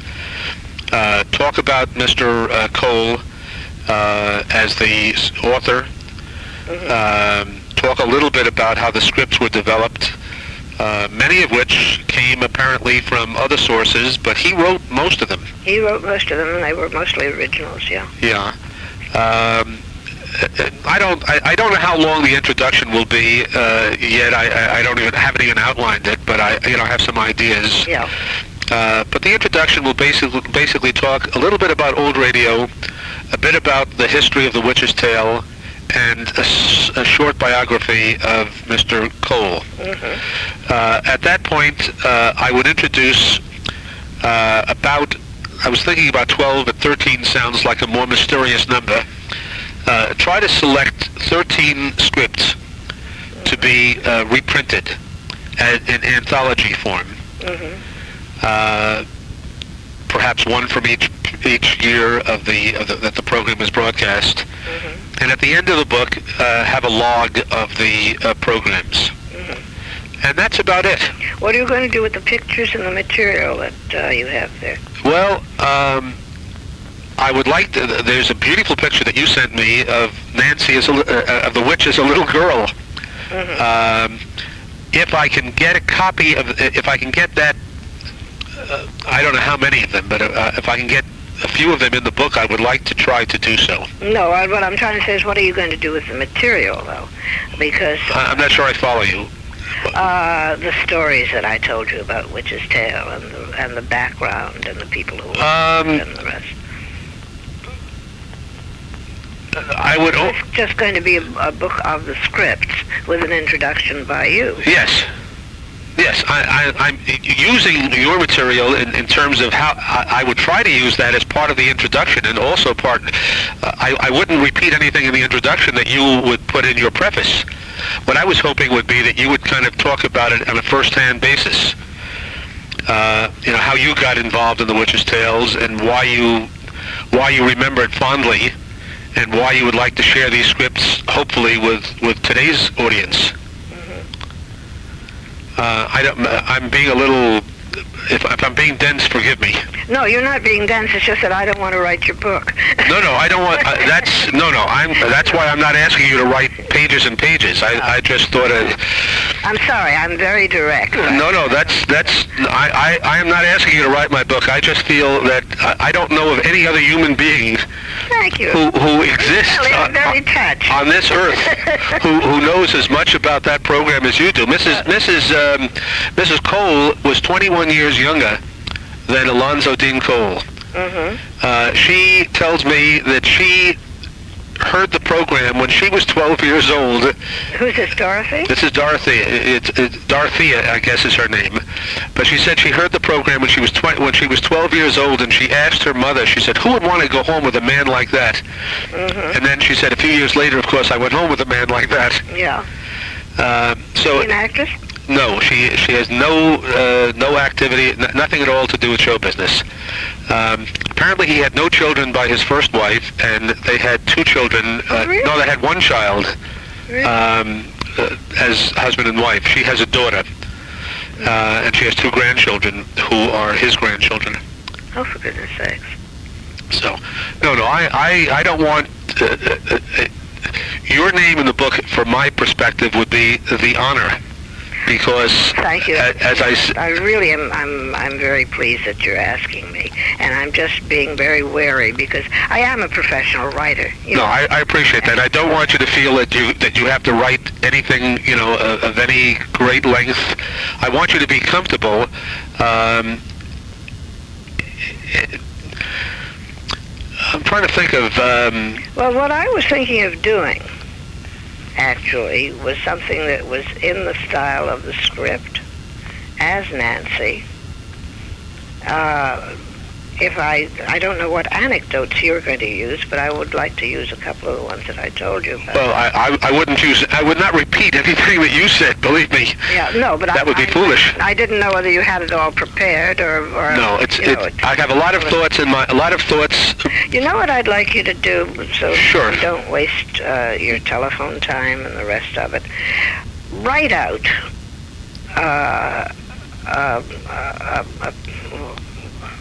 a sort of a précis of what this whole thing is about. And give me, say, a first page of your introduction, and give me some idea of what you're going to put, the material you're going to use. And then let me go from there, because otherwise I can't plan on anything. Just how you plan to present the material that I've given you. Well, if anything you give me, I will not present. In other words, anything that you feel that you want. Well, no, because I've forgotten most of the stuff I told you. Yeah. Frankly, I know what's in my head. Right. But I'd like to know what you're going to use of it, what you'd like to use of it. It's your book. And then I would be happy to write a fun introduction. Yeah, but you see, Arthur Anderson wrote the book on Let's Pretend. That was his book. Yeah. This is, my feeling is that on this book, I'm an editor. Yeah. I'm not the author. The author of this book is Alonzo Dean Cole. Yeah.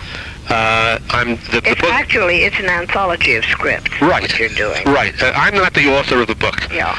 The cover, the title on the cover will read "The Witch's Tale" by Alonzo Dean Cole. Mm-hmm. My name won't even go on the cover. It'll be on the inside page as the editor. Mm-hmm. And as the editor, my sense is, I'm not a talented writer in that respect. Believe it or not, my wife and I have published guides to used bookstores. That's the extent of our publishing. Oh, that's another thing I was going to ask you. Who's going to publish this? We are. Oh, you are? We are, because we published before. And who's going to distribute it? My wife is going to distribute it.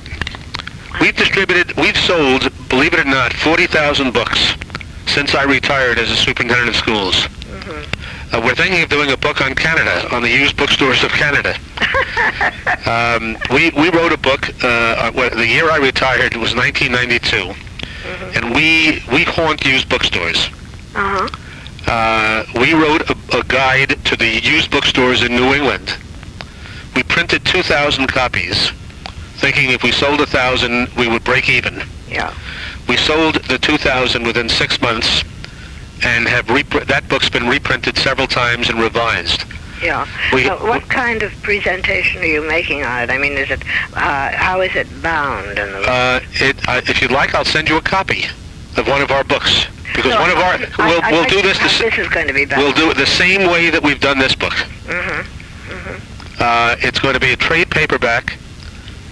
We'll probably run about 1,500 copies. Mm-hmm. We're going to try to market it to 2 markets. We're going to try to market. It's going to be hardcover. No, it's going to be trade paper. Mm-hmm. We're going to sell it for $22. I think we'll sell it for $22. We'll try to sell it for $22. Yeah. It's going to cost me several $1,000s just to get it printed. Yeah. But we're using the same marketing, the same techniques that we've used for our other books. Yeah, well, I certainly wish you luck. I think this is a wonderful project. I mean, I'm not putting you down, okay? No, I appreciate. I'm just trying to figure out what my part of it can be. It can be as modest or as generous as you want to make it. What I was thinking actually was something extremely brief, particularly emphasizing his sacrosanct scripts. You know, that you couldn't touch him without his breaking into rages and firing you from the show if you changed a word in his script. I mean, I thought I would present it that way, so that every word you read is important in this book, because this is the technique that he used. Now, I may be on the wrong track. I feel like there's nothing I want. I don't want to direct you. But if this is something that interests you, then I probably could do it that way. But I would like to do it with humor. And as I said, maybe at the end of it, just say, "So draw up to the fire and gaze into the embers and look at your book," and start shivering. You know. That sounds frightening enough to me. Well, I just said that off the top of my head. I hope I remember it. But that's the kind of introduction it would be. All right. Again, I'll put something in the mail to you. Yeah. If you'd like, I'll send you a copy of one of our books. I would appreciate that. I'd like to really, what I would enjoy would be just to have you write out your I can't think of the word. Well, see, again, in my introduction was going to be more of that of a fan than that of a professional. Fine. I just want to know exactly how to approach mine. You see, and it depends on what the book is. The book is an anthology. Yeah. And if I were the director, I would say, if I had the power to tell you, my direction would be to say, I was there. Yeah. I, Miriam Wolff, was there. Yeah. I remember. Well, I don't want to go into all of that. Here's what it was like for young people, for old people, etc. Yeah.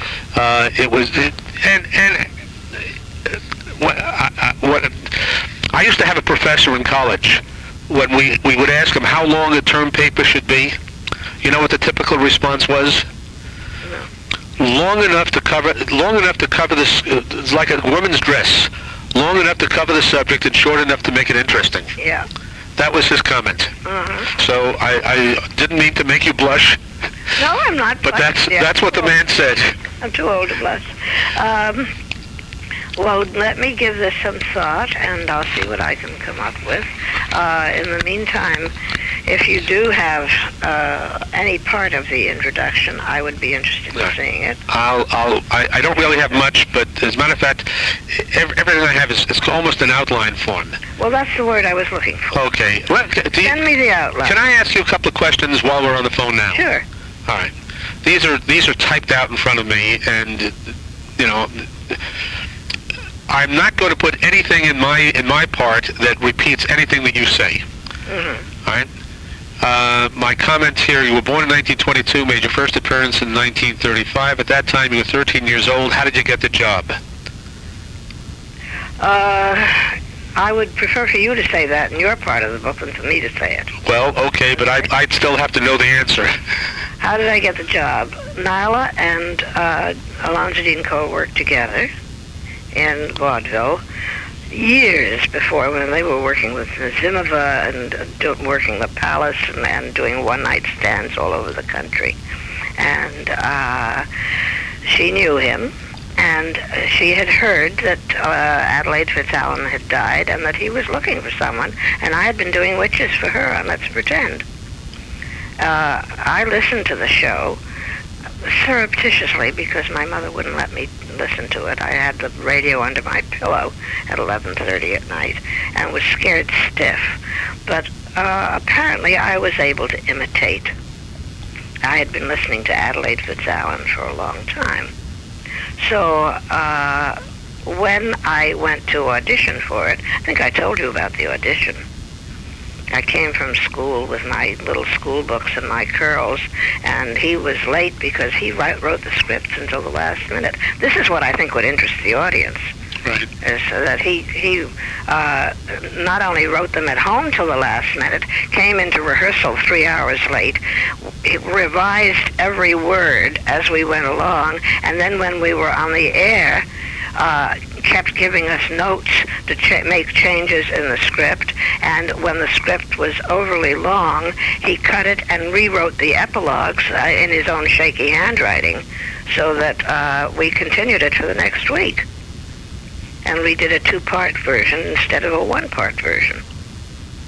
Am I making sense? Yes. You've got your mouth open? My mouth is wide open. I'm in awe.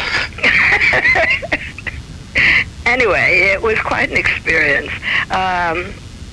When he auditioned me finally, when he came in, he said he was in a rush. He said he had to rehearse. He had to get the show on the air. Would I come back after the show was over, which was at midnight. And so I went over to NBC. I was a friend of Molly Picon. She was on the Rudy Valley show. And I spent a little time with her, making her quieten down. She was very nervous. And then I walked back to WOR from NBC. And I was there in time to listen to the show.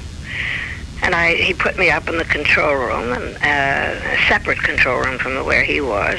And I listened to it. and came down afterwards, and there's a gag.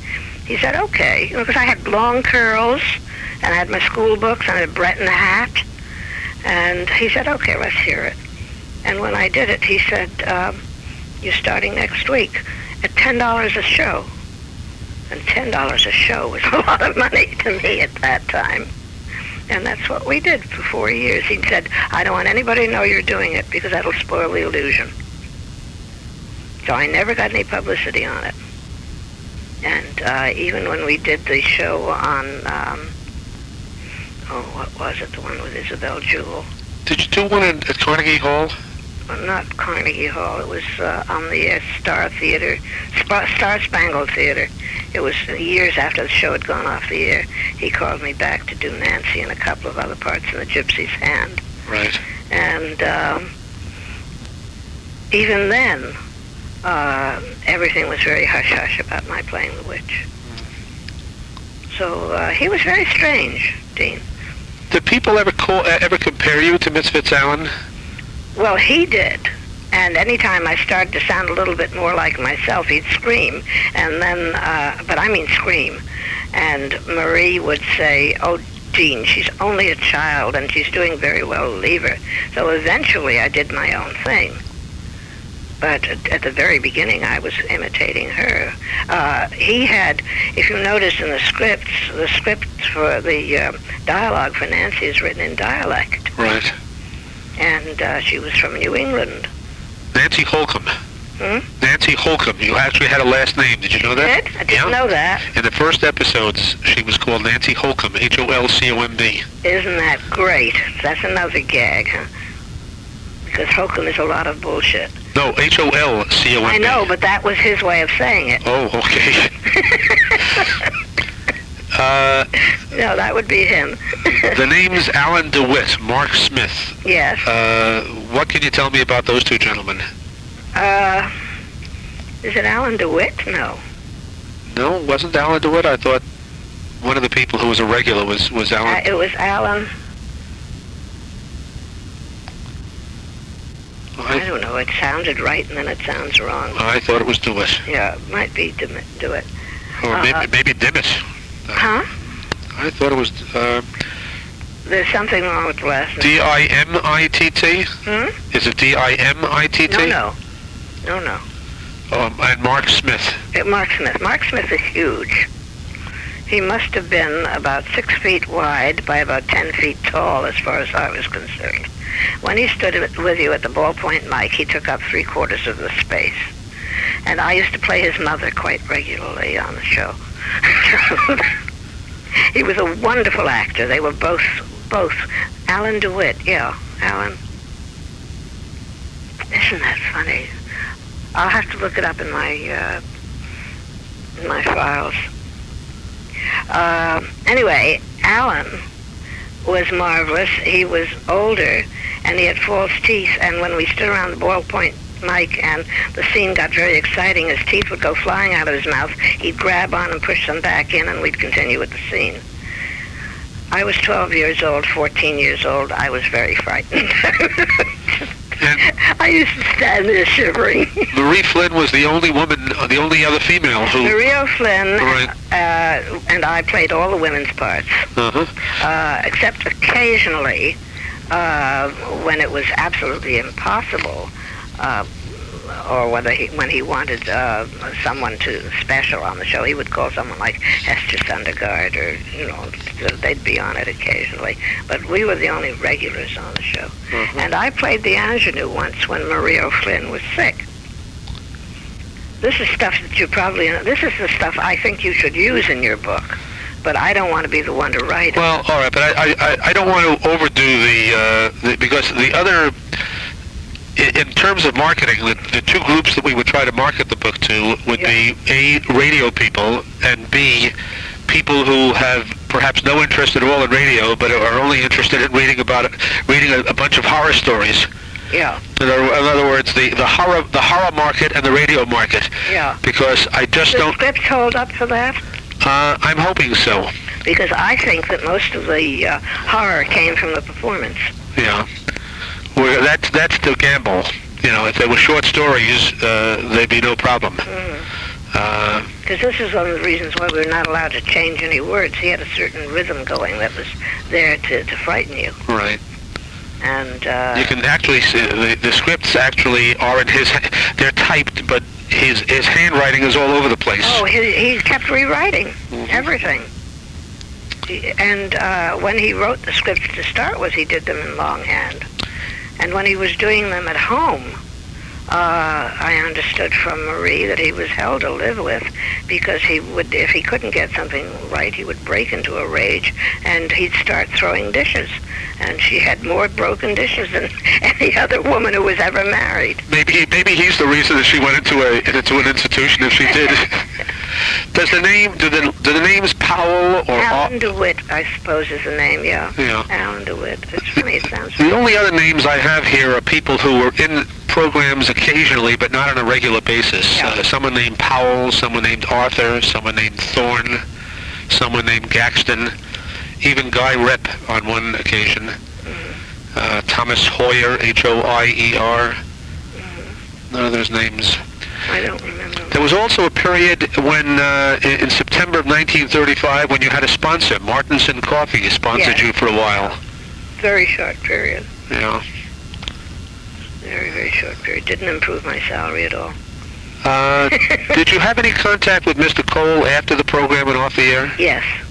I went to visit him up in Scarsdale at their place. And just the one time that I went up there. Of course, he did Casey Crime Photographer after that. And he used me on Casey 1 or 2 times. Yeah. I thought I'd try to get in touch with Jackson Beck, who would not know him from The Witch's Tale, but would know him from Casey. From Casey, yeah. What was the name of the chap? Carl Swenson. Well, Carl Swenson has passed. Stotts Cotsworth played Casey. Stotts Cotsworth, I'm sorry. Yeah, Stotts Cotsworth. He's gone. Who would remember? Well, I really, if you're just doing this as an anthology, I don't know why, except for your own personal curiosity, I don't know why you're looking for all these stories. Well, either to provide a little bit of color, or, as you say, just after a while you become so deeply involved. People who do research for any project, they may. It's like an iceberg. Yeah. You may print only the a small portion of what you learn, but you feel so much better because then no matter what the reader has read, you really know that you know the people involved. Yeah. Well, leave them wanting more, as they say. always leave them that way. Yeah. Okay, I am. You've been very kind. I'm not going to keep you any longer. I'm very pleased that you're doing this. I'm going to. I'm so happy that after having met you again, and being so discouraged that things just seem to turn around shortly thereafter. That you have the scripts. I'd be very curious to see them. I've all 350 of them. They take up. They were sent to me FedExed in 4 large boxes. I'm sure. I've got to return the boxes to Mrs. Cole. Yeah. Without the script?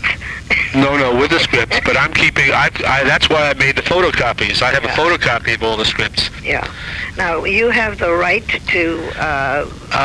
What I did was to pay a royalty. To whom? To her? To Mrs. Cole. Yeah. Based on the fact that we print about between 1,000 and 1,500 copies. If we print any more than that, or if it ever goes into a second printing, then I'd have to, go back to her. Yeah. So.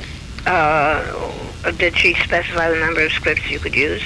I think in the cover letter we said somewhere between about a dozen. So, I think if I stretch it to 13, I'm not going to get into trouble. May I put my neck into this and give you some advice on what to choose? I'm always happy to hear you. I would say there are many of the scripts which, on second reading, particularly if they're read by someone who is not an actor, as your audience will not be actors, on a second reading of a script, if you find that it doesn't play or that it lacks in any way, choose the ones that are the tightest. And I think out of 100, 300, you'll probably be able to find, if you're lucky, 13. Yeah. My thinking was, A, to stay away from the classics. In other words, he did Rappaccini's Daughter, he did Frankenstein, he did The Golem, he did things like that. And I would try to stay away from anything that was an adaptation. Yeah. Because people are familiar with those stories. Yeah. Unless they were awfully well done. And in that way, it might be even more interesting. Yeah. I would also stay away from the two-parters because they would be twice as long in terms of using the scripts. Yeah. He actually did one three-parter. Well, this is what happened. We got on the air, and he discovered that we were going over. His timing was off. And so he had to rewrite every time. And he had to draw the damn thing out. And so as a result... You mean the two-parters were not originally planned as two-parters? No, they were planned as one script. Yeah. This is what I was telling you. Yeah. We're standing around the ballpoint mic. He shoves this legal pad in your face and says, this is the epilogue. Change it, read it. And you can hardly read his handwriting. And you can know from his scripts what his handwriting was like. And I would do an epilogue saying it was to be continued next week. He would go home and rewrite, say, 5 pages of the script. The last 5 pages he would stretch out into 29 minutes. Wow. Well, So, the man had talent. the man had a great deal of talent, but sometimes it didn't work. That's why I'm saying to you, take a look and see which ones are the tightest. Yeah. Because a lot of them will not hold now. Okay, I hope that I can be the judge of that. I'm not sure that, Well, if you that can't my be the talent judge is of that it, don't good. write the book. Okay. I'm not writing the book, I'm editing the book. Don't edit it. Yes, ma'am. Yes, ma'am. No, I'm being very cruel. No, that's all right. I've been around for... If I can't take it, I shouldn't be here. If you can't take the heat, get out of the kitchen. No, I'm very pleased that you're doing this. I'm delighted. I used my David Siegel stationery. When I write to you again, I probably will use our Book Hunter Press stationery. All right. So if you get something that says Book Hunter Press on it, don't think it's a solicitation. All right. And I'll include one of our books just so you can see. I would like very much for you to do that. Would you mark it, please, unsolicited gift, because I'm liable to be charged. Oh, I'll put something on the envelope saying this is a gift. Just unsolicited gift. Unsolicited gift, okay. Okay. I don't want you to pay for anything. No, it's just that it's silly. But No, I'll be happy to do that. Okay. Thank you very much. It has been wonderful speaking to you. It's been wonderful. We're going off, by the way. My wife and I are going off to China come March 14th. So I will try to get this out to you before we leave. But if there's a period of time that we're not in contact, it doesn't mean that I've fallen off the face of the earth. Well, I hope not. Especially that particular part of the face of the earth. But whenever you feel comfortable, when you reach the point where you feel comfortable about putting something in writing, just use. I'll tell you something. I've been making notes. Yeah. Okay. Go ahead. Yes, ma'am. Yes, ma'am. Which I don't usually do, but I got pretty excited about this. All right. It may not show in my voice, but that's my witch's Alice comes out once in a while. That's Salem. Do you still have the cat, the black cat, Satan? Oh, incidentally, one of the things I want to put in the preface is that he played the cat.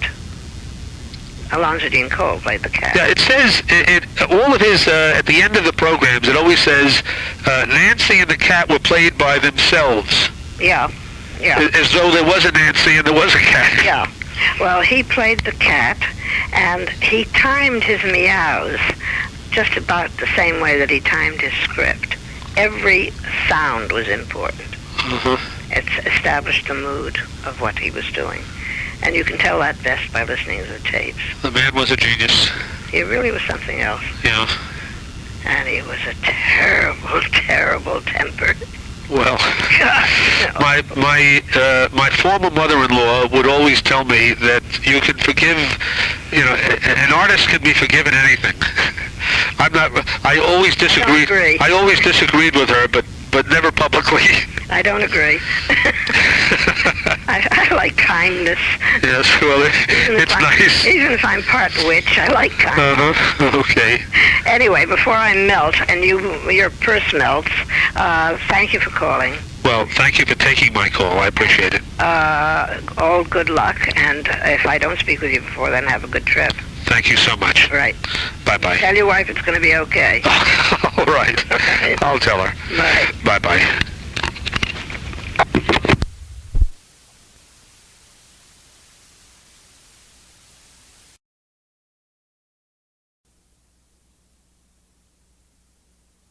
Okay. No problem. I'm looking at a reference book here, and they identify a number of people. For example, Charlotte Manson, they say, was the Ronson girl. Whatever that means. Well, we had, during the Ronson years, we had two principal announcers. One was Frank Waldecker. He was the big voice who did the introductions and read the commercials on the male side. Charlotte was simply the female announcer.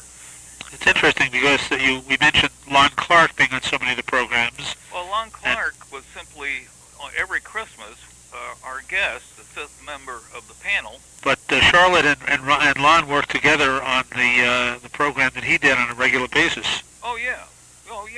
She was his girl Friday. Yeah, people in radio, a lot of them knew each other. Right. Sure. All over the place. Lon Clark for us was our fifth panelist every Christmas. He was Santa Claus. Then you had Jay Jackson. No. Jay came along much later. Jay succeeded Bill Slater as MC. Right. The first broadcast of 1953. But Slater was being affected by Parkinson's, and which later killed him, I believe. And simply couldn't continue. So Jay succeeded him. Other names listed, you mentioned Frank Waldecker. Yeah. Gary Stevens. Gary Stevens was the producer. His job was to count the questions for Slater. He sat next to Slater, and to get the guest.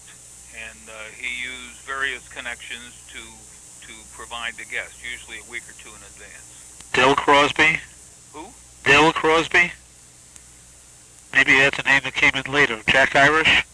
There's nobody named Crosby. You mean like in Bing Crosby? Yeah, it's in one of the references. I think it might be Buxton and Owen. That's incorrect. Jack Irish is another name listed. Jack Irish was a WOR announcer who, on occasion, did some of the radio announcing, but not for Ronson. I mean, Waldecker only announced for Ronson. And when Waldecker left the show, it could be that Jack Irish was one of those who took over. But there were others besides him. I believe Bruce Elliott, another WOR announcer, also, I believe, became the mystery voice. The mystery voice who informed the listening audience what the subject was always a guy named Don Fredericks, whose real name was Frederick Stuffman. He was a Hollywood actor, and succeeded in character parts rather well long after the show was over. But he was the mystery voice all the time I was on the show, on the radio. But after that, when Ronson left the show, when we had, but this is television rather than radio, we had many other announcers. But on radio, for Ronson, it was always Frank Waldecker and Charlotte. Now, once the program, of course, went to TV and finally went off the air, was there? I assume that your dad still retained ownership of the concept.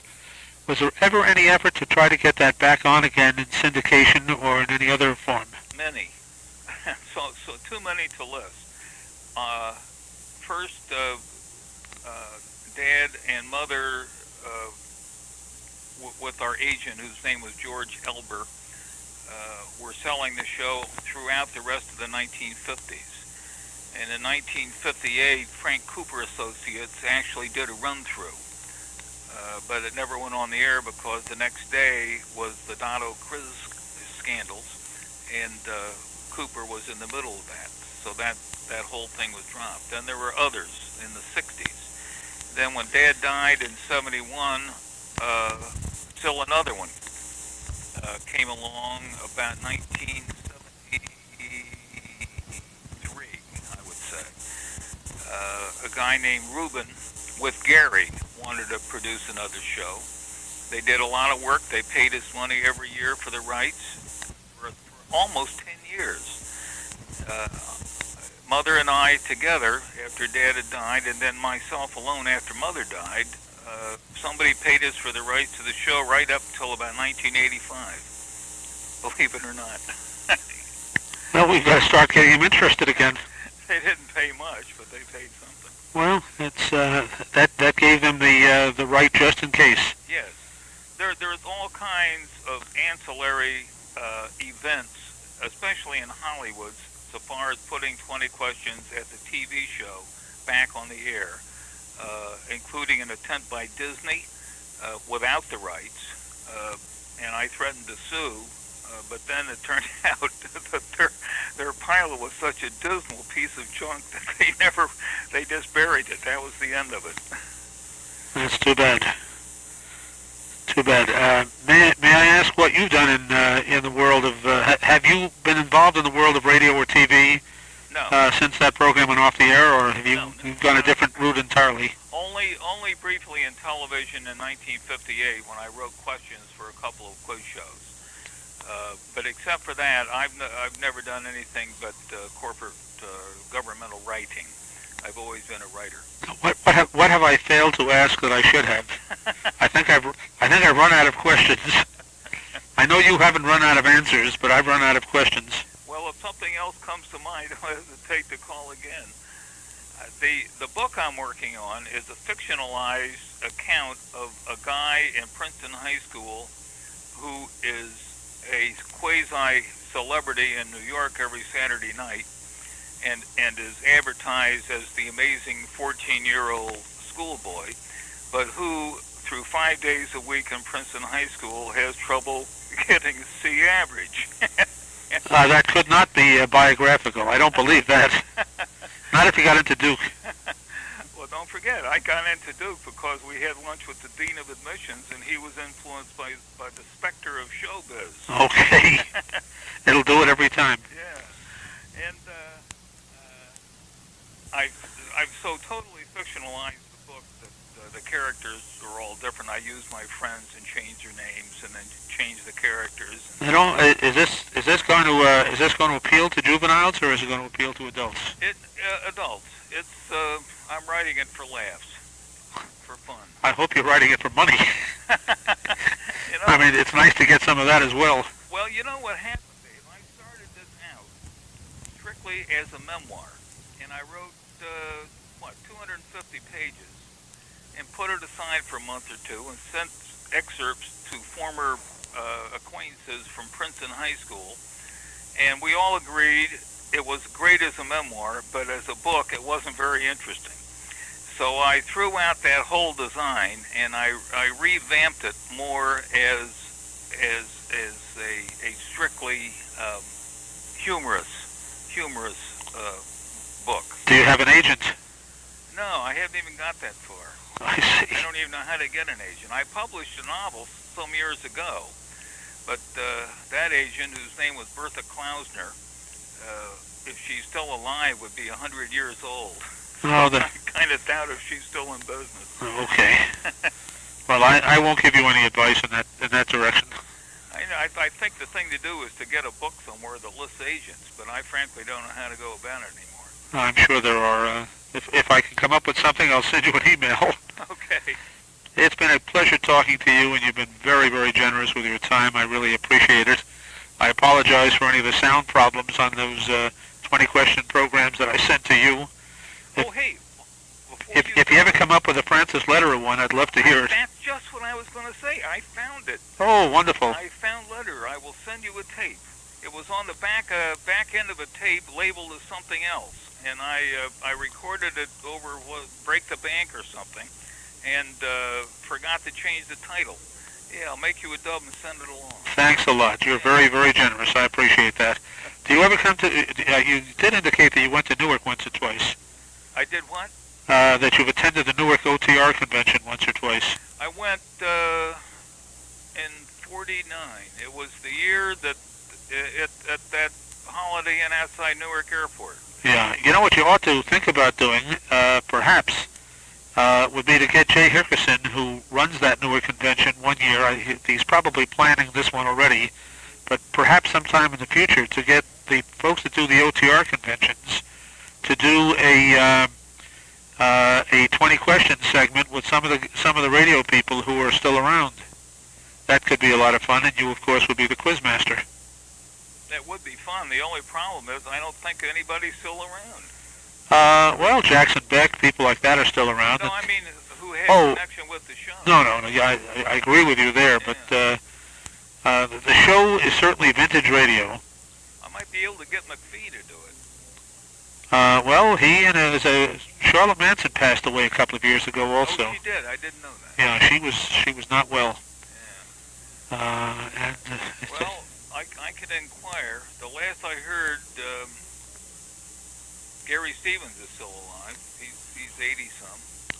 He's younger. He's remarkable. He sounds just like he did when he 1948. What did Alexander King once say? My enemies are getting older.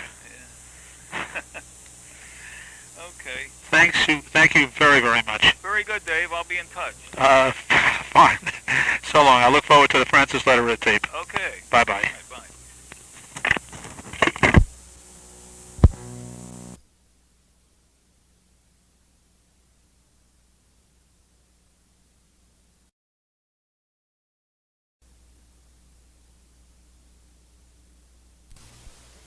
September 24th, 1999, and I have the great privilege and pleasure of speaking with radio vocalist Mary Small, who entertained during radio's golden age. Mary, thank you very much for being willing to share with us. I wish it were silver instead of gold. It's not so long ago if it's silver, right? Well, it could be, we'll take gold. it could be platinum. Oh, I love that. That I like. Mary, tell us how you discovered that you had a singing voice. How did you get involved in music and in singing? Where do you have your roots? Well, I couldn't have discovered it because I was that young, I'm told. And they didn't have tape or anything like that in those days. But I remember uncomfortably being awakened when I wasn't even talking. I was just crawling around. But I hummed a lot, and I remember them waking me one night, I know it was dark, to ask me to sing for some company. And I just did it because I was told to do it. But that was the beginning, and a few months later, when it wasn't wake-up time, midnight, I began to enjoy the singing. And I think the reason I sang is because my father was a singer, and he couldn't see his way into the profession, and so as so many parents will, they do it through their children. So your dad inspired you and encouraged you? Yes, he certainly did. He pushed me. He was a theatrical father rather than what they call the mother. What do they say the mother is? Stage mother. Yeah, he was a stage father, all right. Mm-hmm. I remember a song, he said, "You don't need friends, I'm your pal." And then he went into a song. He was writing a musical, evidently, in Baltimore. And the song was something you won't even remember. I was an infant. "Pal of my cradle days, I've loved it always. When I was a baby up on your knee." Real old corny stuff, but I remember it. Some of that corny stuff is coming back, and people enjoy it. There are a lot of records that bringing back the 40s, but this was not the 40s. 40s, the 30s, and even the 20s. You can still buy an Al Jolson or an Eddie Cantor record. Oh yeah, but what kind of fidelity do you suppose it's like? Can they make nice CDs out of them? The people who have the technical skill apparently are able to take the old records and clean them up. Mm-hmm. I have a very large metal disc of myself on the Rudy Valley Hour when I was about 9 or 10 years old. The song was Louisville Lady, and of course the way they made the records then was with a specific kind of needle which would not work with any other kind of needle.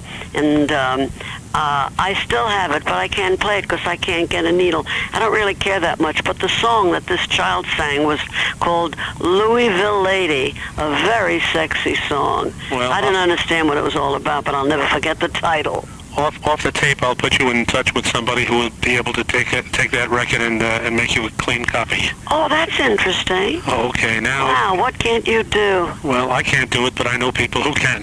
Well, that's the same thing. Your home initially was Baltimore. That's right. Baltimore, Maryland. And how did you get started on the radio? How did you make your first radio appearance, or where was that? I was about 6 years old, and I remember in Baltimore we were listening to Uncle Jack's Kitty Hour. And, of course, who but my father said to my mother, Fanny, you've got to get her on that show. She's better than all the others, which, incidentally, was a terrible philosophy, telling a child she's superior, you know, because I remember hearing someone I loved on that show, and I said, isn't she great? And she was. I don't know who she was. But my father says, oh, you're better. So then I began to think I was better, which isn't good. A child should have humility. There are too many spoiled brats. Forgive me, but I had to get that in. But you should also have self-confidence, and maybe that's what your dad was trying to do. Well, I had when you love to sing and you're born with it. I teach singing now, and I have some people who were born with it, some who were born a little bit with it, and so you go according to how much they have. But I never took singing lessons. My father sang to me 18 hours a day. And so singing was what I did most of all. And I didn't even have friends. And then finally when I came to New York, which I'll tell you about soon, I went to a special school where they were all theatrical and professional. And there was a place called the Mother's Room.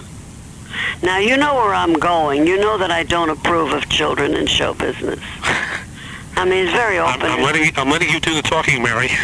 Well, come on, make me say something nice. Well, let's get back for just a moment to the Kitty Show. Did you appear on that once, or were you on that on a regular basis? I was on once, and I sang a song called My Future Just Passed. And I remember enjoying it. I remember doing it well and getting a lot of applause. And then they called me the miniature Kate Smith. I wasn't fat, but I had a big voice. Now, did you involve yourself in any other Baltimore broadcasts, or did you move? Well, at that point, didn't mean to interrupt, but at that point, my father, ever the enterprising pushy daddy, called the radio editor of, I think it was the Baltimore Sun at the time. His name was George Browning. And he's somewhere in the archives. He was a lovely, lovely man. And my father, being very persuasive, got him to listen to me sing. And George Browning was impressed. I'm talking about myself, but since that little girl doesn't exist anymore... Well, that's why we're speaking, because we want to hear about yourself. I know, but I hate to say, gee, I was great, but I remember so much, and the money that I made and wasn't able to save and wasn't given reminds me I must have had something to have earned all of that. Right. But George Browning called a man who was in town that week managing another famous name, Arthur Tracy, the street singer. Yes. And he forced this manager, who did him a favor because, of course, he wanted a good write-up, and he let me sing for him. But I just realized that previous to that there was a Gus Edwards what was it? It was a contest, 2,000 kids. Gus Edwards would travel around the country and audition children for his children's programs. Oh, I didn't know that, but he was in Baltimore a particular week. This was before the other incident I just mentioned. I forgot the chronology. However, I sang Just One More Chance to prove it's you alone I care for.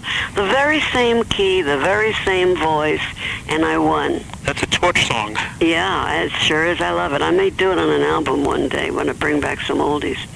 But when I went to New York with Gus Edwards, they turned me down.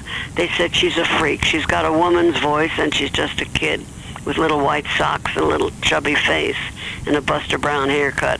You remember Baby Rosemarie? Baby Rosemarie grew up She was on the Richard. Well, so she did was on I. the Dick Van Dyke Show. Wouldn't it be terrible if we didn't grow up? I think it would be great if we didn't grow up, actually. Baby Rosemary did make a TV career for herself. Yes, she went into acting. Right. She had heard her voice by doing a lot of Jimmy Durante, which required that growl. And she developed nodules and had operations, as it was told me. And our parents were, not my mother so much, but her father. Interesting about fathers and daughters. If you talk to Sigmund Freud, which is a little late now, you'd find out about it. But theatrically, it even gets worse. But my father and Rosemarie's father kept us apart. And we were kids about the same age, and we wanted to be together. And then she was on the Tasty East is tempting with da bum bum bum. She had Tasty East, and I had Babbo. Shine, little glowworm, glimmer, glimmer. Golly, you're making me remember things. I must have taken sodium pentothal or something. This is wonderful. You just keep it up. No, but she was on at 12:15, and that was called the Blue Network and the Red Network. WEAF was red and WJZ was blue. Now there's no more NBC, which was blue. Right. And she went on at 12:15. And finally one day we went up to where we rehearsed separately with different pianists to Shapiro Bernstein. They had lots of the biggest hits. And so we rehearsed, and one day we snuck into a room and started to play the piano and talk, and we enjoyed each other so much. So the How old are the two of you at this time? I knew you'd ask me that. I didn't ask you the date, so that won't date you today. Today it won't, but next week it will. Well, we were under 10 years old. I don't know who was older, but she was the greatest singer. I envied her. I felt she had the edge. But unfortunately, since I was the new kid in town, she went to California and did other things and became an actress. I admit I am not an actress. I am a singer. My voice was the same as a child as it is now. And it's kind of crazy. I would get, well, let me see. Here I was about 12 years old, 15 minutes, 5 nights a week at 7:15, getting proposals of marriage until they began to announce my age. But they still kept on. Was this before or after you appeared on the Rudy Valley program? Oh, Rudy Valley introduced me to radio in New York. So this was after Rudy Valley? Yes.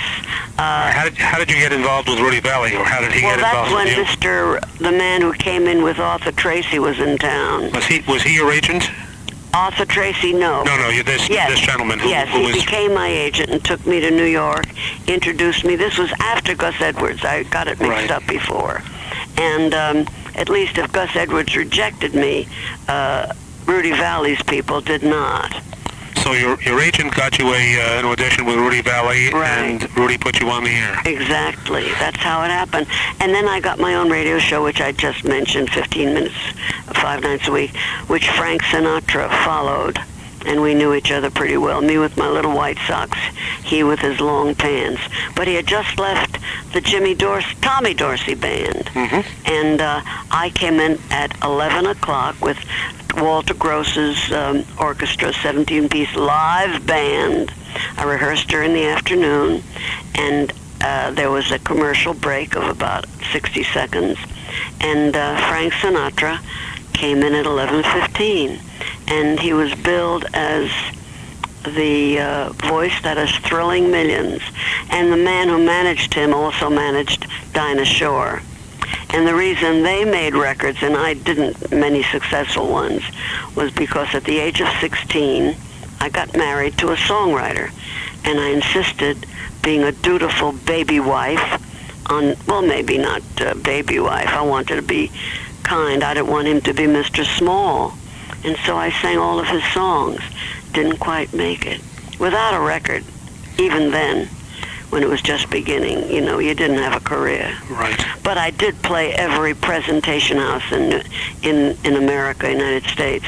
There were 4 movies a day, let's say at the Paramount, which I played. Paramount, the Roxy. And the Roxy and the Strand. and I forget what, lots of benefits, and Madison Square Garden, my God, 20,000 people in those days was, a lot. It's not like concerts today.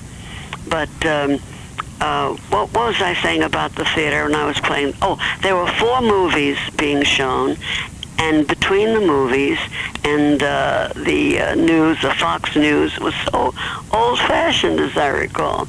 They had vaudeville, and I would headline radio's Little Child Singing Star, and get out there and belt songs like I'm Heading for the Last Roundup, which nobody knows now. Very big Western song. And I'm an Old Cowhand, which I saw on the Country Western Awards the other night. On the Rio Grande. Oh, you remember that? Sure I do. Good Lord. I think I may have told you everything that's ever happened to me. Not yet. Talk away. I'm sorry. Talk for a bit about what it was like in those days to perform on the radio. Were there live audiences? Were there many rehearsals? No. There were lots of rehearsals, no live audiences, very large orchestras, and I would come from school, rehearse. I had to go to a private school. It was called the Professional Children's School. Now, you mentioned the last time we spoke that you and Milton Berle were working. When I played the Palace Theater in Chicago, I had to take my schoolwork with me, the correspondence school. Mm-hmm. And he wanted to do my homework for me. He wanted to do a good deed. Big deed was that I flopped everything he ever did. Milton would be proud of that today, I'm sure. I don't think he cares very much right now. He's a kind of a happy, an octogenarian is 8, and he's in his 90s. What do you call that? I guess he's just a nonagenarian. Well, he's a funny fella. Do you stay in touch, or have you been in touch with any of the people that you worked with years ago? People like Rosemary, or? No, everybody's on the coast, and I gave up my work after I went to London because I had 2 children, and London was the beginning of big things for me. It would have been just great. But when you have 2 kids and you bring them with you, you can't get a nanny who'll care. And I was so concerned about the kids. I was quite young. And I hate to say this, but my former husband wasn't exactly in the mood to be a nanny while I was singing on the stage. You see, he played the piano for me. So there was just nobody to connect the family and the profession. Now, he was in the service during World War II, is that correct? That's right, he was a sailor. Now, were you active at that time during the war? Oh, yes, I was. I played Mark Warno's program, and The Daughters of Uncle Sam was the show I did with B.A. Rolfe, if you know who he was. Wasn't he was a band leader, wasn't he? Yes, and he had an all-girl band. Mm-hmm. And I sang on his program for years. Chubby fellow, as I recall. The big man. The Daughters of Uncle Sam, we were called. Golly. Now, some of the people who, again, according to the research or the material in John Dunning's book that you worked with, were people like Ben Burney. That's right, I did work. You were regular on his show, were you not? I was, And what was it like to work with Ben Burney? Well, he liked little girls. And my mother had to be around me all the time. It's not nice to talk about the deceased, but what's happening today is even worse, I'm afraid. But he he scared me. You don't flirt with a little 15-year-old girl and say, "Hi, sweetie, aren't you cute?" and all that kind of thing. So you see a child, particularly a girl, in those days, in the theater, there are 2 things to look at. You're suppressed because you cannot play with kids your own age, which is a natural desire. And you are watched over so carefully that you feel like you're doing something wrong, and you really want to go roller skating. When you played with Ben Burney, do you recall it was a half-hour show? Did you do 1 song or 2 songs per program? I did 2 songs. In those days, we had to do 2 shows because we had to repeat it at 12 o'clock. East Coast and West Coast. That's right. And you never felt that you were in good voice the second time. Now, do you remember any of the guest stars that he had on the show when you were performing with him? He didn't have guest stars. Okay. It was only his own show and a singer named Bobby Gibson. and myself. Purely music, no comedy, no... Well, he was the comedy, and he had a straight man, and it was a very short show. Did he ever have Walter Winchell on his show? Oh, heck no. They were enemies, but of course it wasn't real. It was just a press agent's dream. The Ben Bernie-Walter Winchell feud. That's right. They loved feuding because it made good copy. You worked with Milton Cross also, I understand. Yes, Milton Cross was my announcer many times when I had a very special program, and he was one of the first people who held his ear when he spoke. You must see old-fashioned pictures of that. Mm-hmm. It sort of gives you a sounding board. There are lots of singers who do that, which is a bad thing to do. It gives you a dependency to hear your tone. What memories do you have of Mr. Cross? A very, very distinguished voice for the Metropolitan Opera. A very lovely, wonderful, humble gentleman. Not often in our business. And I understand you worked with Bud Collier. Bud Collier was my announcer when I had the Little Miss Babbo program. Mm-hmm. Oh yes, Bud was fun. He was real great guy. I'm looking for little anecdotes. Harry Babbitt was someone else that you worked with. Yes. Now let me think.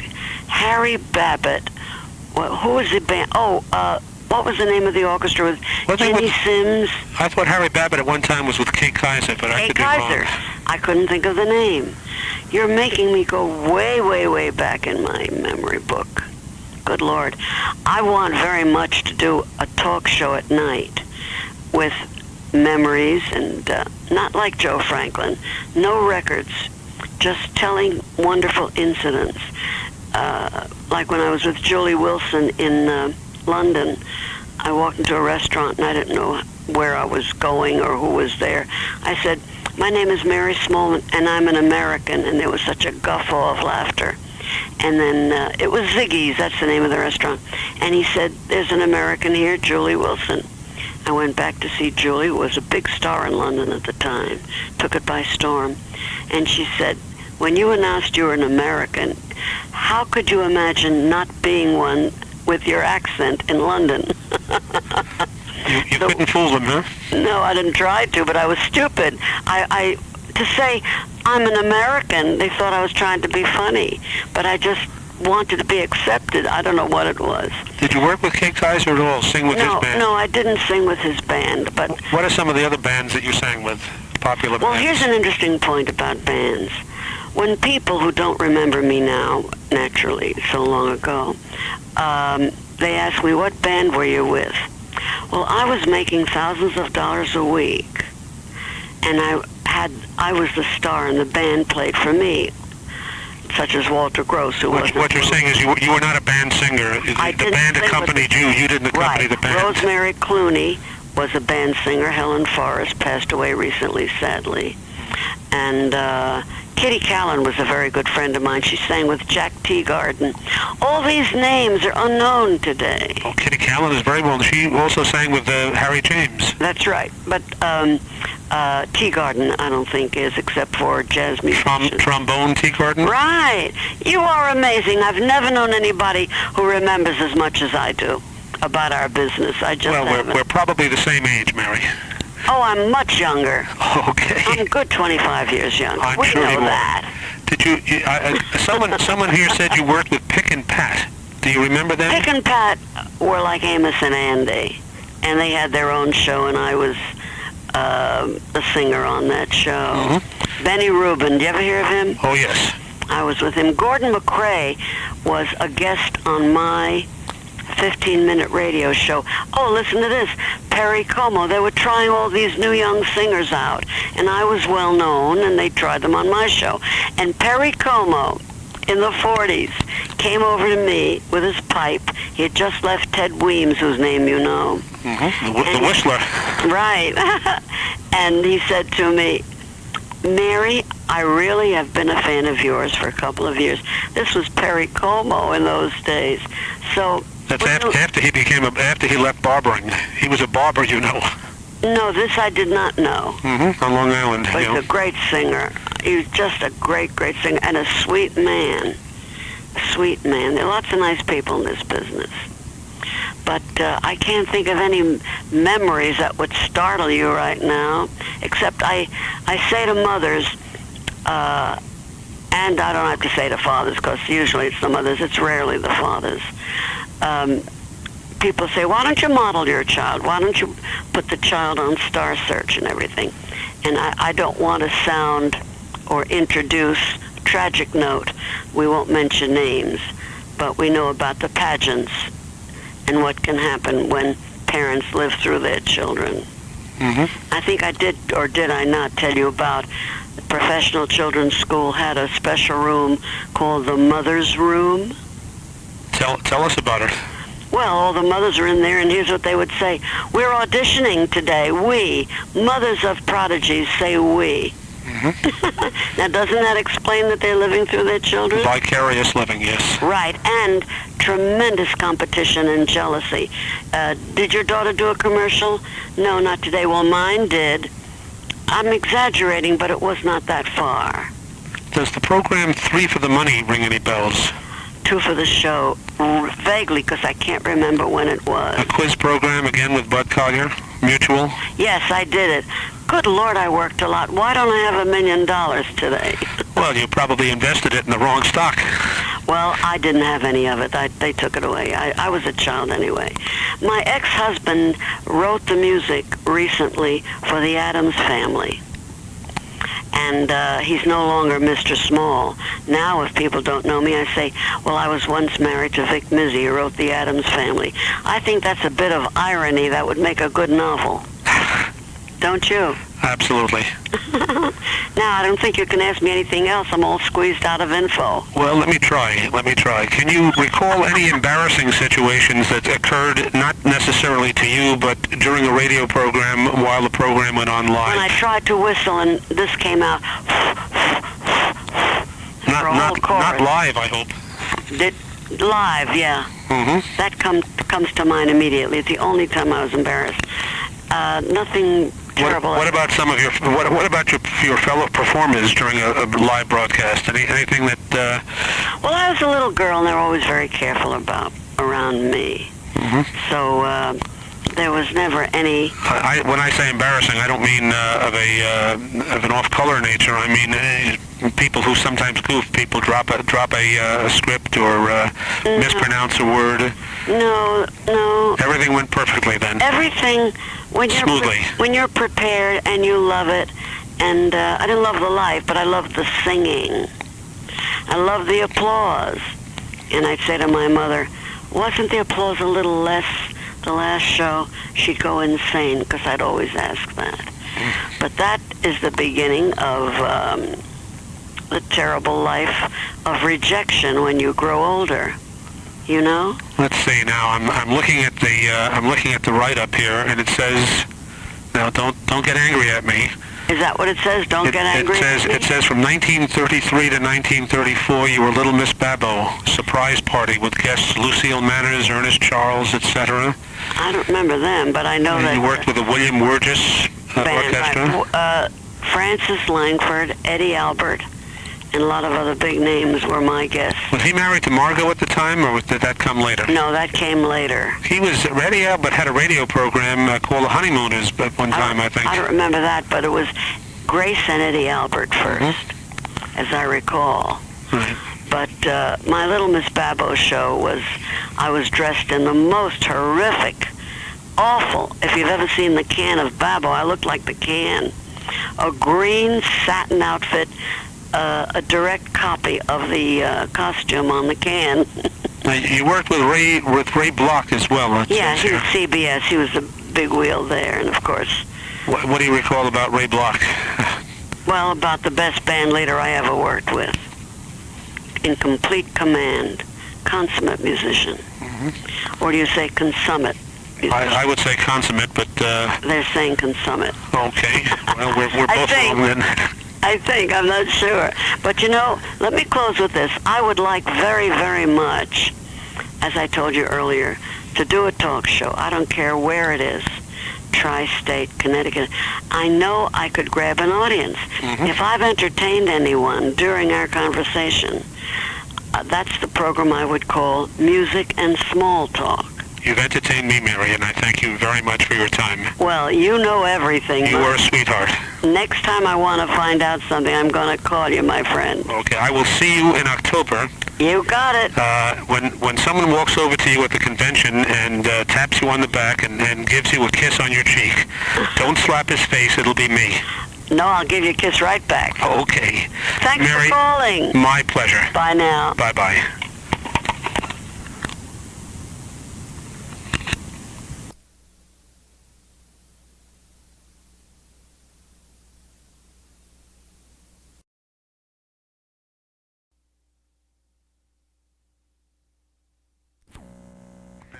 Stop it and see if it's taped anything. Talk to me again. The tape recorder works. Okay. Let's see. Today is Wednesday, October 6th, 1999, and I have the great pleasure of speaking with DeMarco of the famous DeMarco Sisters singing group. Ann, when did you and your sisters first begin singing together? We began singing together, the three of us. We were 2, 4, and 6 years old. And what? We were a trio. What caused you to sing together? Did you do it on your own, or was it your parents? No, my father. He was a singer, and he played banjo and guitar and all. But didn't read a note of music. By the way, none of us ever did either. Well, I understand Irving Berlin didn't either. No, right. And that's who helped put us on the Fred Allen show. Irving Berlin? Berlin, yes. And you started to sing when you were 2, 4, and 5, did you say, or 6? 4 and 6. We were 2 years apart. 2, 4, and 6. Right. And you just sang at home, or did you start? My father taught us harmony. The first song he taught us was, "When it's springtime in the Rockies, I'll be coming back to you." Uh-huh. And he taught us each our parts. We listened. And to be sure we'd be on key, he had a Coca-Cola bottle, Right. And he'd blow in it, And we had to be sure that we ended on the same key that we started with, and we always did. Now, how long did you do that before you started singing for other people? We were, let's see, I think 7, 9, and 11 years old. My father took the trio to New York. Right. New York City. And he took us to Radio City Music Hall. We went on an excursion ticket. Somebody offered to pay for us. We were very poor, Right. And we get there, and it was a weekend excursion, and we went to Radio City Music Hall, and there were all people in the lobby. My father said, "Sing." So, but now we know, we were kids. We started to sing "The Object of My Affection" in 3-part harmony. This is in the lobby of the music hall? The lobby, of NBC. Uh-huh, Radio City. That was right across the street, right. And as we started singing, man said, "Hey, get these kids upstairs, And we went upstairs, and the man made us sing, whoever he was, and then he says, "Come back in a month." So we said, "Well, we got to go back by Monday." The excursion was only for the weekend or what, Where were you folks from? Rome, New York.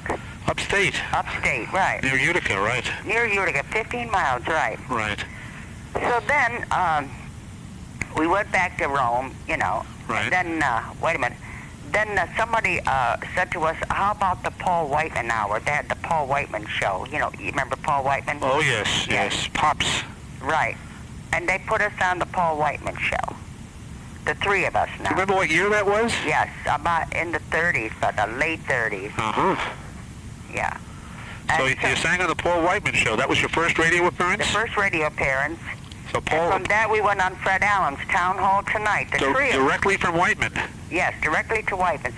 And then they said, "We'll give him $250. My father said, "How many months?" And they said it was a night. I swear to God, I'm not lying. Your father must have been thrilled. Oh, yeah. All right, so after that, we did the Fred Allen show. When that was the night that Stuart Canham was on, the kid, the 12-year-old that played the violin, and that's what started the feud with Jack Benny. The Bee. The Bee, right. Right. And that's the day we were on, Uh-huh. And then we did everything from Pink and Pat to Hobby Lobby to Showboat. We did all of these shows, right? Now, was the first time you appeared on Fred Allen, was it a single appearance? You weren't going to be... Just as a guest star? Just as a guest. You weren't regulars to begin with? No. And then you guested on other shows? Right, and in 45 we did the Allen show. So you started... I want to tell you how we were... by now we were 5. The other 2 were born. Oh, yeah? Oh, my gosh. Arlene and Terry. Uh-huh. Now we're 5 sisters. And you're all singing together? And my father taught us barbershop harmony, and then he liked the Merrimax, and he said they do a thing with, he didn't know how to say fifths or whatever it is, which I still don't know, you know. And then he taught us to sing in modern, you know. And he took us to New York again. No, we stayed in Brooklyn at some relatives' house, the distant relatives, right? My Aunt Bee and Uncle Joe. They weren't really my Aunt Bee and Uncle Joe, but we called them that, right? They were family. Right, they were family. And so then we went to, my father took us to New York again.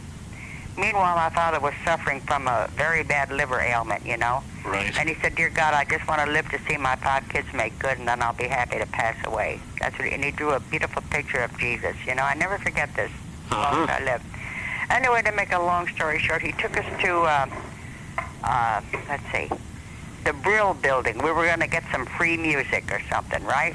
Yeah, isn't the Brill Building, isn't that the place where the ASCAP works? Yeah, no, the Brill Building. Yeah, I don't remember, but I know that that's where Irving Berlin's office was. Right. In the Brill Building. So we're there to get music or whatever, I forget. And we always said, we knew we were good. This is an awful thing to say, but we knew how good we were. You know, 5 little kids, right? So what we did... Adorable little kids. Well, I don't know something about that. Adorable. I've seen pictures. Adorable. Oh, thank you. Anyway, so we said anybody that's important, you know, we'll start to sing, right? So I swear to God, this is the truth. This guy with the brown jacket and tan leather pants came in with sunglasses in the elevator, right? Yes. We didn't know who he was, you know, and we wouldn't recognize him anyway. So we said, look on the fire and put on your old gray bonnet with the blue red, you know, just to sing like that with the harmony. And when he went, oh my God, he says, come with me. My name is Gordon Jenkins. Oh my gosh. And he took us to Irving Berlin's office. And he said, Irving, you got to hear these kids. You won't believe it. And we did a little bit of that. And he went, oh my goodness. And he says, oh, we got to do something. We got to do something. You know, and he was so nice. And we always called him Mr. Berlin, you know. We were so impressed and everything. Anyway, he says to us, now look, he says, kids, he said, where you rehearse or anything like that? You know, we had no arranger or anything at the time. But this lady did want to arrange for us. Her name was Grace Shannon. She arranged for, what the heck was the name of that big singer? Jimmy, what was the name of that singer the one that came out of the Army? He was a big singer. He had just gotten out of the Army or something. I forget the name. I don't think of it. Baritone? Crooner? Yeah, a crooner. Doggone it. Johnny something? Johnny Desmond. Okay. Johnny Desmond. Right? And she was going to arrange for us and all, like, for nothing, you know, no, she just thought we were so good. Right. And everyone said, where are you going to rehearse? And we said, I guess NOLA Studios. He said, no, you rehearse in one of my offices. Well, I paid NOLA Studios. Isn't that great? Wonderful. And so we did that. And, I forgot to tell you, you know while the 3 of us were singing? Right. Somebody told Babe Ruth about us. You know, the baseball player? Yeah, of we were course. such dumb kids. We were like 6, 8, and 10 years old. The trio now. George Herman Ruth. Oh, sure. I got a tape of us doing it with Babe Ruth. Wow. An audio. Video. Video. So they said that we were Babe Ruth's proteges or something like that. Anyway, we did a song. He did a movie for Warner's Vodafone movie. Right. And he put us in the picture. And they said, they call us the Bambinos, Babe's proteges, right? And they said, here they are, the 3 DeMarcos, right? And we sang, the 3 of us, all dressed in baseball suits. I can bring that to show you when I see you, if you want to see it. That's wonderful. You know? That's terrific. And we sing, it happened on the beach, for the tree harmony with me playing guitar. All right? And he said, over the ether. In those days, they said over the ether. Your dad must have been so proud of you. Right. Your dad must have been so proud of you. He certainly was. He certainly was. Then, to get back to the 5 of us, Irving Berlin said, he said, I want to put them in Annie Get Your Gun with Ethel Merman, right? He went all the way to Albany to see Governor Lehman, who was the governor at the time. I mean, this can be attested to. You can't ask Mr. Berlin, right? I believe you. He said, I've got 5 kids that are so great. He made us learn that, you know, doing what comes naturally, you know, right? Yeah, I remember that very well. That's right, from Annie Get Your Gun, and Ethel Merman and everybody. And Lehman said, Mr. Berlin, first of all, it's a pleasure. This is what he told us, Mr. Berlin. He said, first of all, it is a pleasure to meet you. I've enjoyed you hearing your songs. He said, but we have a thing in New York that I can't do anything about called the Gehrig Society. Child labor law. Gehring, right. Uh-huh. He said, and if I gave permission for these children to sing in Annie Get Your Gun, every mother and her child would be around, you know. Right. And that's against the child labor. You heard of the child. I don't know if you're old enough or young enough to remember the child labor laws. Yeah. But that's what it was. So we couldn't get it at night, and he felt so bad. But he went to Albany to plead with the governor, okay? That was that. And then they talked about Al Goodman, who was the orchestra leader on Fred Allen. Right. And Berlin introduced us to Al Goodman. And Al Goodman called Fred Allen. He said, they want me to hear these 5 kids. But the Merrimacs were signed by William Morris. Uh-huh. Big agency. Did you have No, we had no agency. No agent. We had a manager then picked us up, Johnny O'Connor, who was a drunk. But that's beside the point. Anyway, he said to us, he called Fred Allen. He said, I want to audition these 5 kids that Irving Berlin's raving about. And Fred Allen said to Al Goodman, he told us later, he said, if these kids are any good, then you book them. So I leave it up to you. You're the musical director. Well, what happened to the DeMarco, to the Merrimacs? They didn't get the show. They lost it? Yeah, well, they thought they were going to be on because they were William Morris, and so was the Fred Allen show. I see. Nobody. They were not related to one another, the Merrimacs, were they? They were just a group that got together. Michael. 2 of them, I think, were brothers. They were very, very good. That's who my father patterned us after, you know. Right. Anyway, to make a long story short, we auditioned for... Oh, you want to hear? You got a minute? I've got lots of minutes. Okay. My father said, when we went to audition, my father was really sick by then, so the 5 of us made it to New York by ourselves. It took us 50 cents back and forth on the subway, nickel apiece. Those were the days. Those were the days, right? A nickel beer and a nickel subway. So my father said to us, he said, if you get the Fred Allen show, he says, call me up and say, burn the mattress. Now, I got to tell you what burn the mattress means. My father said that in Italy, where he was born, there was this man that always used to play the lottery. And he told his wife, he said, I got a hunch, Angelina, if I put our life savings on the lottery, I had a feeling on 9999 that we can just start all over again. He said, if you see me coming home in a carriage, right? Yeah. He said, burn the mattress. We'll start like anew, right? Right. So the guy goes to the lottery, the old Italian guy, and 9998 comes out, and he faints and falls on the ground, right? So the neighbors knew where he lived, some neighbors that lived near him. And they said, oh, poor Giacomino. He said, oh, my God, he fainted. Let's take him home, you know. So they put him in the carriage. And the carriage is coming up the walk, right? And the wife saw it, and she burned the mattress. Oh, boy. And in other words, she thought him coming home in a carriage, he won the lottery, which he didn't. You got it? I got it. Come home in a carriage because he passed out because he lost the lottery, right? Poor fellow. Right, so anyway... No mattress that night. So when we auditioned for the Fred Allen show, Al Goodman says, kid, you got the job. So we called my father and we said, burn the mattress. He said, oh, don't say to my heart's and I said, no, we burn the mattress. And we got that. And we were on for 4 years, from 45 to 49. Did you actually have a contract, or was it a week-to-week situation? No, I don't remember if we had a contract or not. I don't remember. But you were on it? I know is that, oh yeah, we went to MCA. You know how? Basil Rathbone, remember him? Oh yes, Sherlock Holmes. Sherlock Holmes. He sent a note and says to MCA, and he said, for God's sake, help these talented kids. Right. And they signed us with MCA, right? Now you're represented well. Now we're represented well. Now we played the Copa with Dean Martin and Jerry Lewis in 51, right? How old are you at this time? Oh, I don't remember. Just young. Teenagers still. Teenagers, right. And we were singing, you know, I'm late for a very important date, you know, from the Alice in Wonderland, whatever it was, you know. And unbeknownst to us, Joe Pasternak was in the audience. And he put us in a movie with Esther Williams called Skirts Ahoy. Marvelous.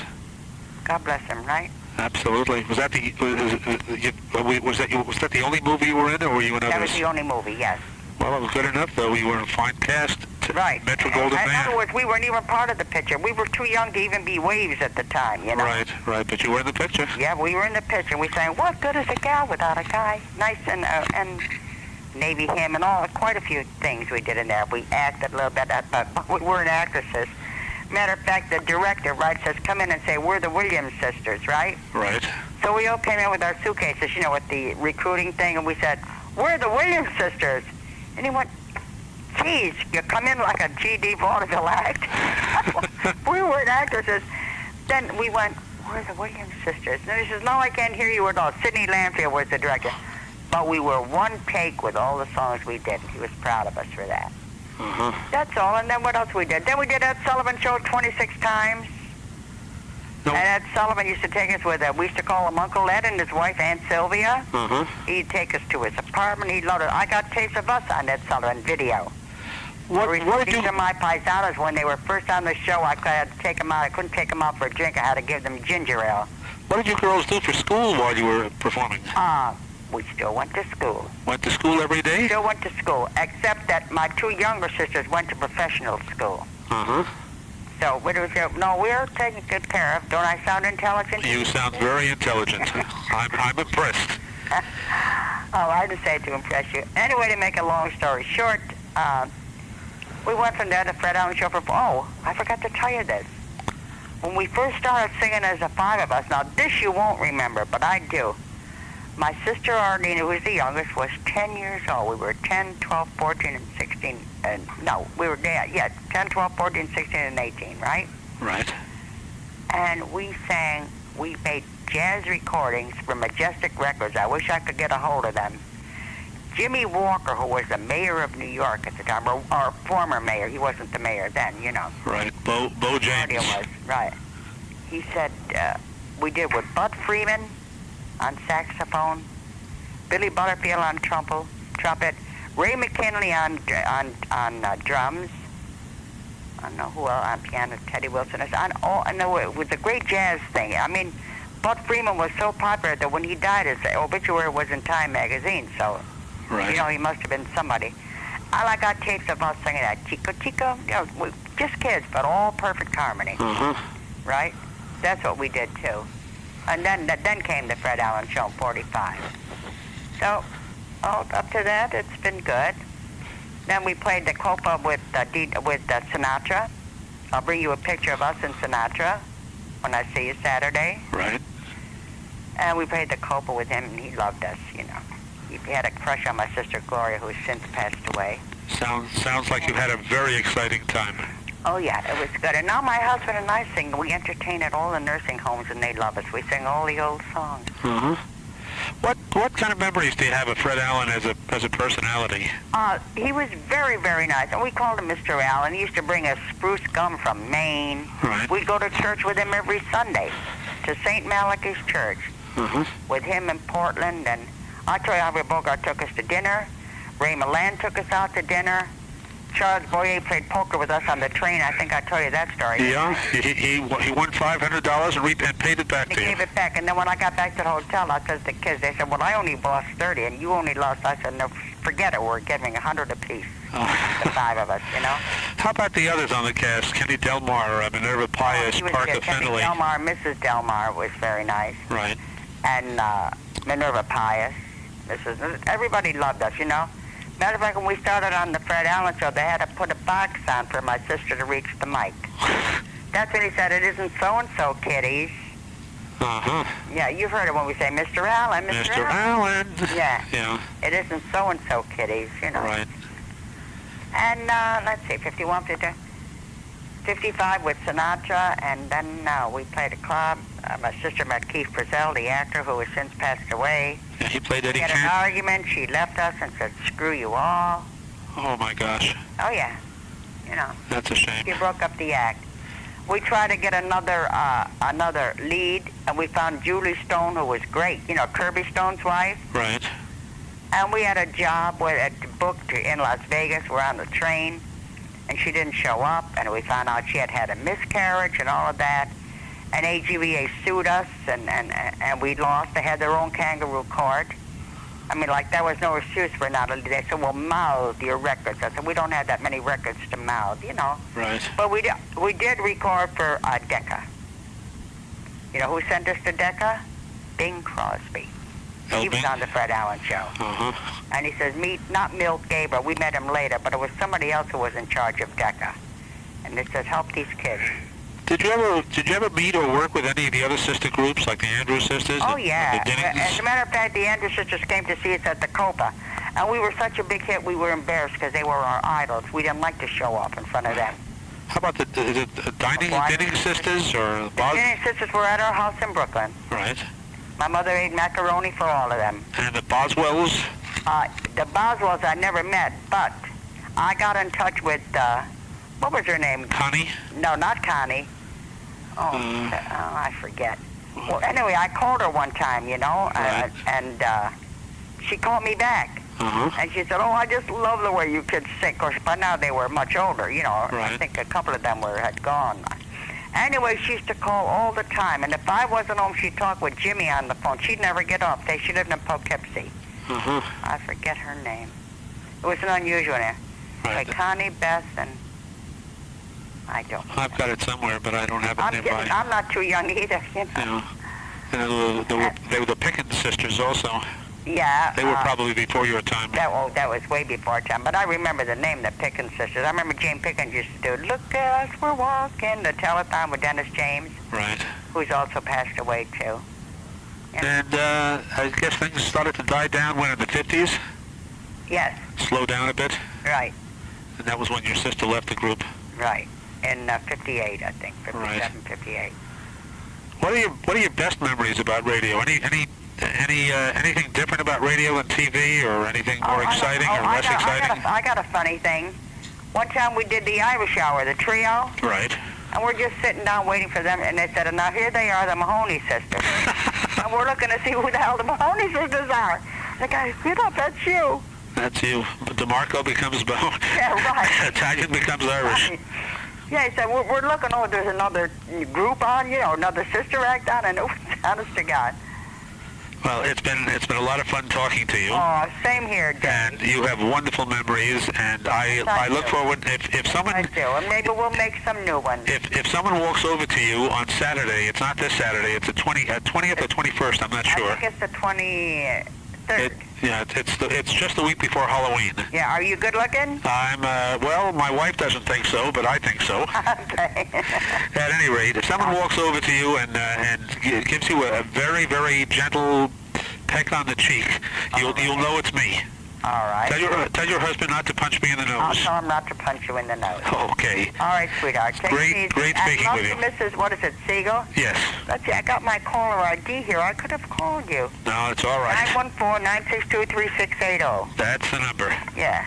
That's all right, David. God good, bless. and I'm sorry I couldn't send the whole tape, but at least you got some of it. Oh, yeah. I have some tapes here from Fred Allen, but I don't have them all, you know. But you know who has them?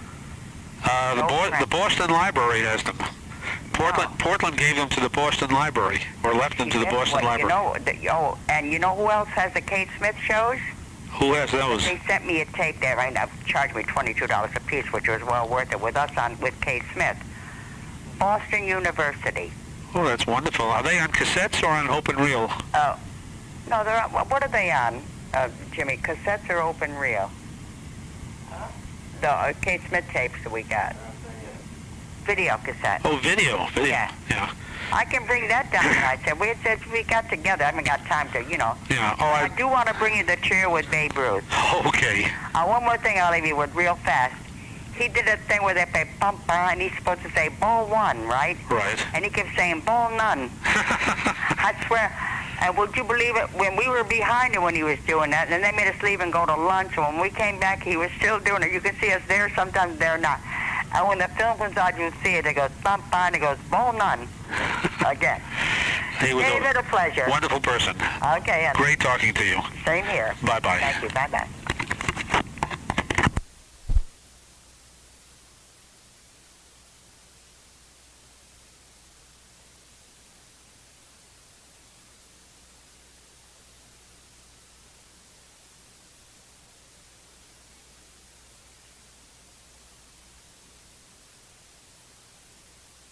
is Dave Siegel, OTR fanatic, and I have the great pleasure of being able to speak with Robert Vanderventer, better known in the world of vintage radio as Bobby McGuire, teenage whiz kid of Mutual's popular panel show 20 Questions. Today's date is Tuesday, March 22nd, 1999, and Bobby has graciously offered to share some memories of the program he was featured on. Teenage whiz kid. That's very interesting. I like that. I like that. It's so long ago that I was either a whiz kid or teenage. It's pleasant to hear the words again. Well, your voice was very pleasant on the radio, and it certainly hasn't lost any of its tenor. I know you're writing a book about the program, and in the book you describe the inception of 20 Questions as a network program. Can you share some of those beginnings with us? Yeah, I have in my hand my Boy Scout diary of 1945, and I shall read the entire entry for Sunday, June 10. Quote, Charles Stark played golf with us today, but it rained. We stayed up late. Exams begin in the morning. We may have a new radio show. End of entry. How old were you when you wrote that? Well, I was not quite 14. I was 13. Yeah. I wonder how many 14-year-olds today keep diaries, and how many of them are serious as you were at that age.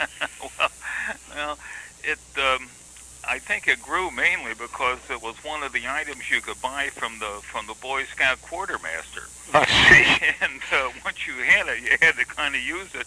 Terrible to leave it empty. 50 cents, yeah. That particular diary does not mention the show again. I petered off in writing in it in the summertime and didn't take it up again. And there was no diary in 1946, so the inception of the show is strictly a matter of memory.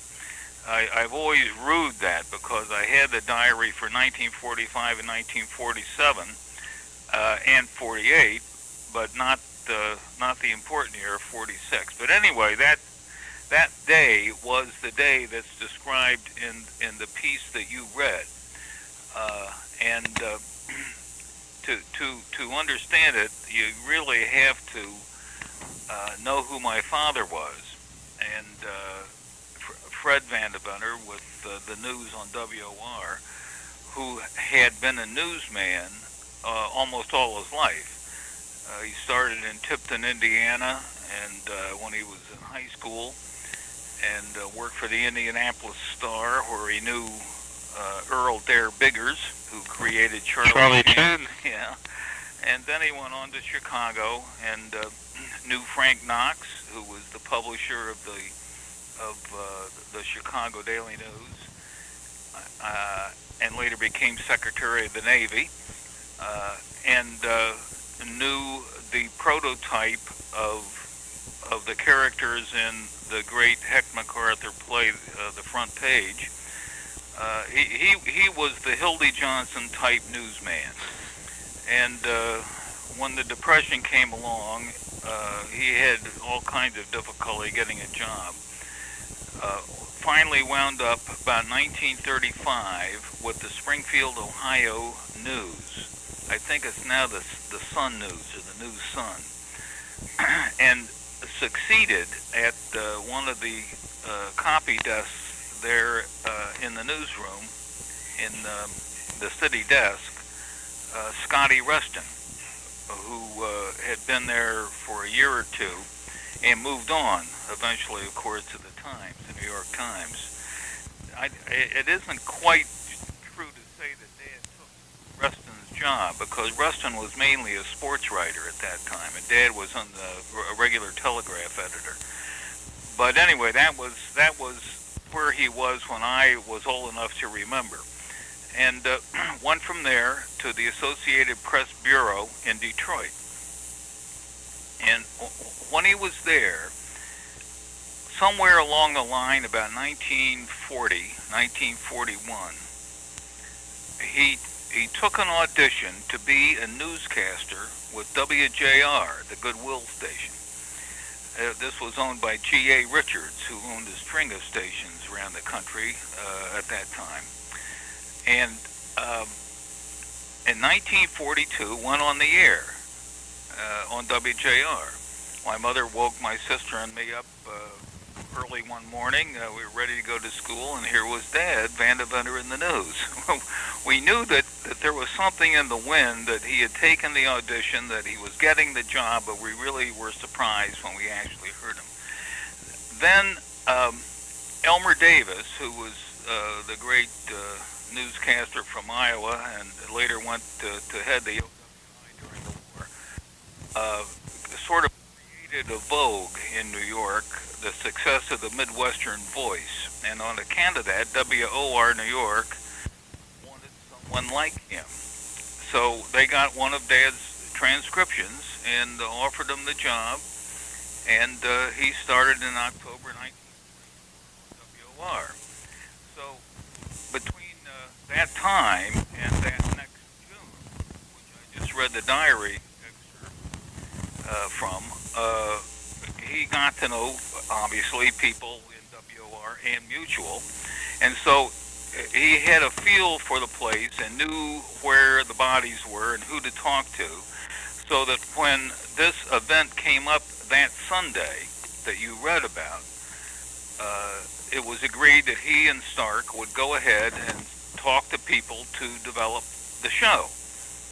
So that was the origin of the show. If you want me to describe that day, you're better off reading that 20-page excerpt again. Well, that will be part of your book eventually, so folks who buy your book will have the pleasure of reading that. Yeah, of course it's fictionalized, but the facts are accurate in that excerpt. Once I know you indicated that you and your family were played this game of animal, vegetable, or mineral, and that was really the incentive for 20 questions. Why did they change the title from animal, vegetable, and mineral to 20 questions?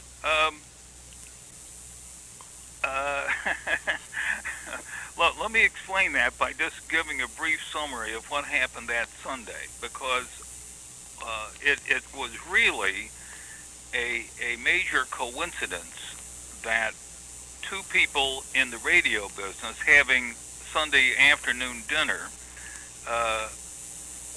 were in fact having dinner in the house of a family that had always done quizzes and played parlor games, one of which was what we called animal, vegetable, or mineral. And it was suggested back and forth during the course of that afternoon that this is what you have to do to promote and produce and develop a radio program. And during the course of this, someone mentioned animal, vegetable, and mineral, as well as other parlor games we had played. And Charles Stark himself was the one who said, "I can see it now.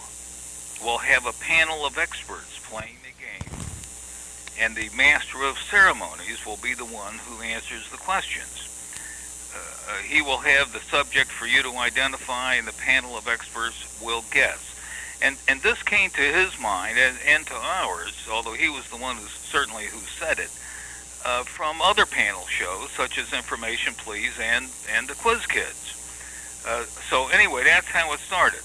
So when they took it to New York and talked to Dave Driscoll, the head of news at WOR, and Norm Livingston, the head of programming, and it got talked up within the walls of 1440 Broadway, within, a month or two, it came back that, oh yes, people all played this, they all knew about it, but in the East, they called it 20 questions.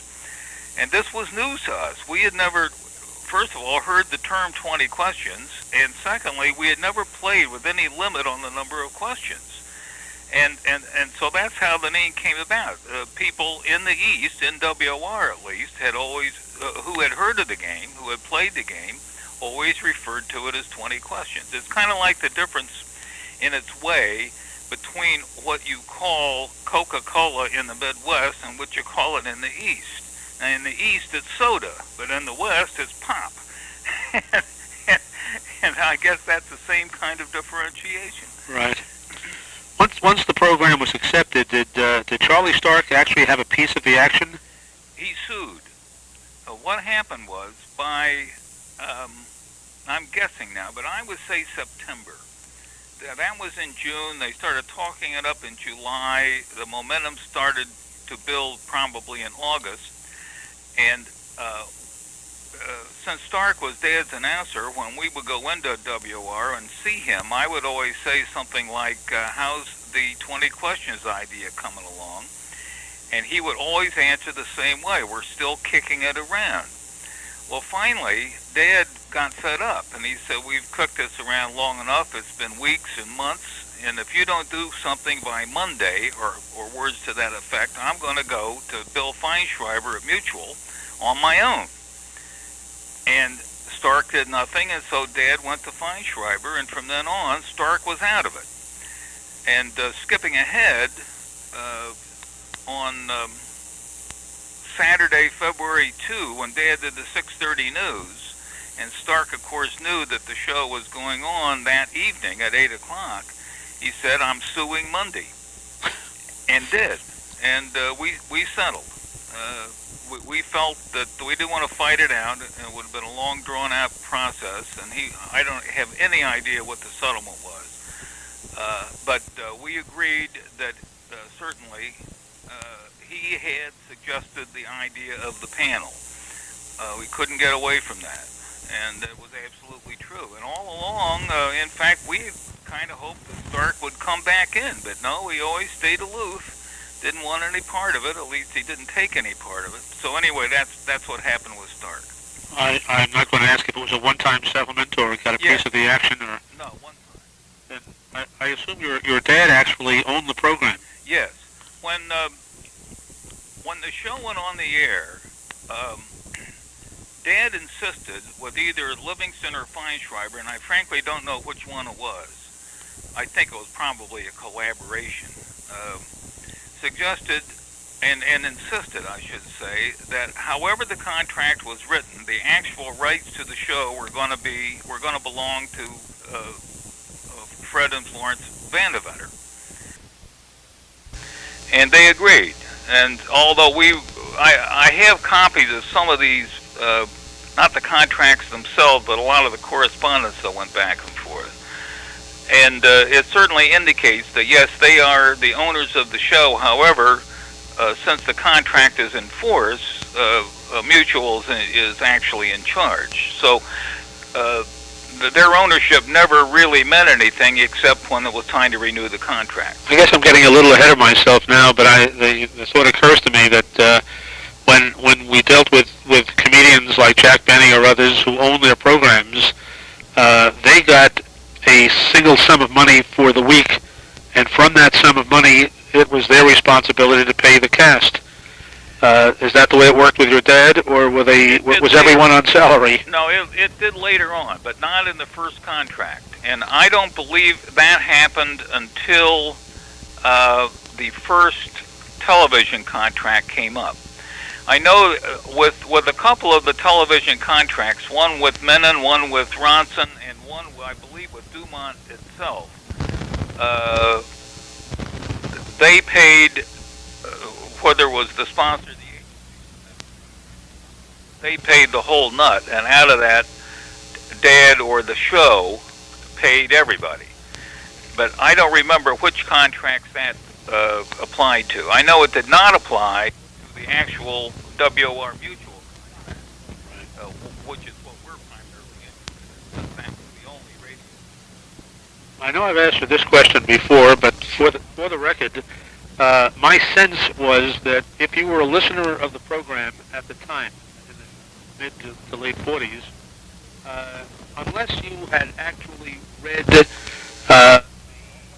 materials put out by Mutual, publicity regarding the program, if you were just an ordinary listener and you heard the announcer talk about Fred Vandeventer, Bobby McGuire, Francis Renard, Florence Renard, I'm sorry, you would have thought that they were three people who had nothing to do with one another once they left the station. that Fred was the newscaster, Bobby was a very pleasant teenage young man, and Florence was, I'll be all right, was a well-known musician. Then, of course, one discovers that Fred and Florence are husband and wife, and Bobby is the young offspring. Was that accidental, or was that done with any kind of malice or forethought? Did your dad originally think it was going to be he and your mother, and hopefully you? I think what happened was, no, each of us was handed. Originally, the panel was going to consist of Dad and 3 other people. One of whom would be a woman, one of whom would be a comedian in the sense of a wit. And the 4th of which I frankly don't remember who it was going to be. But turned out to be a teenager. Well, no. You were not on the first program. Oh, no. Well, no, let me explain. About when it was actually on the air, but rather when it was being developed. Over the fall of 1945, it was agreed certainly Dad would be on the panel. He owned the show, and it was his idea. He was the only famous one around, you see, famous at least in New York. Well, the female panel member was going to be Mary Margaret McBride, and she did 2 or 3 auditions right up into the fall, if not into the winter. I don't remember exactly which, but then sometime around December of 45, she couldn't make it. It was a last-minute cancellation, and Mother was there, and they asked her to sit in for Mary Margaret. And she did so well that Mary Margaret never came back again. But, I mean, this was nothing against Mary Margaret McBride, because she really didn't want to do it anyway. She couldn't fit it into her schedule at that time. Pure coincidence. She was Martha Dean, I believe. I believe she was still Martha Dean at that time, or maybe she had actually started using her own name. I frankly can't remember. But anyway, she was out and Mother was in. Well, when that happened, they decided almost perfunctorily that she wouldn't be Mrs. Vandeventer any more than Mary Livingston was Mrs. Jack Benny. She would be a separate person. And so she simply decided to use her maiden name, which of course was pronounced Reinard and not Renard, but Renard sounded more erudite. So they decided she would be Florence Renard. Well, then a month later or so, in January, somebody, I think it was Feinschreiber, decided it would be great to have a kid on the panel. Mainly, I suppose, because of the success at that very time of the Quiz Kids. Well, they didn't have any idea where to get a kid, and they called, what's his name, Golan Paul? Yes, information, please. Oh, no, well, that wasn't him then. It was the Quiz Kids. Kelly. Yeah. Well, he was the MC. I don't mean him. I don't know who. Was it Cowan? Not Cowan. Yeah, Cowan, I believe. Anyway, the producer of the Quiz Kids said that, well, they got them from certain places around the Chicago schools, and they had all this, and they had a whole thing set up to screen them. And, well, that was too much work. Couldn't get Joel Cooperman. Yeah. Or Cupperman. Yeah. So fine. Dad said, well, we'll bring Bob in to do an audition to see how a kid looks, see how the panel looks with a kid on it. And I said, okay, I'd do it. And at the same time, that same day, I think around first week in January of 46, they brought in Herb Palazzi, who someone had recommended as a possible Oscar Levant type. He had a dry voice, and he was witty. He was a smart guy, actually. Had he done anything else on the radio, or was this his only... He was the producer of A Pace to Be Ignorant, and 2 or 3 other shows. Yeah, his name appears several times in John Dunning's book. And he was out of Hollywood, where he had produced movies for Bing Crosby in the late 30s. Yeah, he was kind of a well-known figure around radio, but not, not on the upper level, not on the major Jack Benny, Bob Trout level, but he was a well-known guy. Tom Howard knew him. Huh? Tom Howard would know him. Yeah. And at the same time, at the same audition, they finally found a guy who they thought would be a good MC, Bill Slater. They had tried Paul Wing, the old spelling master, and they approached Fadiman, who didn't want any part of it.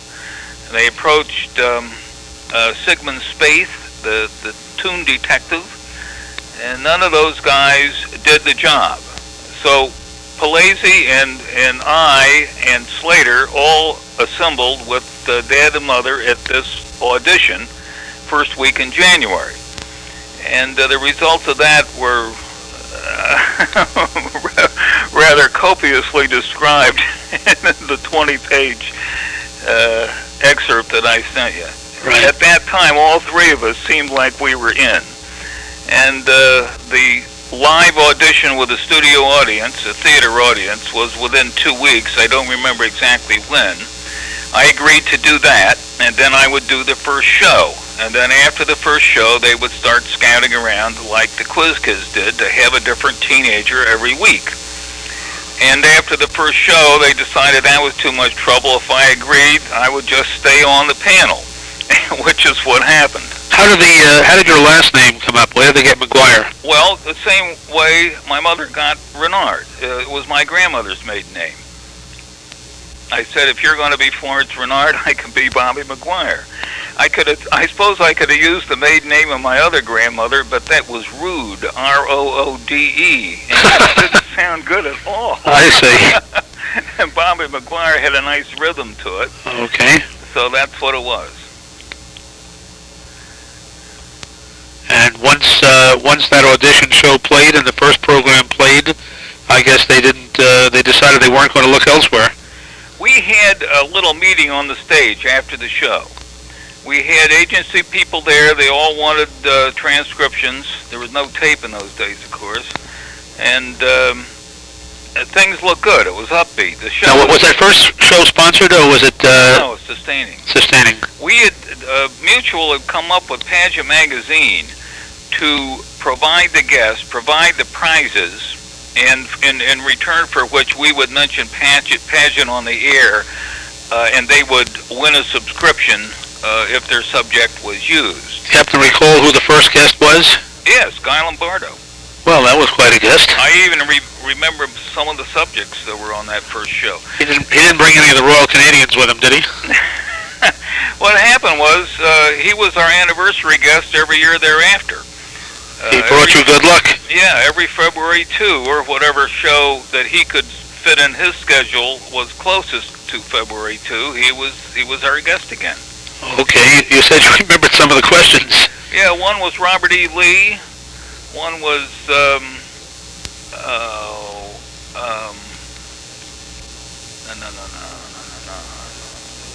They're fleeting now. I remember Robert E. Lee. I got that one. That's probably why I remembered it. When I worked with a California packager for television who thought they might want to put 20 questions back on the air about 1958, I went to WR to get them a transcription of radio shows. And I got the first show, and I heard it. That's probably, why it's more vivid in my memory than simply 55 years. But then it was lost. I never got it back. Never knew what happened to it. Did WOR keep most of the discs or transcriptions? Did your dad take any? Or they did until about 10 years ago, the time of their anniversary that we mentioned on email, whenever that was. And the then program director told me that all of those transcriptions had been sent to the Library of Congress. Or what's it, the Smithsonian? I'm not sure which. I think it was the Library of Congress, and they didn't have any of them. But I never knew what was there. Of course, every show had to be recorded because it was ad-lib. There was no script. And usually, in fact, after the show, I would go up to one of the control rooms, and the engineer would play it for me. while Dad was doing the his 11 o'clock news show, we would wait and go home together. And I was usually listening to the show. But what day of the week was the program on? Saturday. It was always Saturday. You didn't miss any school? Saturday at 8 o'clock. Right. Okay. Now you started to talk about that meeting after that first program, which obviously decided that... So standing around on the stage, right. We were talking to Feinschreiber.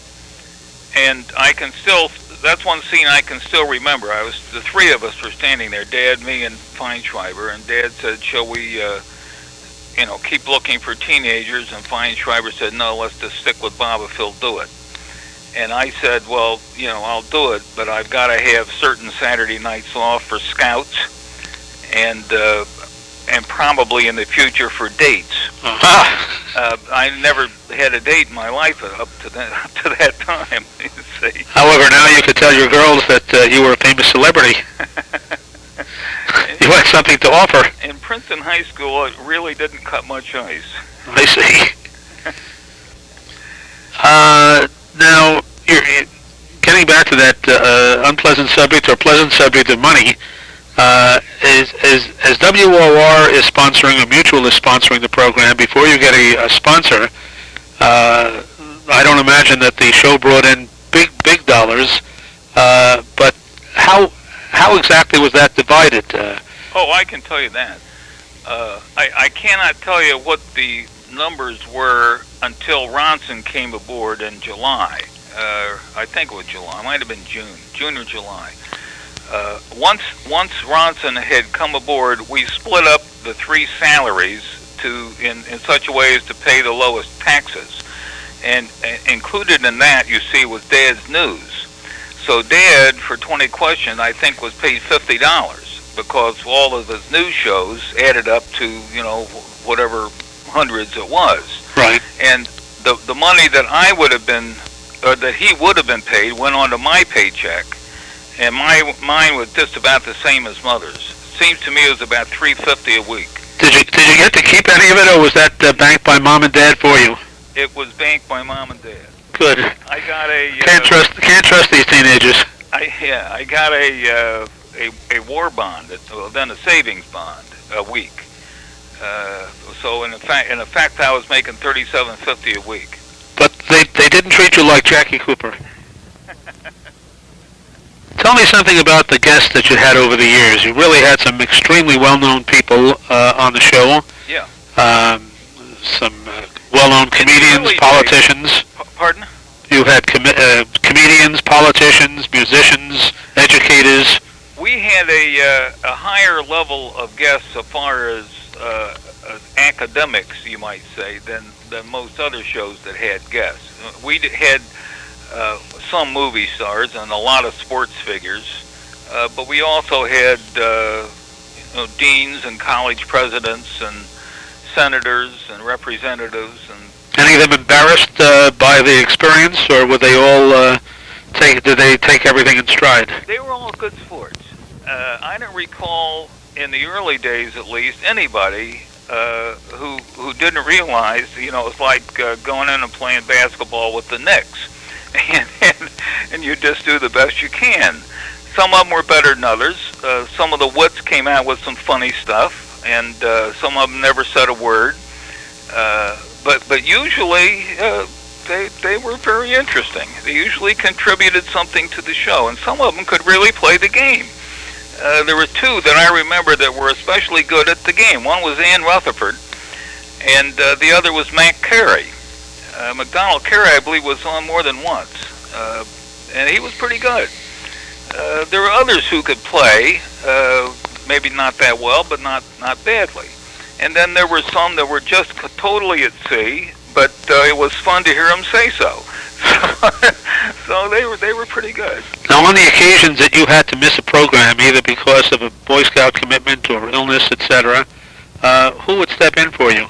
Well, the first time, it was a friend of mine in school, a guy named Paul Homrighausen. His father was the dean of Princeton Theological Seminary. He was one of the brighter kids that I knew in school, and we practiced at my house 2 or 3 times So he was boned up. He knew how to play. He didn't quite have the scoring spark. He just wasn't quite at home. I never did hear that show.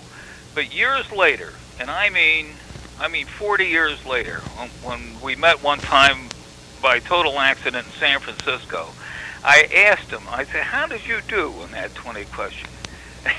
He said, Bob, I really messed up. He said, I had a couple of them, but I was so tongue-tied I couldn't get them out. So I didn't do the job. Anyway, that was the first one. Then my sister took over for me 3 or 4 times. She was. I went a couple of times. She came on as Nancy McGuire, my sister, and Nancy had all kinds of learning problems and didn't do much at all. But she didn't embarrass anybody. I never did hear any of the shows that she was on. But obviously, if she'd completely messed up, Dad wouldn't have had her do it again. And she did at least. I went to Philmont Scout Ranch, which took me off of 2 shows in a row, and she did those. And then there were a couple of dates I had, and I believe she did one of those, and another one. I would have to strain my mind to remember who else filled in besides her. Toward the end, I guess, when you started to go to college, or was getting ready to go to college, a fellow came in who seemed to take over for quite a while. Someone who I think you're still friendly with. Oh, John McPhee. Right. How did John McPhee get involved? Well, what happened was, my junior year in high school, I was not going to go to a college nearby. There were people who wanted me to go to Amherst, and we went up and looked at it, and it looked all right. Then between Christmas and New Year's of my senior year in high school, which was December of '48, we took a trip south and looked at 3 or 4 colleges, including Duke, and I was overwhelmed by Duke, and we had lunch with the dean of admissions, and he said, "Don't worry about getting in. You don't even have to take SATs." So I applied to Duke, and I was accepted, and that was as far as college went. So once that happened, I was summoned to New York by the president of Ronson, Mr. Harris, and in his apartment, he laid the law down. He said, "Look," he said, "I'm not going to continue to sponsor this show unless we get a replacement for the juvenile." And I said, "All right, we will do it." And how old were you at the time? Well, I was 17. And you're responsible for getting your own replacement? No. He just wanted to. I was there because he was going to talk me out of going to Duke. Oh, I see. And I kind of left that out. I said, "I'm sorry, Mr. Harris, I'm going to Duke." He said, "Well, then we've got to really, break our backs to get a replacement." And they did. They held auditions of 3 or 4 kids each before each show. At least, I'm thinking April or May of '48. At least 3 or 4 shows. I think they looked at 15 different people from New York high schools, all recommended by the principal, and none was any good at all. They were all, brains. They're probably all rocket scientists or brain surgeons now, but they couldn't play the game. Then we said, well, we gotta find somebody. So we started looking around Princeton, people that I knew. And the only guy that I knew that I thought had any chance at all was John McPhee. He was a year ahead of me in school, though we're the same age. He skipped a grade. And he was going to Princeton. And he was known by my family, and his family was known. We all knew each other, and John was one of my best friends, though not in my class. He wasn't in my gang. He was my best friend outside the gang. And I said, I think John can do it. We had played in the halls of Princeton High, Johnny and I. He kind of cottoned to it. He likes a challenge. He was a great athlete as well as the top scholar in his class. And at the time, he was at camp in Vermont. So we called the camp. Probably, mid to late August, because I was going to leave for Duke right after Labor Day. He flew in. He was on a canoe trip, and he hiked back to the camp, got a ride to the airport, and flew into LaGuardia. I can still see him walking into the WR newsroom where we were going to meet. With a smile on his face, I hope. Well, kind of a smile and a quizzical look. What's going on here? We all had supper at Tompanetti's. You remember that restaurant? Oh, yes.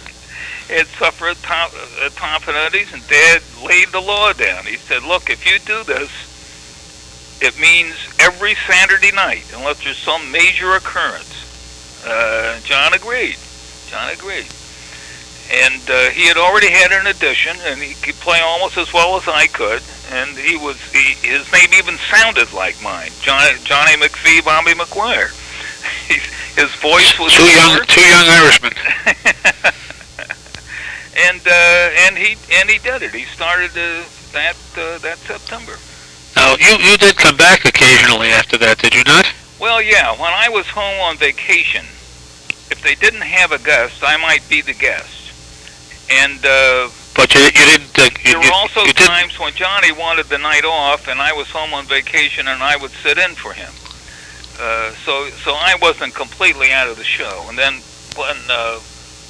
when I came back from college, there was an interval there where we had a third juvenile who lasted, 4 or 5 months, and during which I was picking the subjects, actually. Then I went back on. As I was 23, the world's oldest living teenager. Did you guys get much fan mail? Well, yes and no. You see, the fan mail almost always consisted of people sending in subjects. And the result of that was we never saw it because they had the subjects that they were suggesting. But we got over 130,000 letters a week at one time. We hired a guy named Barney O'Donnell to handle the mail and the subjects that were being suggested. Well, that certainly shows your sponsor in the network that the people were listening. Oh, yeah. No doubt about that. So you're saying that most of the mail were simply people submitting questions, hoping they'd get a free Ronson, or whatever else was being offered. But we hear their name mentioned on the air. No individual letters to Florence Bernard or to yourself or to your dad or Herb. No, for that reason, because there was never a letter that I ever saw that didn't have a subject being suggested. Did all of the subjects come directly from those questions, or were some of them ringers that were decided just for the week? They all came from letters or cards. We emphasized we wanted cards because they were easy to file. They all came from them. However, how shall I put it? It wasn't that we went through the week's cards and from them picked the subjects. Rather, we picked the subjects, and then Barney O'Donnell, the mailman, would see who had sent that subject in first. There was never a time when anybody wanted to suggest a subject to play that had not been sent in by somebody. So you're saying, for example, if someone said Robert E. Lee, there might have been 4 people who said that. Yeah. And 400,000 more like. Did you actually? We had a record of the first one of every subject submitted. So if we came up with a subject that had never been used, that had never been submitted, or never been thought of, and somebody decided we wanted to do that on the next week's show, Barney would say, yeah, that was first sent in by John Jones in 1946. I can see file cards listed by topics. One file for animal, one for vegetable, one for mineral. I don't know. And then one for human beings. How in the world did they do that? He had roomfuls. And they were all alphabetical by the first effective word in the phrase of whatever it was. There was cross-referencing too. Now, in addition to the 4 panelists, actually 5 panelists. I'm sorry. Counting the guests. Yeah, your dad, your mom, yourself, Herb, and the guest, and of course Bill Slater. Right. How many other people were necessary to put this program together? Well, there was the producer. His name is Gary Stevens. I'm looking at a list here of names that appear in some of the references, and I see... Dave, could you hold on just 1 minute? Somebody's... Sure. Take me about 10 seconds. This second. No problem.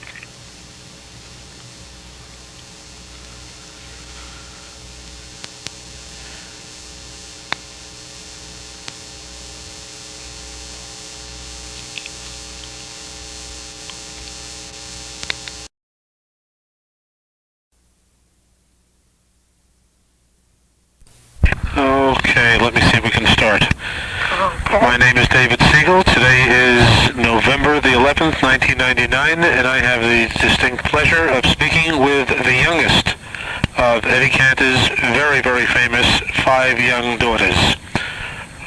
Not so young anymore. Well, we're all as young as we want to be. That's true. Janet, thanks very much for giving me this opportunity to speak to you. How did you like the tape that I sent you? Oh, very interesting. Very interesting. Sound okay? Yeah. Good, good. At what point do you recall first realizing that your dad was a well-known entertainer? Well, I guess always, because people were always, oh God, even as a kid at parties, they'd say, imitate your father, which of course I didn't do at all, and I was shy, and I was very upset by that.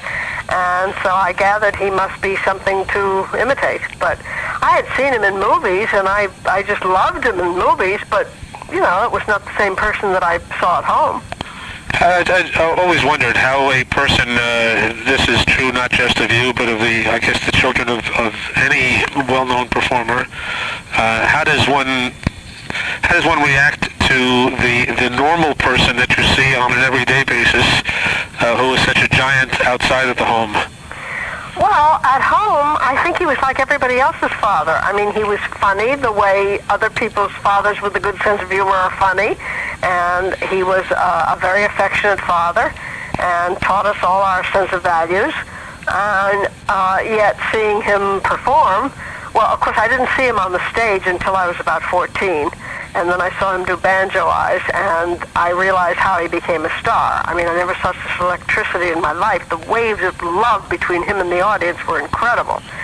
And, you know, that was very, very impressive to me. But again, it was, well, there I was proud of him as my father. Like, gee, look what Daddy's doing. That's great. In movies, it was like a separate character. It was somebody that... I don't know, it was cute and fun, and I just enjoyed the movies. But as I say, at home, he was, I guess, like anybody else's father. Did you and your sisters ever talk about your dad's celebrity? Together? With one another, yes. Well, yes, as a matter of fact, we had a very strict rule in our house that we had dinner at 6:30 on the dot every night, and no one was allowed to go out to dinner because that was the only time he knew he'd get us all together. And so he would go through all kinds of routines that he was going to do on the radio or whatever, and we would give opinions, and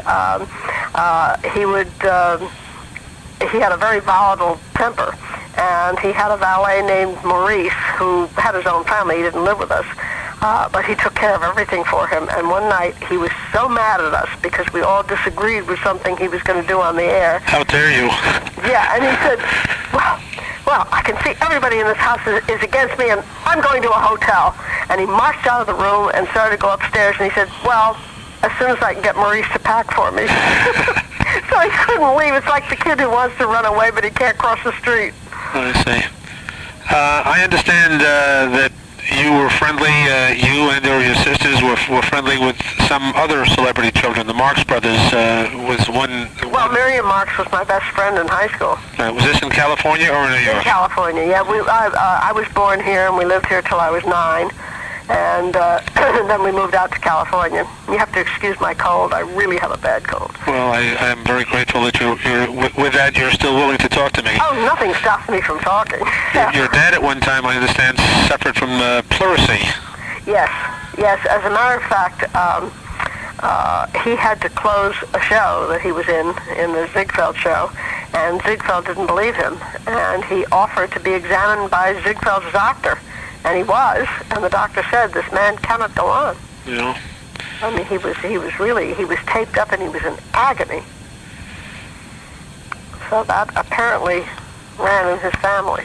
Although we don't know too much about his family. We're trying to find out now. Did he use the five of you young ladies as a gag before he went on the radio, or was that a radio? Did that start as a radio? I found out routine? at the old-time radio convention who the culprit was when David Brown said he wrote that article, "The Cantor Home for Girls." I said, "Aha! Now I know who made our lives miserable." So, yes, because from then on he picked up on that and used us as props. Now, I know that, I mean, it affected us all very badly, but I know that had any of us had the sense to say, you know, this is giving people a terrible impression of us, he would have switched gears because he loved us. But it never occurred to him, and we never said anything. But all five of you were bothered by it. Oh, terribly. Terribly. We had the lowest self-esteem in the world. Because people thought, you know, if he's trying to marry us all off, we must be awful. Did you get a chance to listen to your dad's program on a weekly basis? On Chasing Sanborn? Yes. Oh, yeah. Yeah, I was allowed to stay up late. He was on Texaco for a while also, wasn't he? Mm-hmm. Oh, yes, I heard all his radio shows. Did any of you attend the actual broadcasts? Yes, very often. And how did the programs differ? How did attendance at the programs differ in terms of... I think it was all pretty much the same format. It was definitely a variety show. But as you saw it and listened to it at home, when people see radio in person, sometimes they're disillusioned because they're imagining something else when they're at home listening to it. Well, that's very hard to say because what I would be imagining would be what I knew anyway. I mean, I can't tell you how I would feel as a total stranger. Which of your dad's performances did you and your sisters find more entertaining, his films or his radio, or his personal appearances? Well, I loved him in films, and seeing him in Banjo Eyes on the stage was one of the most thrilling things I've ever seen. Was that an original, or was that on Three Men on a Horse? No, I'm wondering whether that was the original Banjo Eyes, or was that a revival? No, Banjo Eyes was an original, as I say, based on Three Men on a Horse. I'm just wondering whether or not, I thought he had done that earlier, and then it revived it later on. No, that was in 1942, I believe. Oh, okay, my mistake then. I may be thinking of Kid Boots or one of the others. Oh, no, that was a movie, but I mean Banjo Eyes on the stage was in 1942. Okay. Your dad gets tremendous credit for having come up with the idea of the March of Dimes. Mm-hmm. How close was your dad to FDR, and how did the idea of the March of Dimes come about? Do you know? Well, he was good friends with him, and President Roosevelt had called him into his office to ask if he had any ideas about raising money to find a vaccine. And he said, I wonder if you could find me a number of wealthy men to give $1 million a year. And he said, no, I think we would be better off taking it to the people. And at that time, there was a very popular newsreel called The March of Time. And he said, why don't we call it The March of Dimes and let everyone contribute? And the money started pouring in. And my father did live to see a vaccine developed, which was one of the highlights of his life. I wonder whether or not the organization today still remembers Eddie Cantor as the person who was so responsible for their success. Well, we had a meeting with them, and they were sort of lukewarm about it. In fact, nothing much came of it. They were going to do something about it. I don't know what, but we never did hear from them. I had mentioned to your son the idea of having a postage stamp devoted to Eddie Cantor. And we've tried and tried, and I can't get over the fact that they did all those postage stamps of all the old-time celebrities, and he was not included. That was disappointing to me as well. Yes, we tried. Can you share your impressions of some of your dad's show business friends? And who was your dad closest to in show business? Well, of course, George E. Jessel was like a younger brother to him. And he came over all the time. Almost every night he came over to play cards with him. And Georgie Jessel was much funnier at home than he was in public. My father tried, and he used to say, Georgie, you do things in questionable taste. He said, the things you say at a stag dinner you cannot say in a mixed audience. And yet, in a living room, Georgie was hilarious. And my father used to laugh till the tears poured down his face. Was he close to any of the other comedians, like either Burns and Allen or Jolson? Yes, they came over, and Jack Benny. Yeah. And I think that's about it, because, yes, they did hang out. And Block and Sully, of course. They did hang out with the New York crowd. I mean, we never got to know any Hollywood celebrities. Were any of your sisters more affected by your dad's celebrity show business career than the others, or were they about equal? Margie was his right-hand person. I mean, Margie was part of him. I mean, everything went through Margie. Margie was the oldest. She was our born leader, and she was definitely part of his life. I mean, he would come home from making a movie, and he'd come in the door and, Marge! And he'd kiss Mother on the way, but it was Margie he had to talk to, because she was like his other half, business-wise. I'm just thinking of that song, Margie. Oh, no, the song just happened. It wasn't just an accident. Yeah. Let's see. How did your mom react to your dad's career? Ida became almost as much of a gag as the daughters. Did that bother your mom? No, I don't think so. I mean, actually, they met when they were 13. She did fall in love with him because of his sense of humor. Mother was very funny herself, and very hip. And she was much more old-fashioned than he was. She was very Victorian in her views, but she was very sophisticated in her comedic views, and she could share with him everything he was doing, and she would enjoy it a lot. And I remember so many times when they'd be going out to get yet another award, and they'd be all dressed up, and they'd come to say goodnight, and he'd poke her in the ribs and say, hey, Ida, what do you think about this couple from the Lower East Side? Themselves he was talking about? Yeah. Right. I've got a number of books here by your dad, and I'm wondering if there are any that I don't have. I have a book called My Life is in Your Hands. Yes, well, that's being reissued. All right. I have As I Remember Them, The Way I See It, Take My Life, and Caught Short. Are there any others that I don't have or don't know about? I believe it's The Way I See It and My Life is in Your Hands are coming out as a double book. They're being reissued. I don't know about any others. I just wondered if I was missing any books that your dad had written, or are those the only ones? And I have 3 books that were written about your dad, and I'm wondering if I'm missing any there. One is called Eddie Cantor, Life and Show Business by Gregory Koselleck. Yes, that was excellent.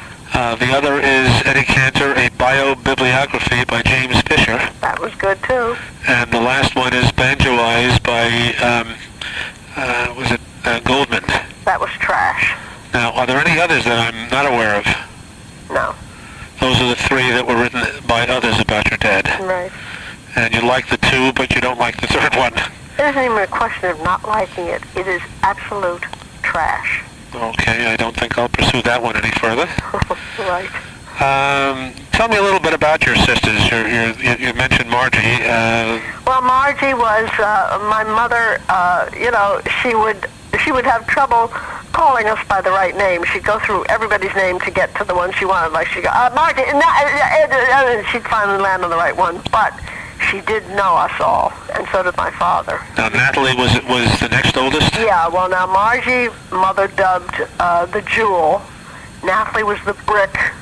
Edna was the creative one. Malin was the Schreier. And I was the baby. You were always the baby. Did you ever wonder? Did you ever wonder what it would have been like if there was a boy in that family? I think he would have been demolished. You're joking.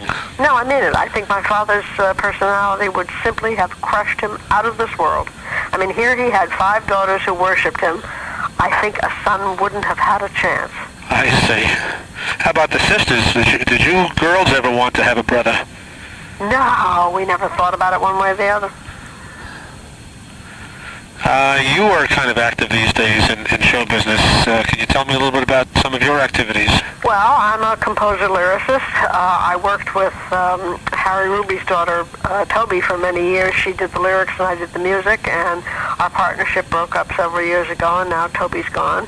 And so I do my own lyrics, and I did a show called Such a Pretty Face with a book writer, Jeffrey Geddes, and not a single producer or agent came to see it, which is very unfortunate, and I've sent it around to a number of regional theaters. It actually comes back unopened, so it isn't even as if anyone's turning it down. They don't even listen to it.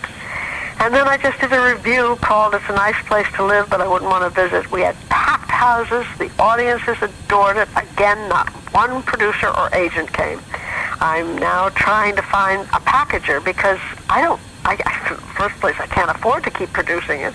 And it would be great for conventions or cruises or small dinner theaters, anything. It's an hour's entertainment. That's all it is entertainment. Right. And I would just like somebody to pick up. I'm perfectly happy to give it away and just take writer's royalties, but I don't know where to find someone.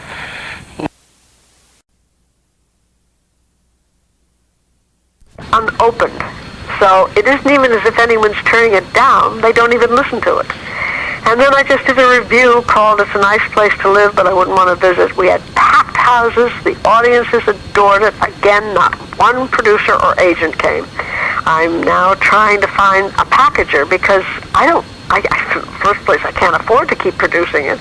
And it would be great for conventions or cruises or small dinner theaters, anything. It's an hour's entertainment. That's all it is entertainment. Right. And I would just like somebody to pick up. I'm perfectly happy to give it away and just take writer's royalties, but I don't know where to find someone.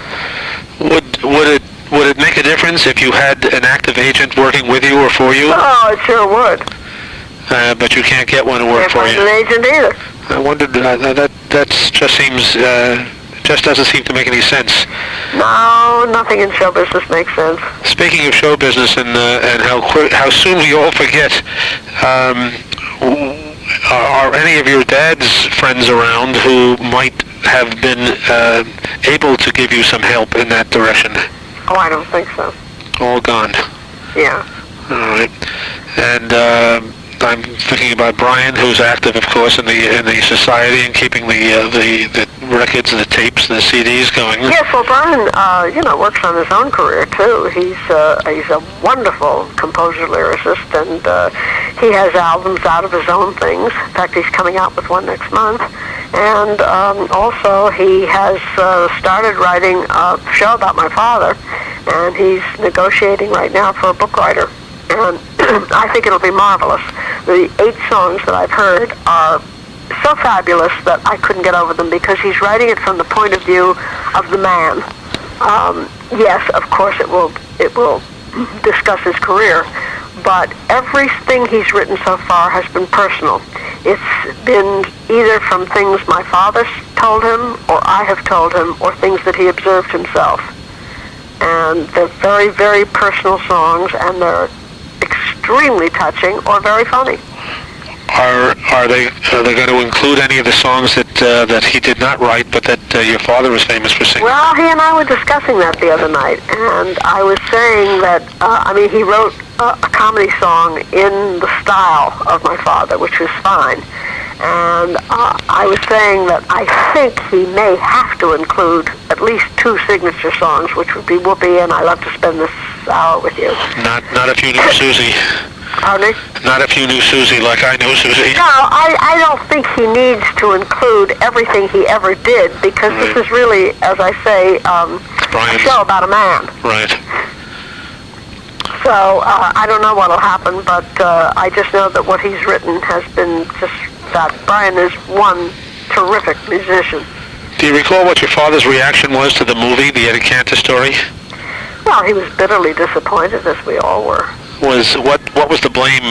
Was it Keith Brazell or the brothers just took over, and I can't imagine what kind of contract he had with them, but they just took over, and and ruined everything. Yeah.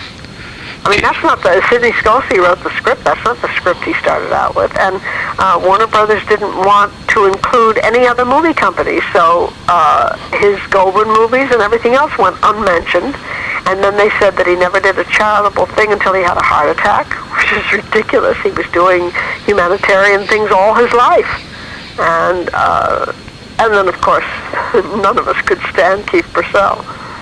How did they ever select him to do the... I can't imagine. I mean, the idea that he went around the house popping his eyes was so insane to me because my father did that on the stage, not at home. What memories do you have of people who worked with your dad, like Jimmy Wallington or Harry Von Zell? Well, I was very young, and I just thought they were all wonderful. I loved them all. I mean, I was a kid, and I just thought everybody was such fun and so nice. And Harry Einstein. Oh wow! I mean, there was one terrific guy because he was very well educated and a very interesting man. Parky Carcass. Yeah.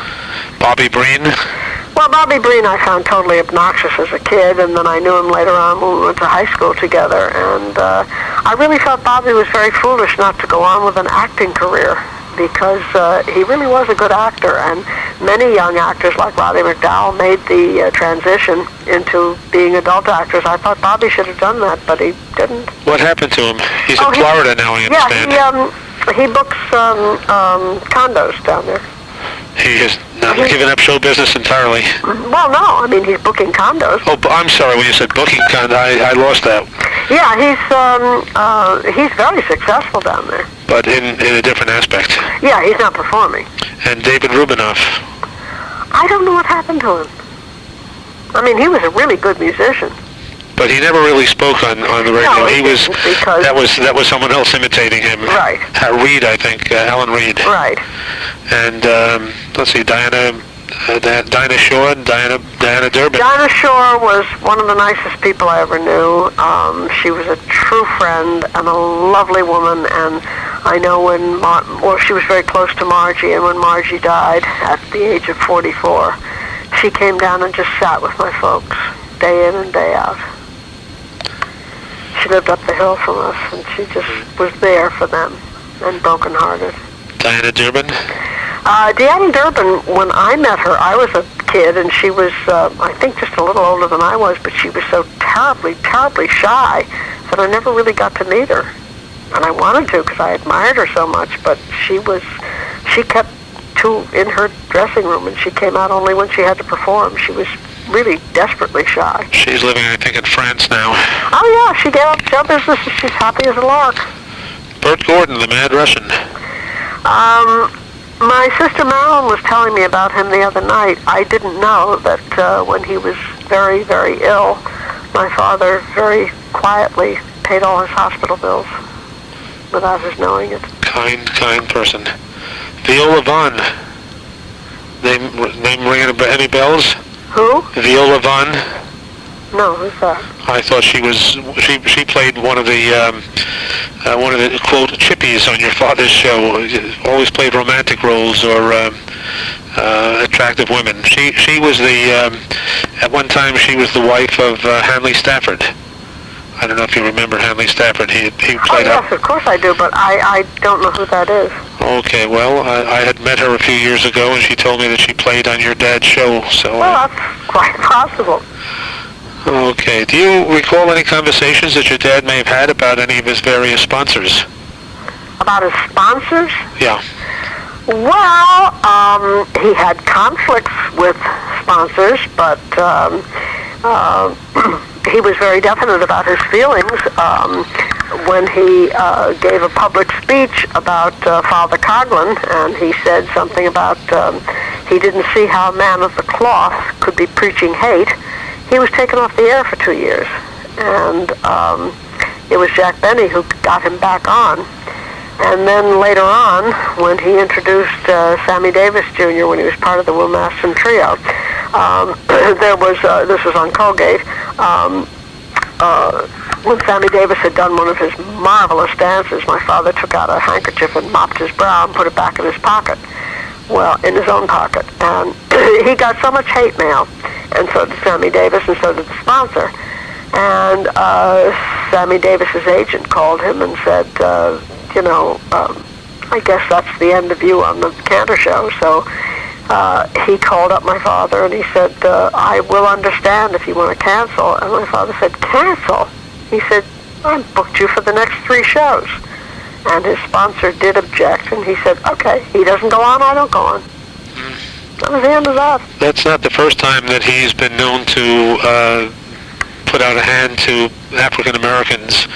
Oh, absolutely. I mean, well, first of all, Burt Williams was his mentor in the Follies. I mean, this was a man who was, as my father said, so far superior to him that he learned everything from him, and he learned the difference then in what makes someone superior. It certainly isn't the color of your skin, it's what you are as a person, and that's how all of us grew up with no prejudice whatsoever, because we knew there were a lot of people who were much more superior than we were. Do you remember the name of Thelma Carpenter? Yes, they wanted Thelma Carpenter to go on. I mean, when he hired her as a singer, they said, well, she's going to play your maid, isn't she? And he said, no, she's going to play my singer. She's not my maid, she's my singer. Right. And that was the end of that. Dinah Shore didn't play his maid. That's right. That's what he said. So why should Thelma Carpenter? You lost one of your sisters. Are the other 3 still around? Well, I lost 2. 2? I lost Margie in 1959 and Natalie just 2 years ago. Oh, I'm sorry to hear that. Yes, it was very, very tragic. She was married to Robert Clary, the little Frenchman, for 32 years. And they had a wonderful marriage. She had been married before. She had a son by that marriage, but she and Robert had a really wonderful marriage, and she was my favorite sister, and I will always miss her terribly. How are your other 2 sisters doing? Well, Edna lived in Malibu for 40 years, and she never should have moved into Beverly Hills. She moved in when Natalie first got sick, and she's been very unhappy there since, and she's okay, but she's really not very happy. Marilyn, on the other hand, wrote the original story for Love, Sidney, which was called Sidney Shore. It was a 2-hour movie, and it became a series, and she has a new series now, which looks as if it may get on. So it looks like all of the Cantor children were involved in show business. Well, Margie was through my father. Natalie wasn't at all, except being married to Robert. Edna, she's also writing a novel, but nothing to do with show business. Was one of your sisters married to Sidney Skalski? No. Or, well, I don't know where I got that idea. I thought he was related to someone in the family or close to someone in the family. No. No, well, no, scratch that one. Okay. Right. Shows you how ignorant one can be. Pardon me? It shows you how ignorant a person like myself can be. Well, I know. Sorry about that. I mean, I've heard, such insane rumors that, like, affairs that my father was supposed to have had, and one of the people they named was Dinah Shore. Well, that was so hilarious to me, not only because she was a friend of the family, but because Dinah Shore went for big hunks like George Montgomery and these big, gorgeous guys. She wouldn't have looked twice at my father. Somehow I suspect that your dad was pretty loyal to Ida. Well, he loved my mother very, very much. I mean, he really did. He respected her so much. I mean, God forbid any of us should answer her back when we were kids. Now, you apologize to your mother this minute. And, she was his best friend. There's no question about it. Could you talk a little bit about your dad after he became ill and when he was not able to work on a regular basis? How badly did that bother him? Well, I'm sure it bothered him a lot because he did try to do a number of personal appearances, but, the medication he was taking for his heart made his speech slurred. But he was writing articles and sending them in, and he, even the week he died, he had sent away for his absentee ballot because he was always part of the world. And always a Democrat. Yeah. Always a Democrat. Oh, yes, a very loyal Democrat. Uh-huh. Okay, I'm sure there are a lot of questions that I'm sorry I didn't ask you, unless you'd like to contribute some things without being asked. I'm almost at the end of the half-hour tape. Well, I can't think of anything in particular. I am fascinated at all the things that my son Brian is bringing out, because I keep saying, Brian, do you have some supernatural connection to him that we don't know about? I mean, I don't know where he gets all his material. Well, I hope you will. I don't know whether you're planning to share the tape that I sent to you with him, but I've been collecting Eddie Cantor radio programs for years and years and years, and I've enjoyed listening to them over and over again. Oh, that's nice. They're just as funny the second time around and the third time around. Oh, that's very nice. So your dad has given me a great deal of pleasure, and it's been wonderful speaking with you. Thank you so much for being willing to talk. Thank you so much for calling me. Bye-bye. Bye-bye.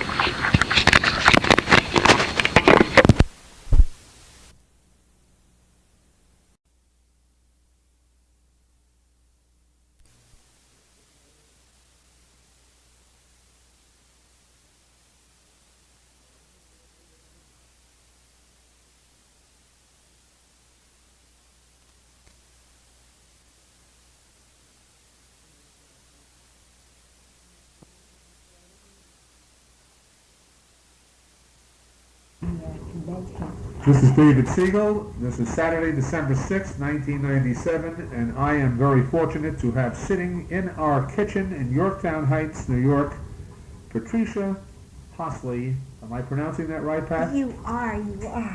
It's so good to hear it. Patricia is a veteran of the golden age of radio, and I am fortunate in that she has agreed to sit with me this afternoon and chat a bit about her career as a radio actress. Let me begin by asking you, how did you begin? How did you get started as a radio actress? When did this happen, and how? Oh, it happened many years ago. I'd say 1943 and 44 and 45 were the years when I was in New York City. But when I said I was glad to hear you say my name, Patricia Hosley, because that is my maiden name, and now I am married, and my name is Pat Kibbe, and that's the name I use as an author of children's books, which I am at this point. I became an actress when I left Southwick, Massachusetts. I lived on a farm in Massachusetts, and I had actually should have gone on to college. I had a scholarship, but I went to a summer theater the summer before I graduated from high school, and I met a wonderful man there and got a job in this summer theater, actually washing dishes for all the actors, but I loved it so much, the acting part of it, that I decided, instead of accepting a scholarship and going to Wellesley or some wonderful college, I went to New York and I went to the American Academy. And from that, when I graduated, I started making the rounds, and I wanted to be an actress. And actually, in those days, we sort of, didn't think that radio was really acting. At least I didn't. And I accidentally got into radio. A school friend of mine knew Elaine Carrington, who was very famous, writing a lot of soap operas. And at that particular time, she had written a Broadway show, and they were casting it. And my friend from back on the farm told me that I should call her and possibly get a reading, because he knew I was interested in the theater. And I did call her, and she was kind enough to ask me to come up to her penthouse and to meet me. When I got there, she told me that, I was much too young and there were no parts for me. And she asked me if I had ever done any radio. And I said no, but at that time I had done a part in a show where I used a high, squeaky voice in the theater, and so I just did a little part for her that I had done, and left her and went back to my apartment and told some of my actor friends that I had met Elaine Carrington. And then the next day, the telephone rang, and I answered it, and the voice said, Pat Hosley, and I said yes, and the voice said, this is Mrs. Carrington. And she had a very sort of affected voice and very deep and grand, and I wasn't sure it was her. In fact, I was sure it was my girlfriend who I had told about the visit imitating her. And so when she said, this is Mrs. Carrington, I said, yes, like that. And then she said, I'm calling to tell you that I've written a part for you on Rosemary. And then I said yes, and then I began to giggle. And then she said, this really is Mrs. Carrington, and I've written a part for you, and it's called Bird Brain, and be at a certain studio at, CBS at a certain time. And then, of course, I realized it really was, and hung up, and in a couple of days went to the studio and did the part, and it was perfect for me because she had written a part just like the part that I had had in this little show. So that's the way it started. It's a wonderful story. It is. I love it. Now, the soap operas, of course, were always a continuation. It would go 15 minutes each day and for weeks and weeks. Do you recall how long you were on that particular show? Oh, I was in and out, and I would never have too many consecutive times on it because it was, it was a little, it was a young girl's voice, and she talks like this and sort of says, I've never met a soldier before. It's got me all frustrated. And she would be giggling, so they didn't dare bring it on too much. That became your specialty because I have a sense, based on what I heard at the convention, that you really specialized in children's voices. Well, young voices, but I was young at the time, and it was just my voice, which I guess I sort of still have. Anyway, that sort of, started me in radio. But I was still looking for jobs in the theater, and I did get jobs in the theater, but I also got married, and I married the boy I went to high school with, and he was, at the time, just getting out of the Merchant Marine. The war was over, and he decided to go to college and then law school, so I was delighted because that meant that I could really get into radio and the theater. So he stayed right in New York. Now, I checked your dossier before this visit, and the two Bibles of the Golden Age of Radio, the John Dunning book and the Buxton and I can't remember the other fellow, credit you with appearing on two major programs, Frank Merrill and Brighter Day. They don't list you under any of the others, and that's their mistake. So tell us a little bit about the two that they credit you for, the Brighter Day and Frank Merrill, and then we'll talk about some of those other shows. All right. The Frank Merrill show was at NBC, and it was a wonderful show, and by that time, when I got on the Frank Merrill show, I was pretty much into radio. You were a continuing character on that show. Yes, I was somebody's girlfriend, if I recall. I think it was it the... Elsie Bellwood is the title that was given to you. Here it is. Right.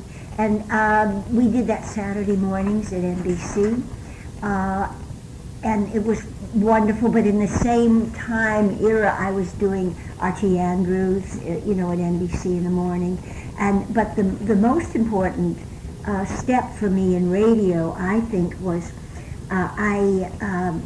my husband had started college, and I was looking for work, and we lived in this little ground floor apartment in the Murray Hill district in a brownstone, and it was wonderful, except neither one of us had any money, so I used to try to get into radio, mostly for the money rather than, count on the theater all the time. And I wrote postcards, and that's when they were penny postcards, and I wrote to all the different shows and directors that I thought, might be able to use me or that I'd be right for.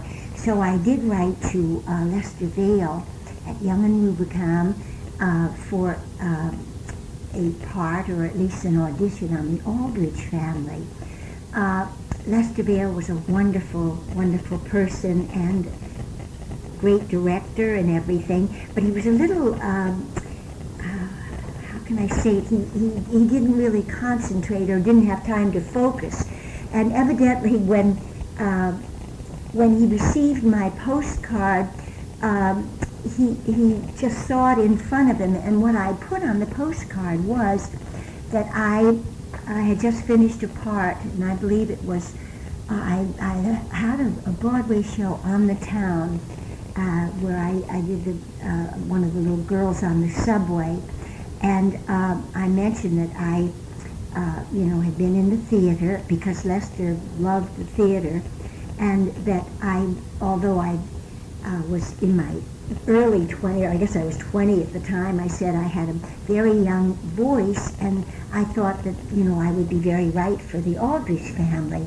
And just when he was reading my postcard, the telephone rang, and it was another producer saying that he was going to have a show with John Robert Powers, the famous model man, and he needed a young person with a teenage voice who had had a little stage experience because it might be a Broadway show.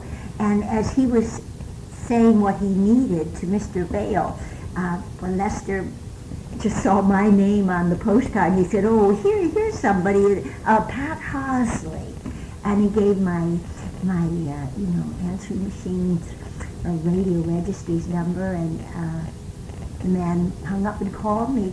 And that job turned out to be 5 15-minute radio shows a week, and also half-hour shows. And then eventually had a few television shows at Dumont with John Robert Powers. Charm School, they called it. The name of the program, the radio program, was Charm School. John Robert Powers Charm School. That's fascinating. And Peggy Allenby, who was a dear, dear friend, wonderful actress, she was on it, and Ken Lynch, who was another wonderful actor, and myself. And Ken was sort of in charge of, all the exercise classes of this charm school, and dear Peggy was in charge of all the beauty and the poise, and she would talk about that. And I happened to be the little mail clerk and sort of, person that would have to do the exercises or ask the questions. And it was wonderful because we would work together for 15 minutes every day, and then I believe we followed with a half-hour show or something. It was unbelievable. And that whole wonderful program put my husband through college and law school and let us stay in New York. Was this still in the 40s, or was this in the 50s? No, this was in the 40s, yeah. 46, 47, I believe it was. That's a program that is not well known among those people who collect old radio programs. I know, and I'd love to find, anything to do with that, because, as I said, I was on every day, and then it was just the beginning of early television down at Dumont, and we were down doing those shows, but Mr. Powers wasn't an actor to begin with, and he did a lot of said a lot of strange things not meaning to. And this, of course, it was live television. Oh, I don't know. I'll try to think of some of the things he said, which were just so crazy. But it was a wonderful period for me, and I think it was on at least, from at least a year, the whole just continual thing. So it was wonderful. And then eventually Lester did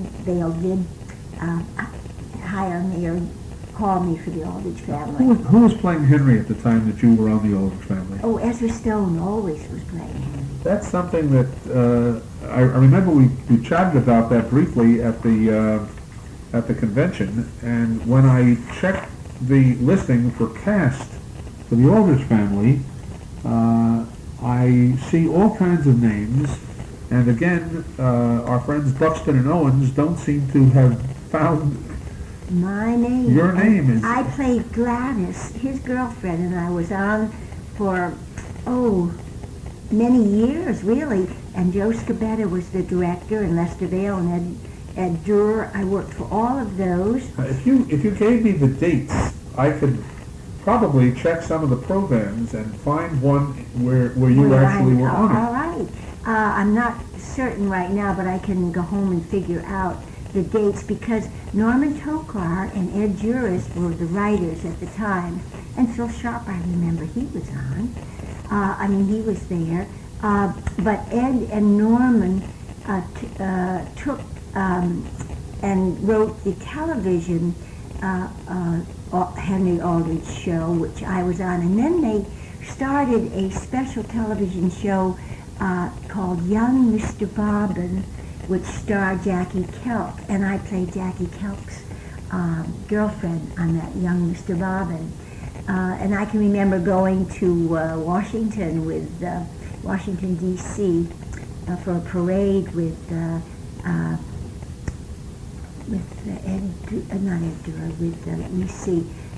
Norman Tokar and with Ed Juris. And I don't know whether that was for the Young Mr. Bobbin television show or whether that was the Aldrich family, but all that happened in the same period when I was on the radio show. And I always worked with Ezra Stone and with Jackie Kelp. Who played, was Hal Shamison still father at that time? Yes. And I didn't know anyone that replaced either one of those. I thought, I know in the television version we had lots of, different people on it, but I don't recall ever doing Aldrich family without, was it Kay Roth, who played the mother, right. And House Jameson, and Ezra Stone and Jackie Kelp. Henry got into a lot of trouble. Henry's forte was always getting into trouble and getting out at the very last minute. Yes, it was so sweet, and then the Archie Andrews show was, sort of like that also. Were you on that with Bob Hastings? Oh yes, Bob and I are very close friends. Mm-hmm. And Rosemary Rice,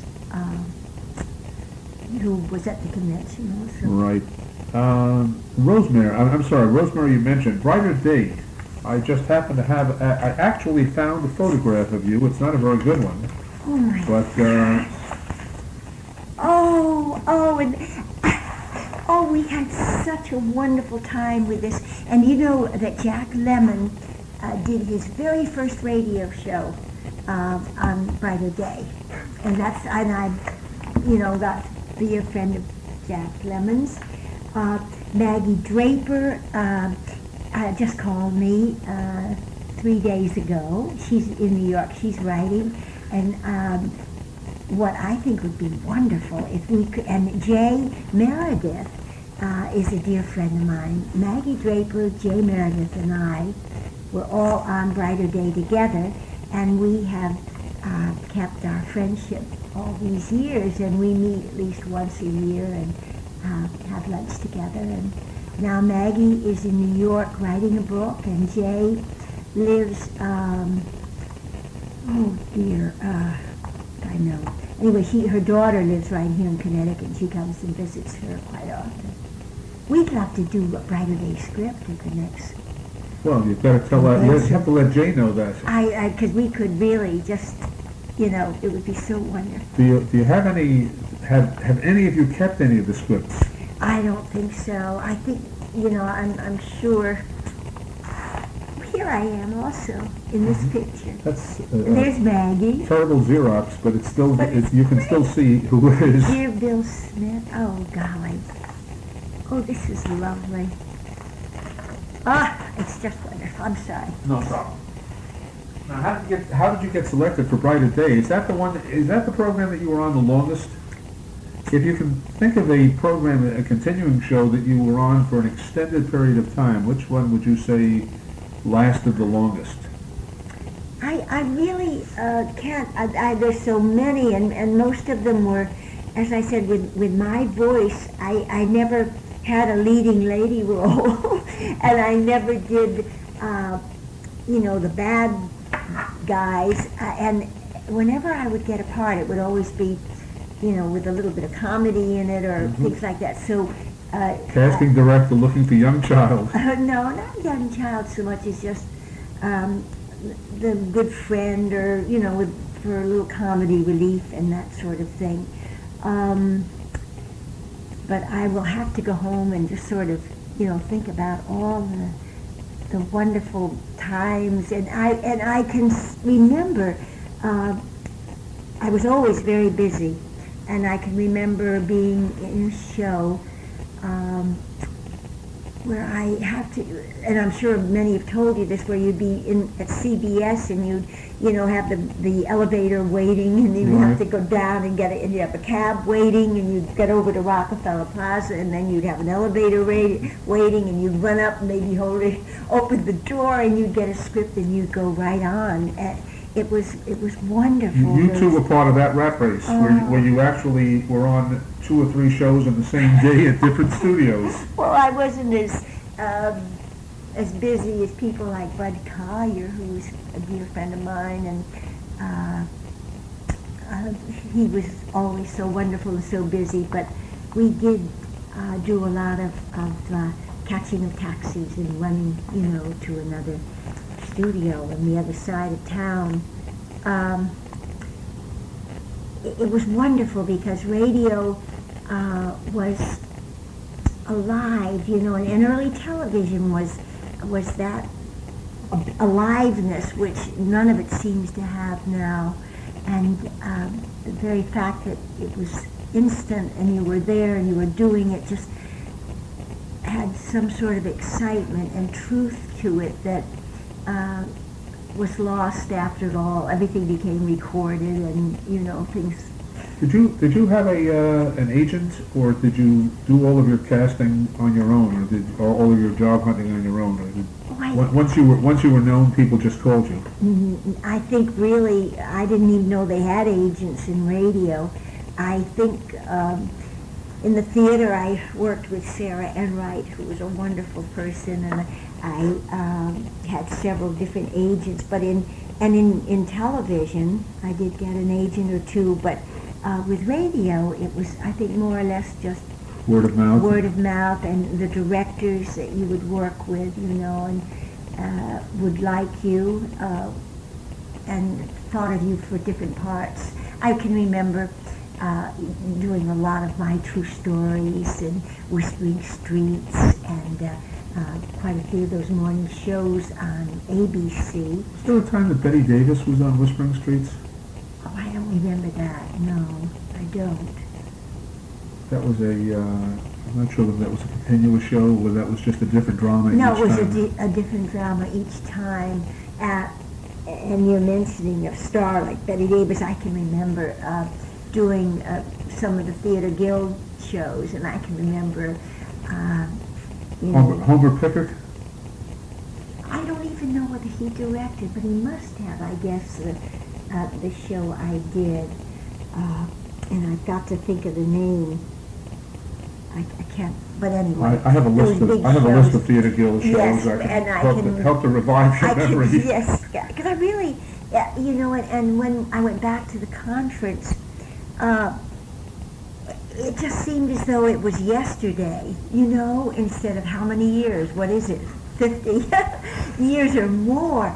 And I just felt as young, and I felt as though, I could just go and do, tomorrow. And as a matter of fact, my dear friend Abby Lewis, who has just passed on, this Thanksgiving,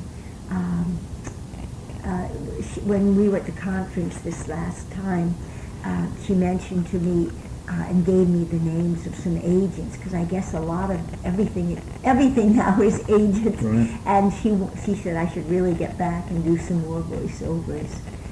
You have a great voice for cartoons. Well, yes, I did a lot And of commercials. I did a lot of commercials. I did voiceovers for the Cocoa Puff commercials for years, and I did all the commercials, Listerine, Maxwell House, and especially in the beginning of television, because I blended right out of radio, right into television. I started working in television in 46 and 47. So. Not too many of those kinescopes around these days. Fortunately, there are radio programs that still survive, but not much of the very early TV. Well, and those kinescopes I did give to the museum, Right. the ones I had up in my attic all those years. Check your attic and see if you got anything. And those great big records, that they... Transcriptions that we Oh, had. I would have killed for some of those. Oh, what was it? School of the Air, and was it We the People or something? Milo, We the People, Milo something or other. I don't even remember the names of, now the people. We the People Speak. But it was a wonderful, wonderful era.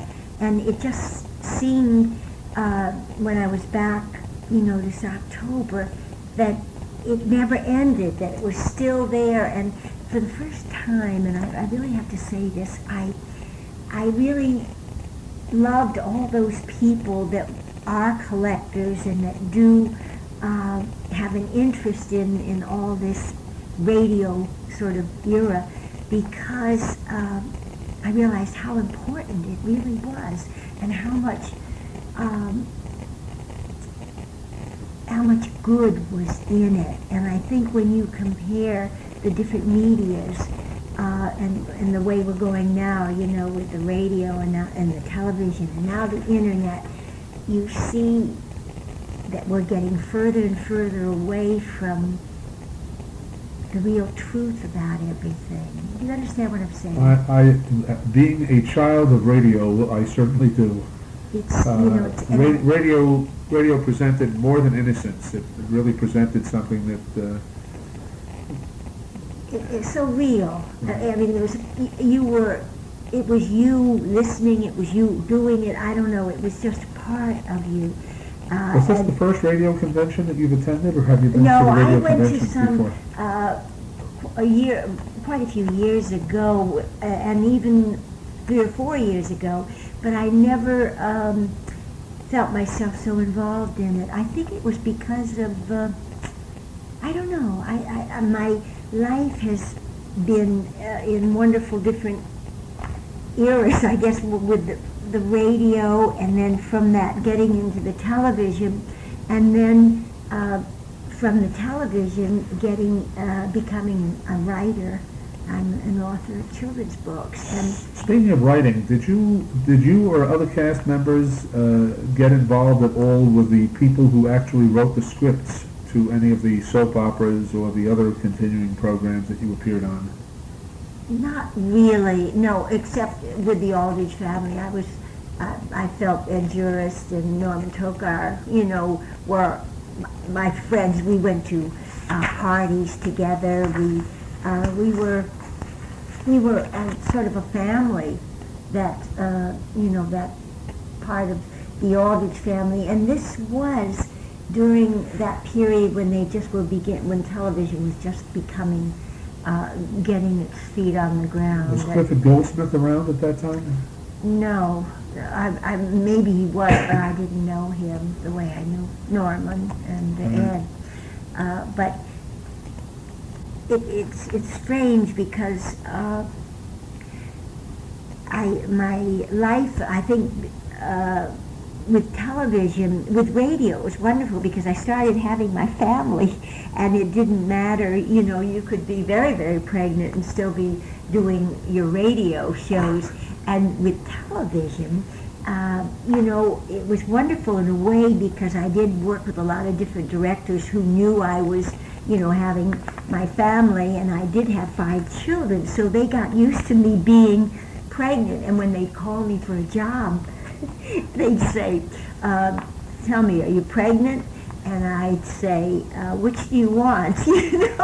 Because I had many calls for one show, General Hospital, and it was supposed to be a teenager in the hospital, in the bed, and I, at the time, in real life, was about 9 months pregnant, but my director friend said, that's right, I want you, and I'll put a screen, one of those, movie magazines in front of your stomach, and you can be in the, he said, you don't have to get out of the bed or anything. He said, so everything's great.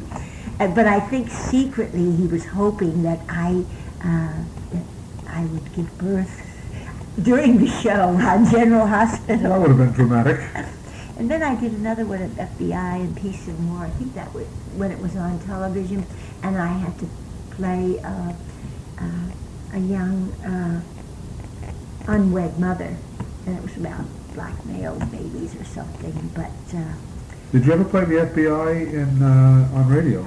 Yes, I did. Just a few times, I believe. I wasn't, as I said, my voice and my whatever I did the best wasn't with the crime and with all those big, deep shows. Although I did do a lot. I seem to, I forget a lot of them. And then in television, I was on The Honeymooners, and I worked with Jackie Gleason, and it just seemed to, everything blended right, from radio into television. And then when I had my family, I went back to college. I went to the new school, and I still go there, to this wonderful writing class, and began writing about my children, and had some books published. People often talk about live radio and some of the funny things that happen when either someone forgets a line or goofs in some way. Do you have any memories of any embarrassing moments, either for yourself or for some of your fellow actors in any of the shows that you were on? Oh gosh, I'm sure if I went home and thought and then came back, I would have many stories for you. Well, we'll have to have a chapter 2. This I will would have to love be it. like a serial, continued next week. Oh yes. We'll get you back. We'll drag you back here. Oh, I would love it. Rehearsal time. Was there much time devoted to rehearsal? Yes, actually, yes and no. It depended upon the people you were rehearsing with, because we had so many fine actors, and it was such a wonderful experience to, as I finally learned, that radio actors are the same as any other type actor, whether it's television or on the stage. I mean, if you're an actor, you act, and marvelous, marvelous people that I worked with and friends. And the rehearsals, some would be, you get in with some of them and you wouldn't start fooling around or talking or laughing, and it wasn't casual at all, especially, with programs like the Theater Guild, and you really, but then there were other directors and other cast who, were so used to their part, who were very, very casual, and yet always gave a wonderful performance. And I sometimes you worked with directors who were pretty rough to work with and who weren't, were more interested in, cutting and getting the show on. And I had the director when I was on the John Robert Powers show, and because Mr. Powers was not, a great actor, a lot of time would be spent with him and what he had to say in the beginning and the end of the program. So sometimes we'd get on the air and he would go, beyond his timing, and the director would have to come out, and while, we were doing the show, the director would grab pages and start cutting, and then put it back in front of you, and it was really, you have to be awake and alive, and it was really sometimes very difficult. But most of the shows were fun, and with the Aldrich family, it was when everyone knew one another and really loved one another. You do the show, but then we'd have to come back to repeat the show for the West Coast. Yes, and some would go out for dinner, and some would go back. I would go back to my little apartment, and then I'd go back to the studio. And sometimes people would be late, and sometimes not as careful with with their readings. There are several stories about people who were perfectly sober for the East Coast broadcast and a little less so for the West Coast broadcast. Do you have any recollections of that happening? Not to yourself, of course, but to others in the cast? I certainly have, but I would never tell you that. Okay. No. We won't put you under duress, but that has occurred. But, yes. Okay. You're being very discreet. Yes. There was a time also when a lot of the radio moved from the East Coast to the West Coast. Were you ever tempted to move west and join some of the broadcasts that were done in Los Angeles? Or did you always stay in New York? No, I stayed in New York primarily because, as I said, I was there in the beginning with theater and always hoped to continue more in that than I ever had a chance to, because then my husband graduated from law school and we did move to the suburbs and began our family. So I always sort of stayed right in the city. And now, really, I'm still in the same suburb, and I would like to go back to the city. I really would love to get back into voiceovers and things. And maybe you'll be the start of all this now. Well, let's hope so. Let's see what happens.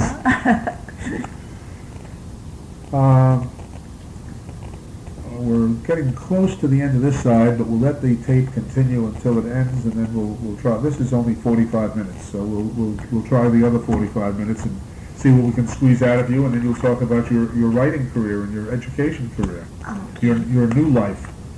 On the air bloopers you don't want to talk about, or you want to go back and see if you can remember some of those. You didn't move to the West Coast. Did any of the programs that you were involved in move west without you? Well, actually, no. I think everything sort of just began, or with television. You sort of slipped into that, and the radio, as it did go, and actors did leave for the West Coast. I was very busy in television, so I just didn't notice or realize, I think, what was happening to radio.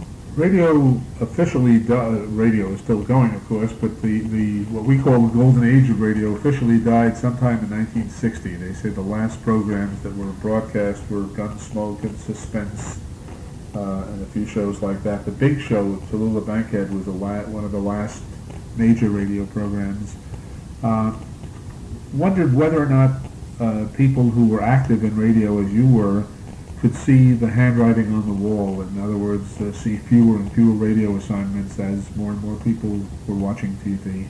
Well, I think that because I did think of myself as an actor, physically too, and not just, in the radio part of it. I think that I was very excited about television, so I really didn't have a concern about, everything sort of petering out in radio. I think I just was immersed in How about some of your colleagues who were not TV kinds of people? Like, for example, Ezra was. You could listen to Ezra on the radio and think of him as a teenager, but if you saw Ezra, he just couldn't play that part on TV. You wouldn't think of Ezra Stone in terms of a TV persona. Right. Well, you would really, not as Henry Aldrich certainly, but Ezra was a fine actor, and I think if he had wanted to, he could have, become more of an actor. became a than he director was. on But TV. yes, but when TV started, he took his talent and became a director. And I suppose others of us did, I'm just get wondering. into television. I'm just wondering about right away. the radio, the psyche of the person who was. I don't know if you ever knew a person named Ann Elsner. Yes, I did. Who played? Yes. Was it Stella Dallas? Oh, well, I don't know what she played, but I know what you're getting at. And actually, it was the same with when sound came to movies, wasn't it? I mean, certain stars who looked beautiful. And so now the radio people with wonderful voices, they didn't look that good with the body that went with the voice, so Right. it just didn't match. I guess that's what I'm getting at. Yeah. Whether or not you knew of any situations where that might have hurt careers. Well, I don't know, because I think if you're an actor, you can do all these different media things, or you train yourself to. One of my friends, who is particularly a Frank Merrill fan, asked me to inquire whether or not you had any memory of the writer of that program and the particular history of the Frank Merrill show. That's a very popular program because Frank Merrill started off in the teens, I think, as a popular pulp magazine character. Yes, and I remember Hal Studer, who was also on that, the actor, and Fred Way, who is a very dear friend of mine and was a very great director on NBC. He directed part of that, I believe, and I'm trying to think of the other NBC directors, but I didn't recall working with any specific writer, because they rarely were there when the actual show was done, that I can recall. How soon before the actual show did you get a script for any of the programs, the serial, the soaps, or the serious dramas? Oh, just when you walked into the studio. For rehearsal? For rehearsal, yes.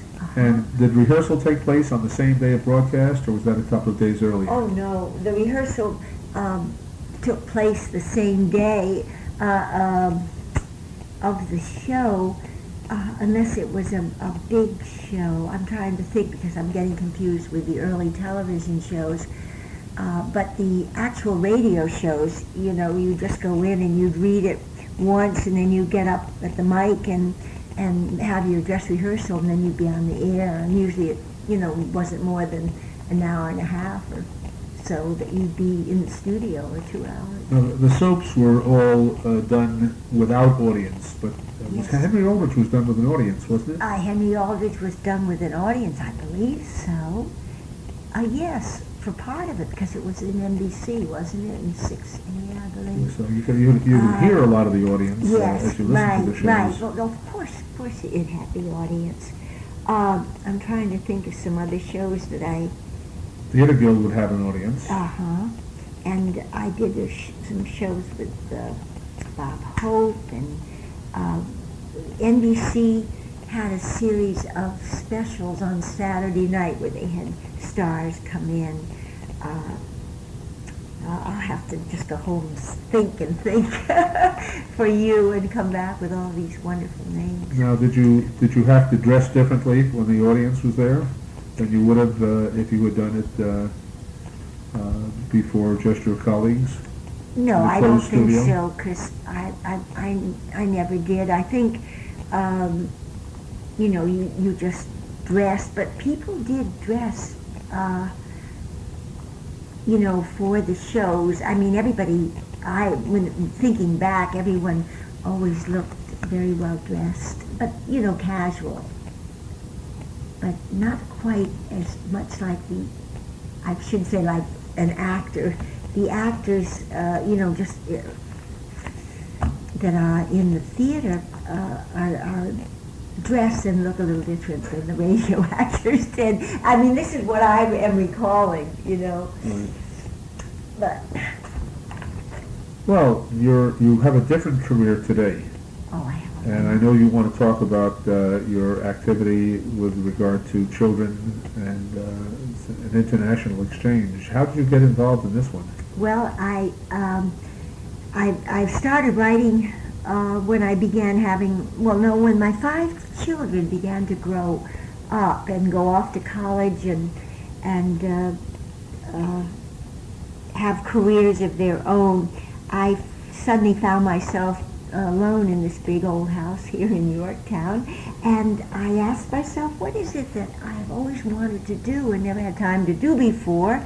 And I remembered when I was very young, in the 3rd grade, I wanted to be a writer. And actually, I wanted to be a writer until I decided I was going to be an actress. So I hopped in my car and I went to the new school in New York City, the School for Social Research, and I went to into the office, and I said to somebody, I want to be a writer, and the person said, well, tell me about yourself. And I said, well, I have 5 children, and before I could say another word, the guidance person, as I guess it was, said, I have just the class for you, and put me in this class called Writing Books for Children. And I wrote my books in class, actually, and my first book was published by Knopf, and Scholastic did the paperback, and then I wrote another book about my children, my husband running for mayor here in Yorktown, and that was again published. Was that published under the name of Pat Hosley or no, Pat it was Kibbe? Pat Kibbe. Pat Kibbe. Your husband finally gets some credit. And then I wrote another book, Mrs. Kitty and the Moon Booms, which was Macmillan and published, and everything was going just beautifully. The books became very big hits, and I began touring around the country, actually, talking about writing to kids in schools, and it was wonderful because it was kind of the beginning of that. When my children were going to school, they told me later that, they never had a real author come to the schools and talk. And I was fortunate that when my books came out, they were just beginning to realize how important it is for authors and people to go visit and talk to kids. So I was visiting a school in Vermont, and then while I waited to go into the classroom, I was reading a newspaper and opened up to this article, and it was entitled Children on the Border. And I didn't even know what border they were talking about. This was back in '86. And it was the border between Thailand and Cambodia, where there was a refugee camp, and it showed the children that had been pushed out of their country, of course, and were living in the refugee camp. Ready to begin again. Do you have your script ready, Pat? No. But I'm thinking and remembering when I was waiting outside that classroom I was telling you about, and seeing that article, and the postcard that the little boy was holding was a postcard. The picture said underneath the picture, this little boy is holding the postcard that the photographer who was inside the refugee camp taking these photos had given this little boy. And it was a picture of the Empire State Building, the postcard. And underneath it said, this little boy is holding his prized possession. It's probably the only thing he has or owns. And I was so taken by that picture, and I guess it was because I'd been writing about my own 5 kids in this wonderful house and picket fences and the wonderful fun and joy of an American family, and then suddenly see the barbed wire fences and realize how many kids were living, behind a different kind of fence. Anyway, I went into the classroom and still in the back of my head thinking about that picture. And so when the children started asking me questions, and one of them asked me where I got my ideas to write, I told them, which I always tell them, you write about what you know the most about and what you love. But I said, look at this. And I showed him the picture of the little boy holding the postcard, and I said, I'd love to write a story about a refugee boy, but I said, I don't know anything about him, and I just have to do some research before I can write. And I went on talking, as I usually do, you could tell. And anyway. I'm going to try to get you to overcome your shyness. I was talking, and one little kid raised his hand and said, Pat Kibbe, can we write to that little boy that's holding the postcard? And I said, oh no, we couldn't write to him because he doesn't speak our language. But I said, you could draw him a picture. And then I went on talking again about myself and writing, and another little kid raised her hand and she said, but Pat Kibbe, if we draw a picture, will you see that little boy in the newspaper gets them? And I didn't quite know what to say, so I just sort of shrugged my shoulders and I said, well, I'll try. And then I went on talking. Anyway, I finished and continued. After I left that school, there were many other schools that I was engaged to speak at, and I kept with me that newspaper and always sort of showed the children in the classroom the newspaper, because indeed I started to write a book about a little refugee boy. But inevitably, every school I visited, every class I went into and showed that picture, some kid would say, how can we communicate with that little boy? And before I knew it, I was getting boxes of piles of pictures that kids in different schools had drawn. And I got the boxes here in Yorktown at my back door and began to feel so guilty that I went to Washington, D.C., and I went to this organization, Refugees International, and I met the director, and I explained that I was writing a book and I needed, slides or information about refugees, but I said I also have this box filled with pictures for this little boy, and I showed him the newspaper article, and I said, could you possibly get these pictures to this little boy? And he said, not only will we get these pictures to this little boy, but he said, we'll send you there to deliver them. Wow. So within 2 weeks, I had bought a video camera and had my passport and was able to get everything in order. And it was, and the fact that I was an author and I was going to for information for a book, and also that I had these precious, wonderful pictures that had been drawn by American kids for another kid.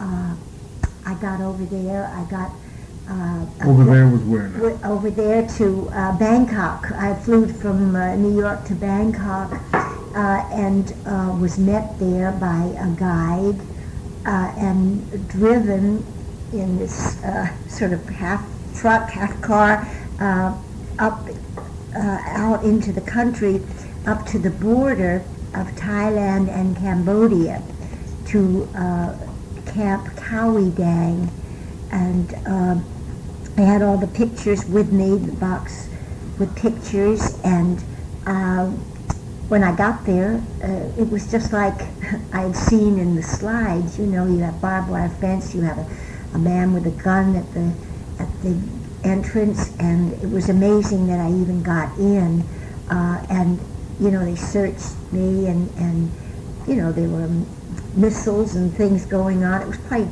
dangerous at the time, and I had to sign these things that they weren't responsible for me, and but I wasn't even aware, I didn't even stop to think of all this. I was just so excited about maybe getting these pictures to this little boy. And so I got in the camp, and within 30 minutes after, 30 minutes out of 35,000 at least little kids you'd say elementary school that size. Out of 35,000, they found the little boy that had been given the postcard. And you know why? Because everybody in the camp remembered the day, which was months ago, that the photographer had come to that camp and given the boy the postcard. That's how much anything means to people, who are in a position where they're not getting any communication at all. Well, anyway, so I met the little boy and his mother and his little sister, and it was really quite sad because the mother begged me to take the little boy back with me, and it was an amazing experience. How old was the boy? The boy looked to be about 10, but he was, I think, 14, because what happened, we went to the school, and